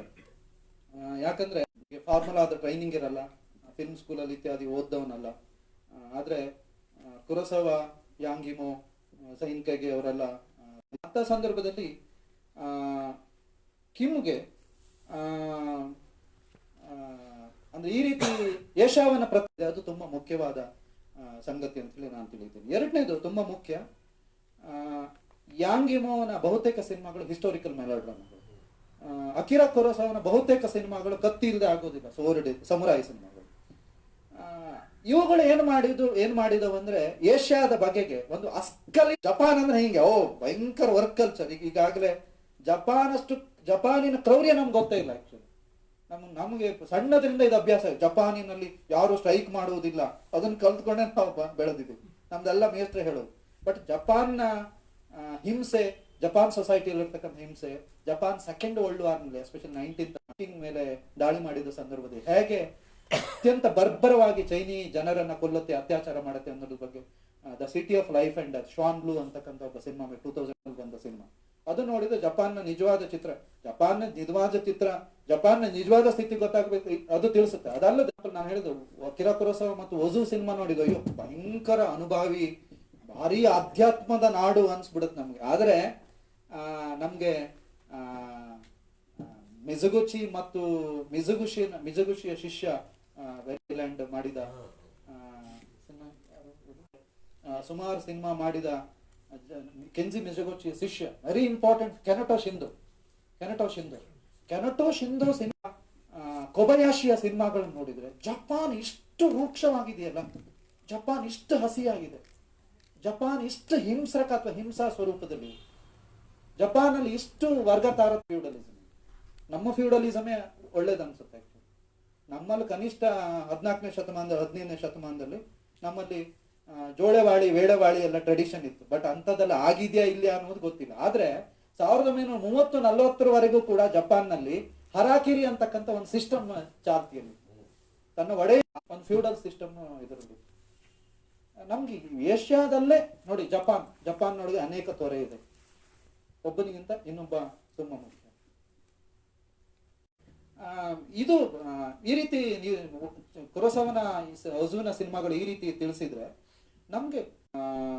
ನಮ್ಗೆ ಏಷ್ಯನ್ ಆಸಕ್ತಿಯ 3ನೇ ಸ್ತರವನ್ನ ವಿಶೇಷವಾಗಿ ಒಂಥರ ನ್ಯೂ ಮಿಲೇನಿಯಂ ಸಿನಿಮಾ ಏನಿದೆ 2000 ನಂತರ ಹೊಸ ಶತಾಬ್ದದ ಹೊತ್ತಿಗೆ ಸಹಸ್ರಾಬ್ದದ ಹೊತ್ತಿಗೆ ರೂಪುಗೊಂಡ ಏಷ್ಯಾದ ವಿಶೇಷವಾಗಿ ಕೊರಿಯಾದ ಚೈನಾದ ಜಪಾನ್ನ ಸಮಾಜಗಳ ಸಂಕ್ರಮಣವಾದ ಓರಿಯೆಂಟಲಿಸಂ ಅಂತೇಳಿ ಕರೀಲಿಕ್ಕೆ ಸಾಧ್ಯ ಇದೆ. ನಮ್ದು ಒಂದು ವಿಚಿತ್ರ ರೀತಿಯ ವಕ್ರ ರೀತಿಯ ಓರಿಯೆಂಟಲಿಸಂ. ಹೌದು, ಯುರೋಪ್ ಬ್ರಾಂಡ್ ಮಾಡಿದ್ದು ಸಂಪೂರ್ಣ ಸುಳ್ಳಲ್ಲ, ಒಂದು 10% ಇದೆ ಅವ್ರು ಬ್ರಾಂಡ್ ಮಾಡಿದಾಗ. ಯಾಕಂದ್ರೆ ಫ್ಯೂಡಲಿಸಂ ಅನ್ನೋದೇ ವ್ಯಕ್ತಿ ವಿರೋಧ, ವ್ಯಕ್ತಿಯ ಘನತೆಗೆ ಸಂಪೂರ್ಣ ವಿರೋಧ. ಮಹಿಳೆಯ ಸ್ಥಾನಮಾನ ಇಲ್ವೇ ಇಲ್ಲ. ಆಕ್ಚುಲಿ ಜೆಂಡರ್ ಈಕ್ವಿಟಿಯ ಪ್ರಶ್ನೆ ಏನಿದೆ ಇದೆಯಾ ನಮ್ಮಲ್ಲಿ 100% ಇದೆ.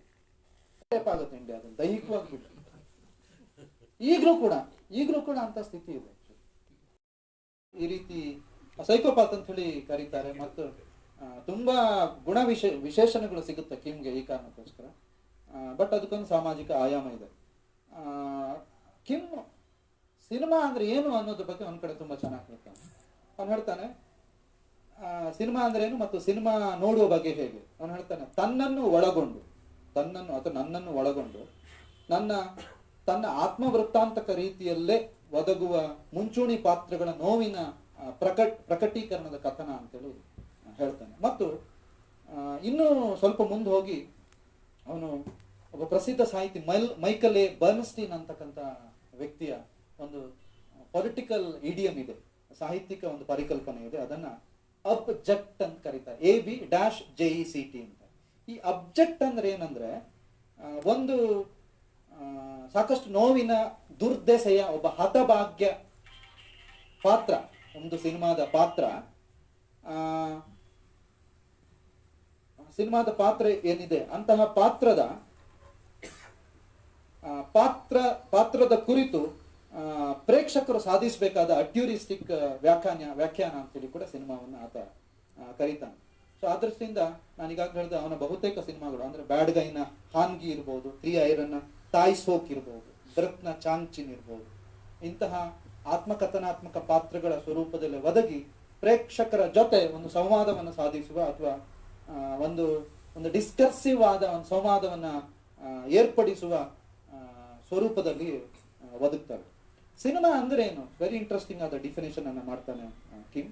ಮುಖ್ಯವಾಹಿನಿ ಸಮಾಜ, ವೆರಿ ಇಂಟ್ರೆಸ್ಟಿಂಗ್ ಸಮಾಜ, ಬಹುಶಃ ಎಲ್ರಿಗೂ ತುಂಬಾ ಮುಖ್ಯ ಆಗ್ಬೇಕಾದ ಒಂದು ಡೆಫಿನೇಷನ್ ಅನ್ಸುತ್ತೆ. ಅವನು ಹೇಳ್ತಾನೆ ಮುಖ್ಯವಾಹಿನಿ ಸಮಾಜ ಅಥವಾ ಮಧ್ಯಮ ವರ್ಗದ ಸಮಾಜ ಚಲನಚಿತ್ರದ ಸಮಾಜದ ಒಬ್ಬ ಮನುಷ್ಯನನ್ನು ಅಂದ್ರೆ ಸಿನಿಮಾದಲ್ಲಿ ಮುಖ್ಯವಾಹಿನಿ ಸಮಾಜದ ಒಬ್ಬ ಮನುಷ್ಯನನ್ನು ಅಪಹರಿಸಿ ಈ ಸ್ಲಮ್ನಲ್ಲಿರುವ ಅಂಚಿಗೆ ಸರಿದ ಲೋಕದ ಒಳಗೆ ಕರ್ಕೊಂಡು ಹೋಗಿ ಅವನಿಗೆ ಕೂರಿಸಿ ನಾನು ಒಬ್ಬ ಮನುಷ್ಯ ಎಂದು ಅರಿವು ಮಾಡುವ ಅಥವಾ ನಿವೇದಿಸುವ ಪ್ರಕ್ರಿಯೆ ಸಿನಿಮಾ ಮೇಕಿಂಗ್ ಅಂತ. ಬಹುಶಃ ಈ ಸ್ಟೇಟ್ಮೆಂಟ್ ತಗೊಂಡು 100% ಎಲ್ಲರೂ ನಿವೃತ್ತಿ ಆಗ್ತಾರೆ ಸಿನಿಮಾ ಮೇಕರ್ಸ್. ಯಾರಿಗೂ ಮಾಡಕ್ ಸಾಧ್ಯವಿಲ್ಲ. ಒಂದು ವ್ಯವಸ್ಥಿತ ಅಥವಾ ಅವಕಾಶ, ಎಲ್ಲ ಅವಕಾಶಗಳು ಇರ್ತಕ್ಕಂತಹ ಸಮಾಜದ ಸೋಕಾಲ್ಡ್ ಮಧ್ಯಮ ವರ್ಗ ಬೂರ್ಜ್ವಾ ಏನಿದೆ ಅಂತಹ ವರ್ಗದ ಒಬ್ಬ ವ್ಯಕ್ತಿಯನ್ನ ಸಿನಿಮಾದ ಕಥನದ ಮೂಲಕ ಅಪಹರಿಸಿ ಅಂಚಿಗೆ ಸರಿದ ಸ್ಲಮ್ನ ಅಂತಹ ಪರಿಧಿಯ ಸಮಾಜದ ಮಧ್ಯ ತಂದು ನಾನು ಮನುಷ್ಯ ಅನ್ನೋದನ್ನ ಅರ್ಥ ಮಾಡಿಕೊಳ್ಳತಕ್ಕಂತಹ ಅಥವಾ ನಿವೇದಿಸುವ ಅಥವಾ ತಿಳಿಸ್ತಕ್ಕಂಥ ಕ್ರಿಯೆ ಅವನ ಬಯೋಗ್ರಫಿಯಲ್ಲಿ ಹೇಳ್ತಾನೆ. ಬಯೋಗ್ರಫಿ 5ನೇ ಪೇಜಲ್ಲಿ ಅವನು ತುಂಬಾ ಚೆನ್ನಾಗಿ ಇದನ್ನ ಹೇಳ್ತಾನೆ. ಸೊ ಆ ದೃಷ್ಟಿಯಿಂದ ಅವನ ಬಹುತೇಕ ಸಿನಿಮಾಗಳಲ್ಲಿ ಈ ರೀತಿ ಇದು ಬರುತ್ತೆ, ಯಾವುದು ಇಂತಹ ಸಬಾಲ್ಟರ್ನ್ ಪಾತ್ರಗಳು ಇತ್ಯಾದಿಗಳು ಬರುತ್ತೆ. ನಾನು ಇನ್ನೊಂದು 2 ನಿಮಿಷದಲ್ಲಿ ನಾನು ಮುಗಿಸ್ತೀನಿ. ಇನ್ನೊಂದು ಇಂಪಾರ್ಟೆಂಟ್ ಆದ ಕೊರಿಯನ್ ಕಿಮ್ನ ಸಿನಿಮಾಗಳ ತಾತ್ವಿಕ ಕಾಳಜಿಗಳನ್ನ ಚರ್ಚೆ ಮಾಡ್ತಕ್ಕಂಥ ಸಂದರ್ಭದಲ್ಲಿ ನನಗೆ ಐಡಿಯಾ ಆಫ್ ರಿಸೆಂಟಿಮೆಂಟ್ ಅಂತಕ್ಕಂಥ ಒಂದು ಫಿಲಾಸಫಿಯ ಪರಿಕಲ್ಪನೆ ತುಂಬಾ ಮುಖ್ಯ ಆಗುತ್ತೆ. ಈ ಐಡಿಯಾ ಆಫ್ ರಿಸೆಂಟಿಮೆಂಟ್ ಅನ್ನೋ ಪರಿಕಲ್ಪನೆಯನ್ನು ಕೊಟ್ಟವನು ಜರ್ಮನಿಯ ಪ್ರಸಿದ್ಧ ತತ್ವಜ್ಞಾನಿ ಫ್ರೆಡ್ರಿಕ್ ನೀಟ್ಶೆ. ಈ ರಿಸೆಂಟಿಮೆಂಟ್ ಅಂತಕ್ಕಂಥ ಪದ ಫ್ರೆಂಚ್ನ ರಿಸೆಂಟೇರ್ ಅಂತಕ್ಕಂಥ ಪದದಿಂದ ಬಂದಿದೆ. ಅಂದ್ರೆ ಟು ಫೀಲ್ ಸ್ಟ್ರಾಂಗ್ಲಿ ಅಂತಕ್ಕಂಥ ಒಂದು ವ್ಯುತ್ಪತ್ತಿಯಿಂದ, ಒಂದು ಧಾತು ವ್ಯುತ್ಪತ್ತಿ ಕ್ರಮದಿಂದ ಬಂದಿದೆ, ರೂಟ್ ಇಂದ ಬಂದಿದೆ. ಇದರ ಅರ್ಥ ಹಾಸ್ಟಿಲಿಟಿ, ಅಸಮಾಧಾನ, ವಿರೋಧ, ಕೋಪ, ಹತಾಶೆ, ಪ್ರತಿರೋಧ ಅಥವಾ ಪ್ರತೀಕಾರ.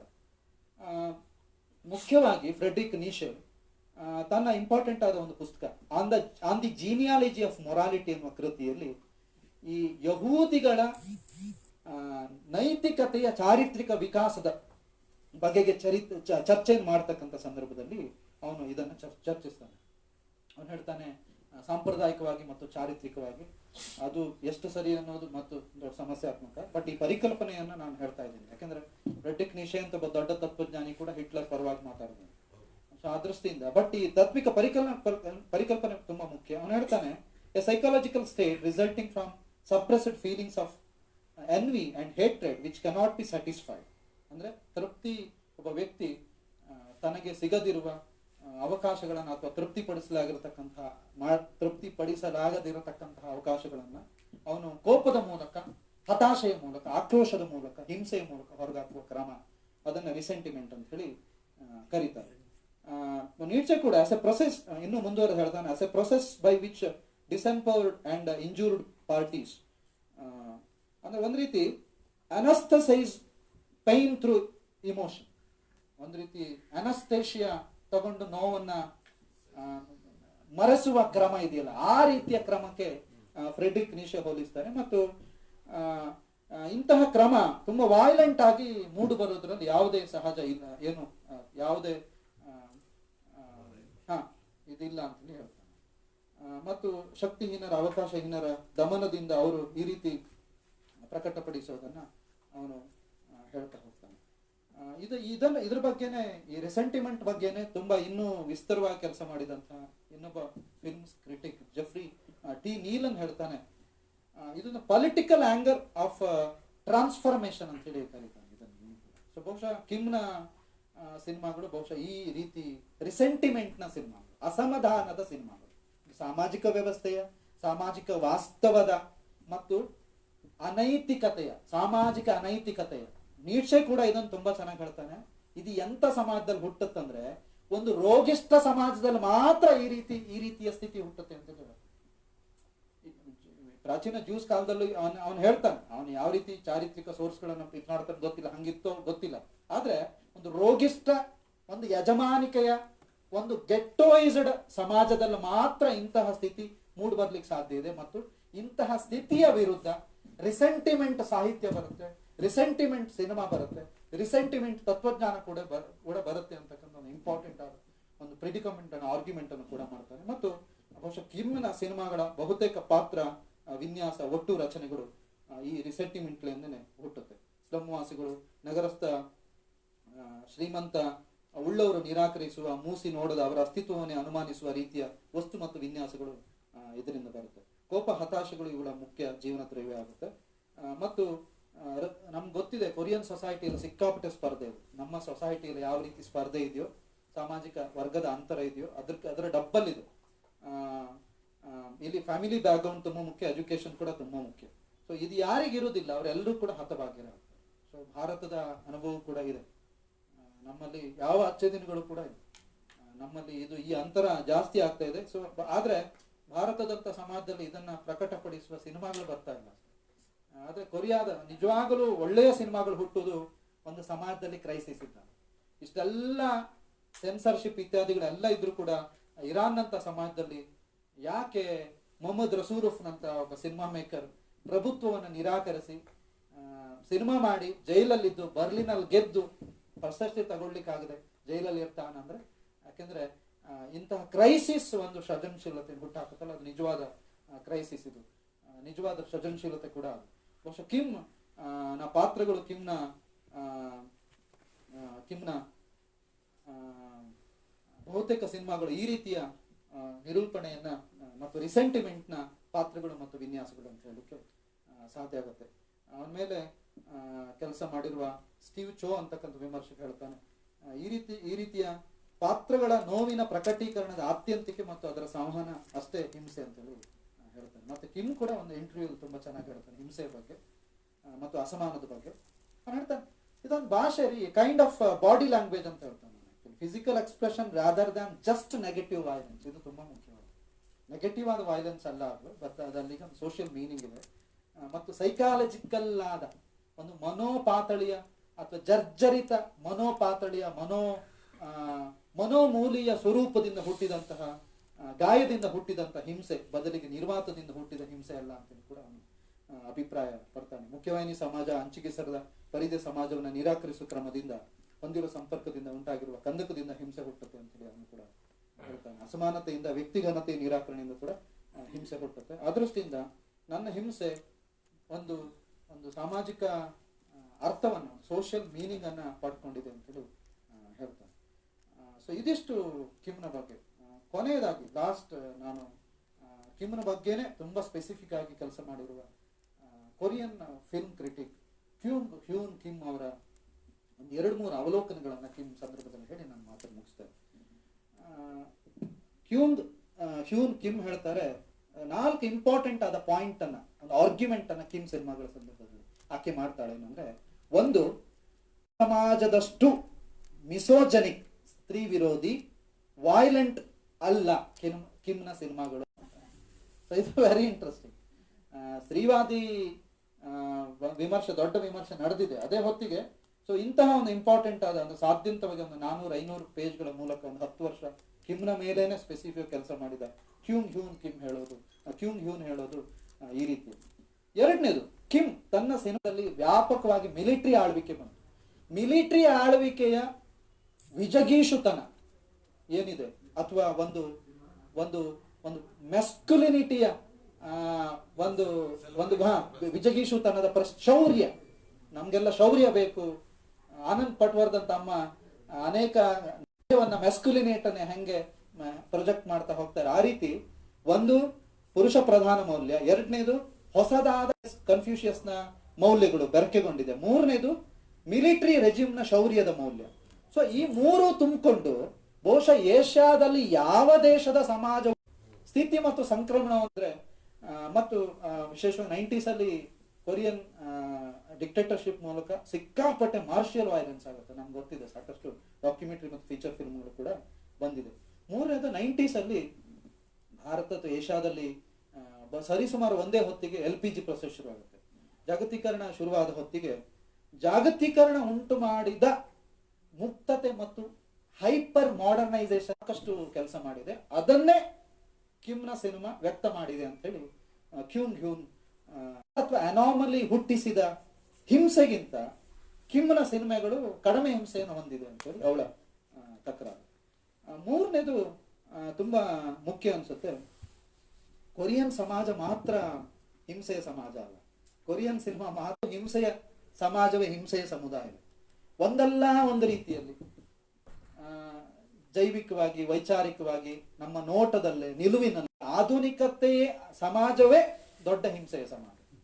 ಅಥವಾ ಇಂತಹ ಸಂವೇದನ ರಹಿತ ಸಮಾಜ ಅಥವಾ ಪ್ರಭುತ್ವದೊಳಗೆ ನಾವು ಬದುಕ್ತಾ ಇದ್ದೀವಲ್ಲ, ಇದಕ್ಕಿಂತ ದೊಡ್ಡ ಹಿಂಸೆ ಇದೆ. ಆಕ್ಚುಲಿ 100% ಹಿಂಸೆ ಇಲ್ಲ. ಎದು ಸುಮಾರು ಪ್ರಸ್ತಾಪ ಮಾಡಿದ್ರು, ನಮ್ಮ ದೇಶದಲ್ಲಿ ಸಂವೇದನೆ ಇಲ್ಲ. ಎಷ್ಟಂದ್ರೆ ಸಂವೇದನೆ ಹಲ್ಲಿನ ಆಳದಿಂದ ಹುಟ್ಟುತ್ತದೆ ಅನ್ನುವ ಸ್ಥಿತಿ ಹೋಗಿದೆ. ಕೋಲ್ಗೇಟ್ ಅಡ್ವರ್ಟೈಸ್ಮೆಂಟ್ ಅಲ್ಲಿ ಬರುತ್ತಲ್ಲ, ಮತ್ತು ಉಳಿದ ಎಲ್ಲ ಸಂವೇದನೆ ಸತ್ತು ಹೋಗಿದೆ. ಬಹುಶಃ ಇದಕ್ಕಿಂತ ದೊಡ್ಡ ಹಿಂಸ್ರಕ ಮತ್ತು ಹಿಂಸೆಯ ಸಮಾಜ ಬಹುಶಃ 100% ಇದೆ. ನಾವು ಮೂಲಭೂತವಾಗಿ ಇದರಲ್ಲೇ ಬದುಕ್ತಾ ಆಧುನಿಕ ಸಮಾಜ ಮಾತ್ರ ಅಲ್ಲ, ಅನೇಕ ಜನ ಫಿಲ್ಮ್ ಮೇಕರ್ಸ್ ಈ ರೀತಿ ಹಿಂಸೆಯನ್ನು ವ್ಯಕ್ತಪಡಿಸಿದ್ದಾರೆ. ಫಾರ್ ಎಕ್ಸಾಂಪಲ್, ಜಪಾನ್ನ ನಗಿಶಾ ಒಶಿಮಾ ಇರ್ಬೋದು, ಮಿಕೆ ತಕಾಶಿ ಇರ್ಬೋದು, ಶೋಹಿ ಇಮಾಮುರನ ಸಿನಿಮಾಗಳು ಎಷ್ಟೊಂದು ಹಿಂಸೆ ಇದೆ. ಜಪಾನ್ನ ನಮ್ಗೆ ಭಿನ್ನ ಚಿತ್ರ ಮತ್ತು ಸ್ವರೂಪವನ್ನೇ ಕಟ್ಕೊಡುತ್ತೆ ಆಕ್ಚುಲಿ. ಅಥವಾ ಬಾರ್ಸೆಲೋನಿಯಾ ಇದು 120 ಡೇಸ್ ಇದೆಯಲ್ಲ, ಅದೇ ಬಾರ್ಸೆಲೋನಿಯಾ ಒಂದು ಸಿನಿಮಾ ಇದೆಯಲ್ಲ, ಇದ್ರ ಬಗ್ಗೆ ಅದರಷ್ಟು ಹಿಂಸಕವಾದ ಇನ್ನೊಂದು ಇರ್ಲಿಕ್ಕೆ ಸಾಧ್ಯ ಇಲ್ಲ. ಅಥವಾ ರಷ್ಯಾದ ಅಲೆಕ್ಸಿ ಬಲಬನೋವ್, ಸುಮ್ಮನೆ ನಾವು ಹೆಚ್ಚಿನವರು ಕೇಳಿಲ್ಲ ರಷ್ಯಾದ ಅಲೆಕ್ಸಿ ಬಲಬನೋವ್ ಬಗ್ಗೆ. 58 ವರ್ಷಕ್ಕೆ ಸತ್ತೋದ. Very interesting film maker. ಅವನ ಕಾರ್ಗೋ 200 ಇರ್ಬೋದು, ಅಥವಾ ಮಾರ್ಫಿನ್ ಅಂತಕ್ಕಂಥ ಸಿನಿಮಾ ಇರ್ಬೋದು.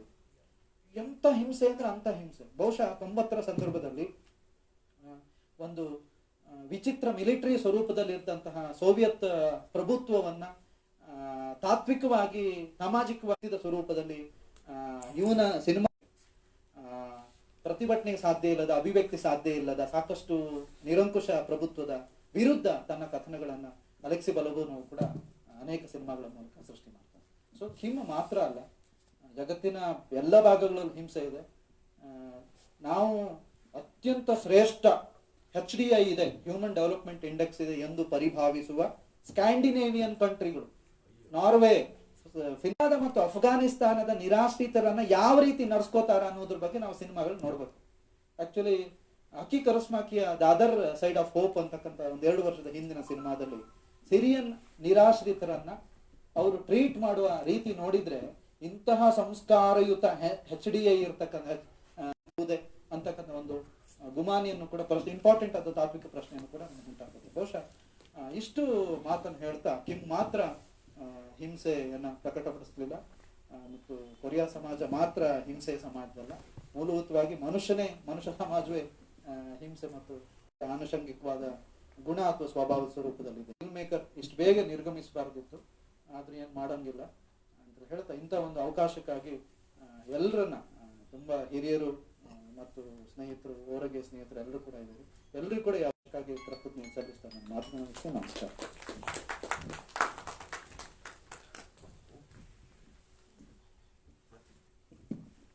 ಪ್ರದೀಪ್ ಕೆಂಚನೂರ್ ಅವರಿಗೆ ಧನ್ಯವಾದಗಳು. ಸವಿಸ್ತಾರವಾಗಿ ಪ್ರಪಂಚದ ಹಿಂಸಕ ಮನಸ್ಸುಗಳನ್ನು ಕುರಿತು ಪ್ರದೀಪ್ ಕೆಂಚನೂರ್ ಅವರು ಮಾತಾಡಿದ್ದಾರೆ.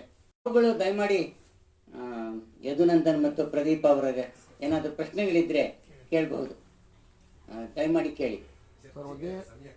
ಚರ್ಚೆಗೆ ಕಡಿಮೆ ಇದೆ, ಒಂದು ಎರಡು ಪ್ರಶ್ನೆಗಳನ್ನ ಒಂದೇ ಒಂದು ನಿಮಿಷ ರೆಡಿ. ಇಲ್ಲಿ ಪ್ರಶ್ನೆ ಇಲ್ಲ, ಒಂದೇ ಒಂದು ವಿಷಯ. ಇವರೆಲ್ಲರೂ ತುಂಬಾ ಹೆಚ್ಚಿಗೆ ತಿಳಿಸ್ಕೊಟ್ಟಿದ್ದಾರೆ. ನಾನೊಬ್ಬ ಸಾಮಾನ್ಯ ಪ್ರೇಕ್ಷಕನಾಗಿ, ಬಟ್ ಇಲ್ಲಿರೋರೆಲ್ಲರೂ ಬೇರೆ ನಮ್ಮ ಹೊರಗಡೆ ಇರುವಂತ ಸ್ನೇಹಿತರಿಗೆ ಯಾರಾದ್ರೂ ಕಿಟ್ಕಿಟುಕ್ ಏನು ಅಂತ ಹೇಳಿದ್ರೆ ನೆಟ್ ಅನ್ನೋ ಚಿತ್ರನ ತೋರ್ಸಕ್ಕೆ ಹೇಳಿ, ಅದು ಒಂದು ನೋಡಿದ್ರೆ ಅಂದ್ರೆ ನಮ್ಮ ದರ್ಶನ್ ಸುದೀಪ್ ಫಿಲಂ ತರ ಇದೆ ಅದು. ಇದು ಈ ಒಂದು ಚಿತ್ರ ನೋಡಿದ್ರೆ ಸಾಕು, ನಮ್ಮ ಸೌತ್ ಕೊರಿಯಾ ಮತ್ತು ನಾರ್ತ್ ಕೊರಿಯಾದ ಇಡೀ ಚಿತ್ರಣ ನೀವೊಂದು 100 ಬುಕ್ ಓದಿದ್ರು ಸಿಗದೇ ಇರುವಂತ ಚಿತ್ರಣ 2 ಗಂಟೆಲಿ ಸಿಕ್ಕತ್ತೆ ಅಷ್ಟೇ.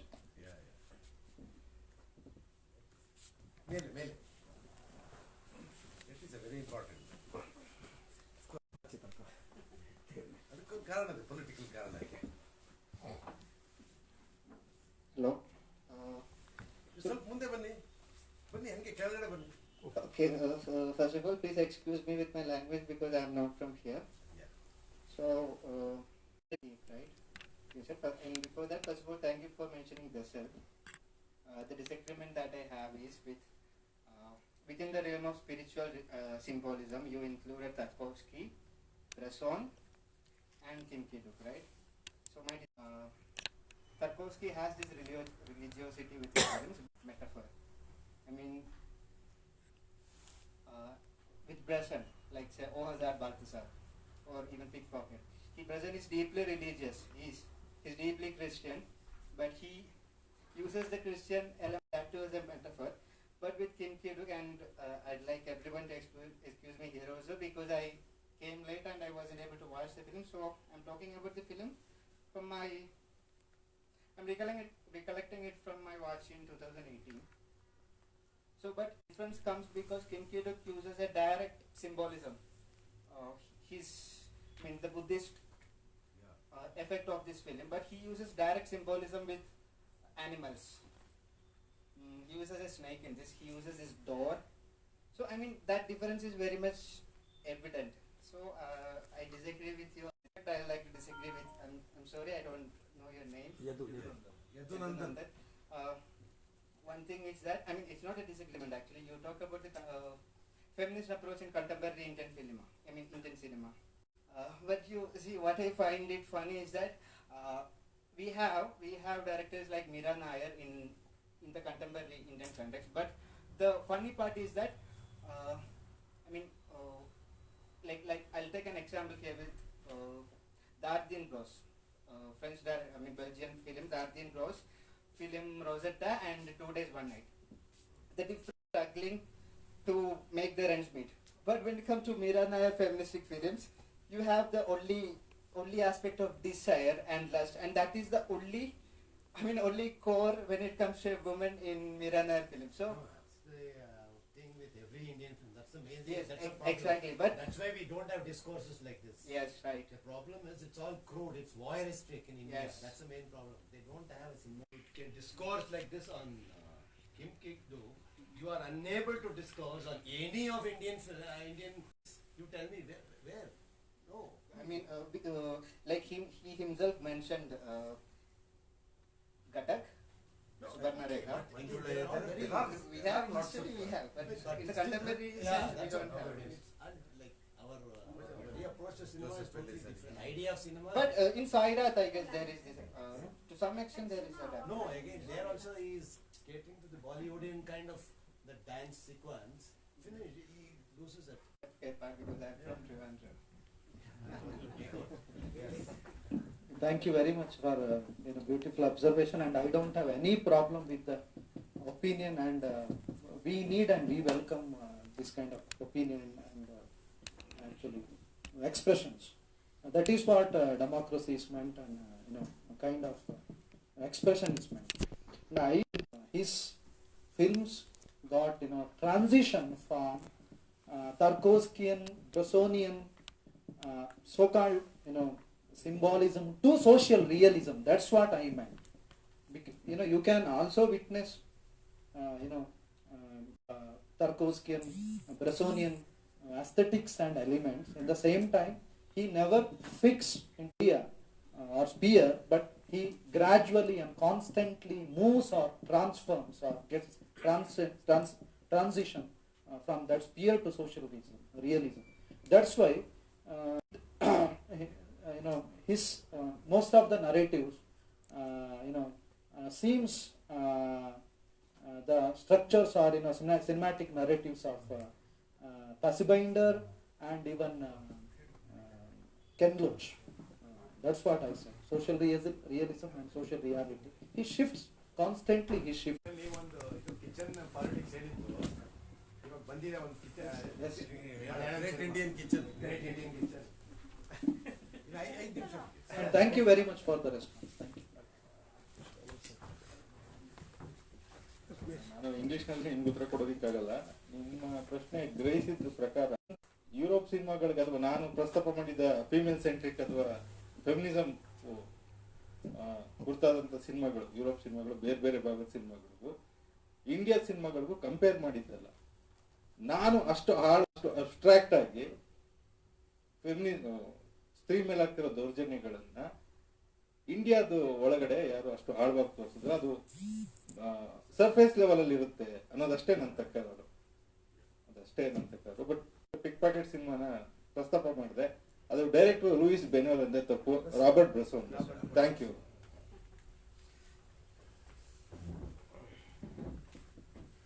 ಇಬ್ಬರಿಗೂ ನಾವು ಎಷ್ಟು ಧನ್ಯವಾದಗಳನ್ನು ಹೇಳಿದ್ರು ಸಾಲದು.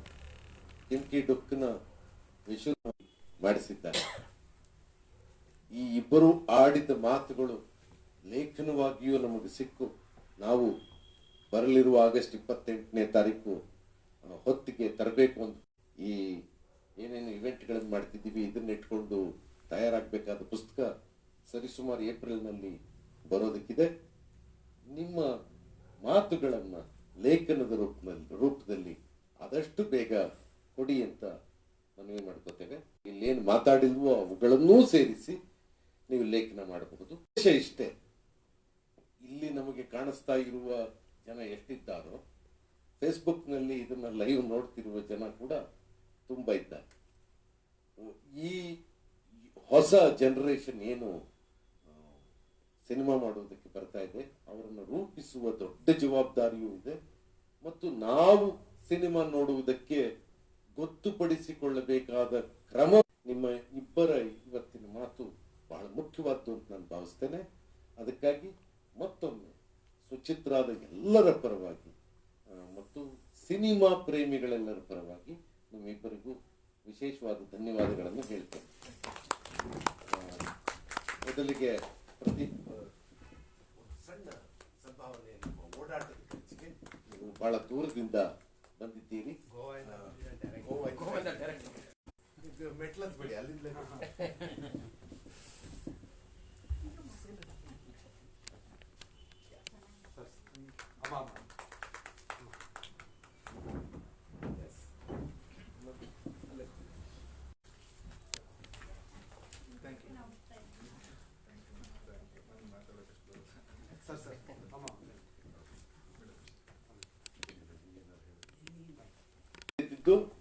ಈ ಮಾತುಕತೆ ಮತ್ತು ಚರ್ಚೆ ಎಲ್ಲ ಸೇರಿ ಸರಿಸುಮಾರು 5:30 ಹೊತ್ತಿಗೆ ಮುಗಿಯುತ್ತೆ.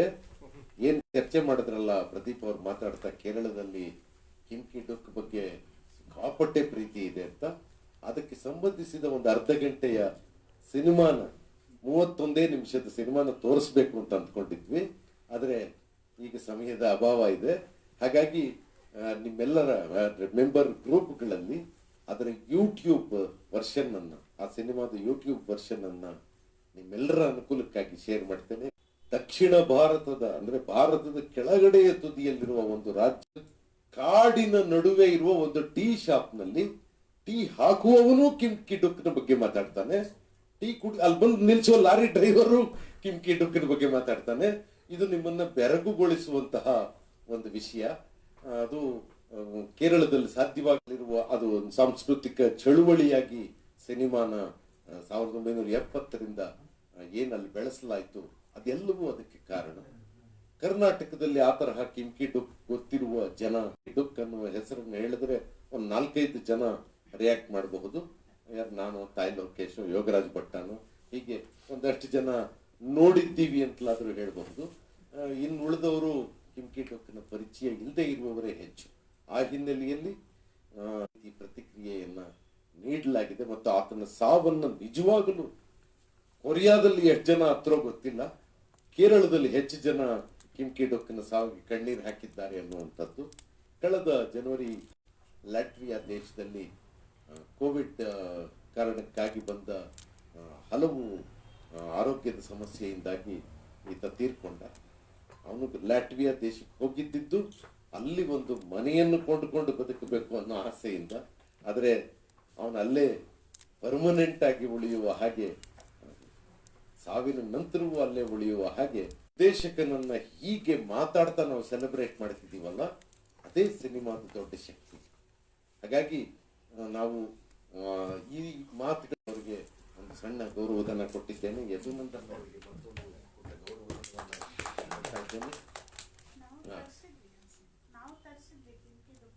ಅದ್ ಸರಿ, ಹೌದೌದು, ಬಂದಿದ್ದಾರೆ, ಕರ್ನಾಟಕಕ್ಕೂ ಬಂದಿದ್ದಾರೆ, ಗೋವಾಕ್ಕೂ ಬಂದಿದ್ದಾರೆ, ಕೇರಳ ಫೆಸ್ಟಿವಲ್ಗೂ ಬಂದಿದ್ದಾರೆ. ನಮ್ಗೆಲ್ಲ ಗೊತ್ತಾಗಿದೆ, ಗಿರೀಶ್ ಕಾಸರಳ್ಳಿ ಅವರು ಹೇಳಿ ಮಿಸ್ ಮಾಡಬೇಡಿ, ನೋಡ್ಲೇಬೇಕು ಈ ಸಿನಿಮಾ ಅಂತ ಹೇಳಿದಾಗ ನಮ್ದು ಅದೇ ಏನು ಫಿಲ್ಮ್ ಕ್ಲಬ್ಗಳನ್ನ ಮಾಡಲಾಗಿದೆ, ಮಂಡ್ಯದಿಂದ ಹಿಡಿದು ಬೈಂದೂರಿನವರೆಗೆ, ಮತ್ತು ನಿಟ್ಟೆ ಫಿಲ್ಮ್ ಫೆಸ್ಟಿವಲ್ನ ನಡೆಸುವ ಕಾರಣವಾಗಿ ಎಷ್ಟು ಜನ ಅದರಲ್ಲಿ ಪಾರ್ಟಿಸಿಪೇಟ್ ಮಾಡ್ತಿದ್ದಾರೆ. ಆ ತರಹದ ಒಂದು ಗ್ರೂಪ್ಗೆ ಕಿಮ್ಕಿ ಡುಕ್ನ ಬಗ್ಗೆ ಚರ್ಚೆ ಮಾಡುವ ಇಂಥವ್ರು ನಾವು ಕಿಮ್ಕಿ ಡುಕ್ ಬಗ್ಗೆ ಮತ್ ಮಾತಾಡ್ಕೊತಾ ಇರ್ತೀವಿ. ಇನ್ನುಳಿದವ್ರಿಗೆ ನಾವು ಈ ಹೆಸರು ಹೇಳಿದ್ರೆ ಗೊತ್ತೂ ಆಗೋದಿಲ್ಲ. ಅವ್ರಿಗೆಲ್ಲ ನಾವು ಯೂಟ್ಯೂಬ್ ನಲ್ಲಿರೋ ಲಿಂಕ್ ಅನ್ನು ಕಳಿಸಿ ಸಿನಿಮಾ ತೋರಿಸುವ ಪ್ರಯತ್ನ ಮಾಡಿದ್ರೆ ಅರ್ಧ ಸಿನಿಮಾಕ್ಕೆ ಅವರು ಮುಗಿದು ಹೋಗಿರ್ತಾರೆ. ಸಾಕಾಯ್ತು. ನಾವು ಈ ಪ್ರಯತ್ನಕ್ಕಾಗಿ ಮುಂಬರುವ ದಿವಸಗಳಲ್ಲಿ ಇದೇ ತರಹ ಕೀಸ್ಲಾವ್ಸ್ಕಿಯನ್ನು ಕುರಿತು ಕೂಡ ಚರ್ಚೆ ಮಾಡಬೇಕು ಅಂತ ಅಂದ್ಕೊಂಡಿದ್ದೇವೆ. ಪ್ರೊನೌನ್ಸಿಯೇಷನ್ ಕರೆಕ್ಟಾ? ಕ್ರಿಸ್ಟಾಫ್ ಕೀಸ್ಲಾವ್ಸ್ಕಿ.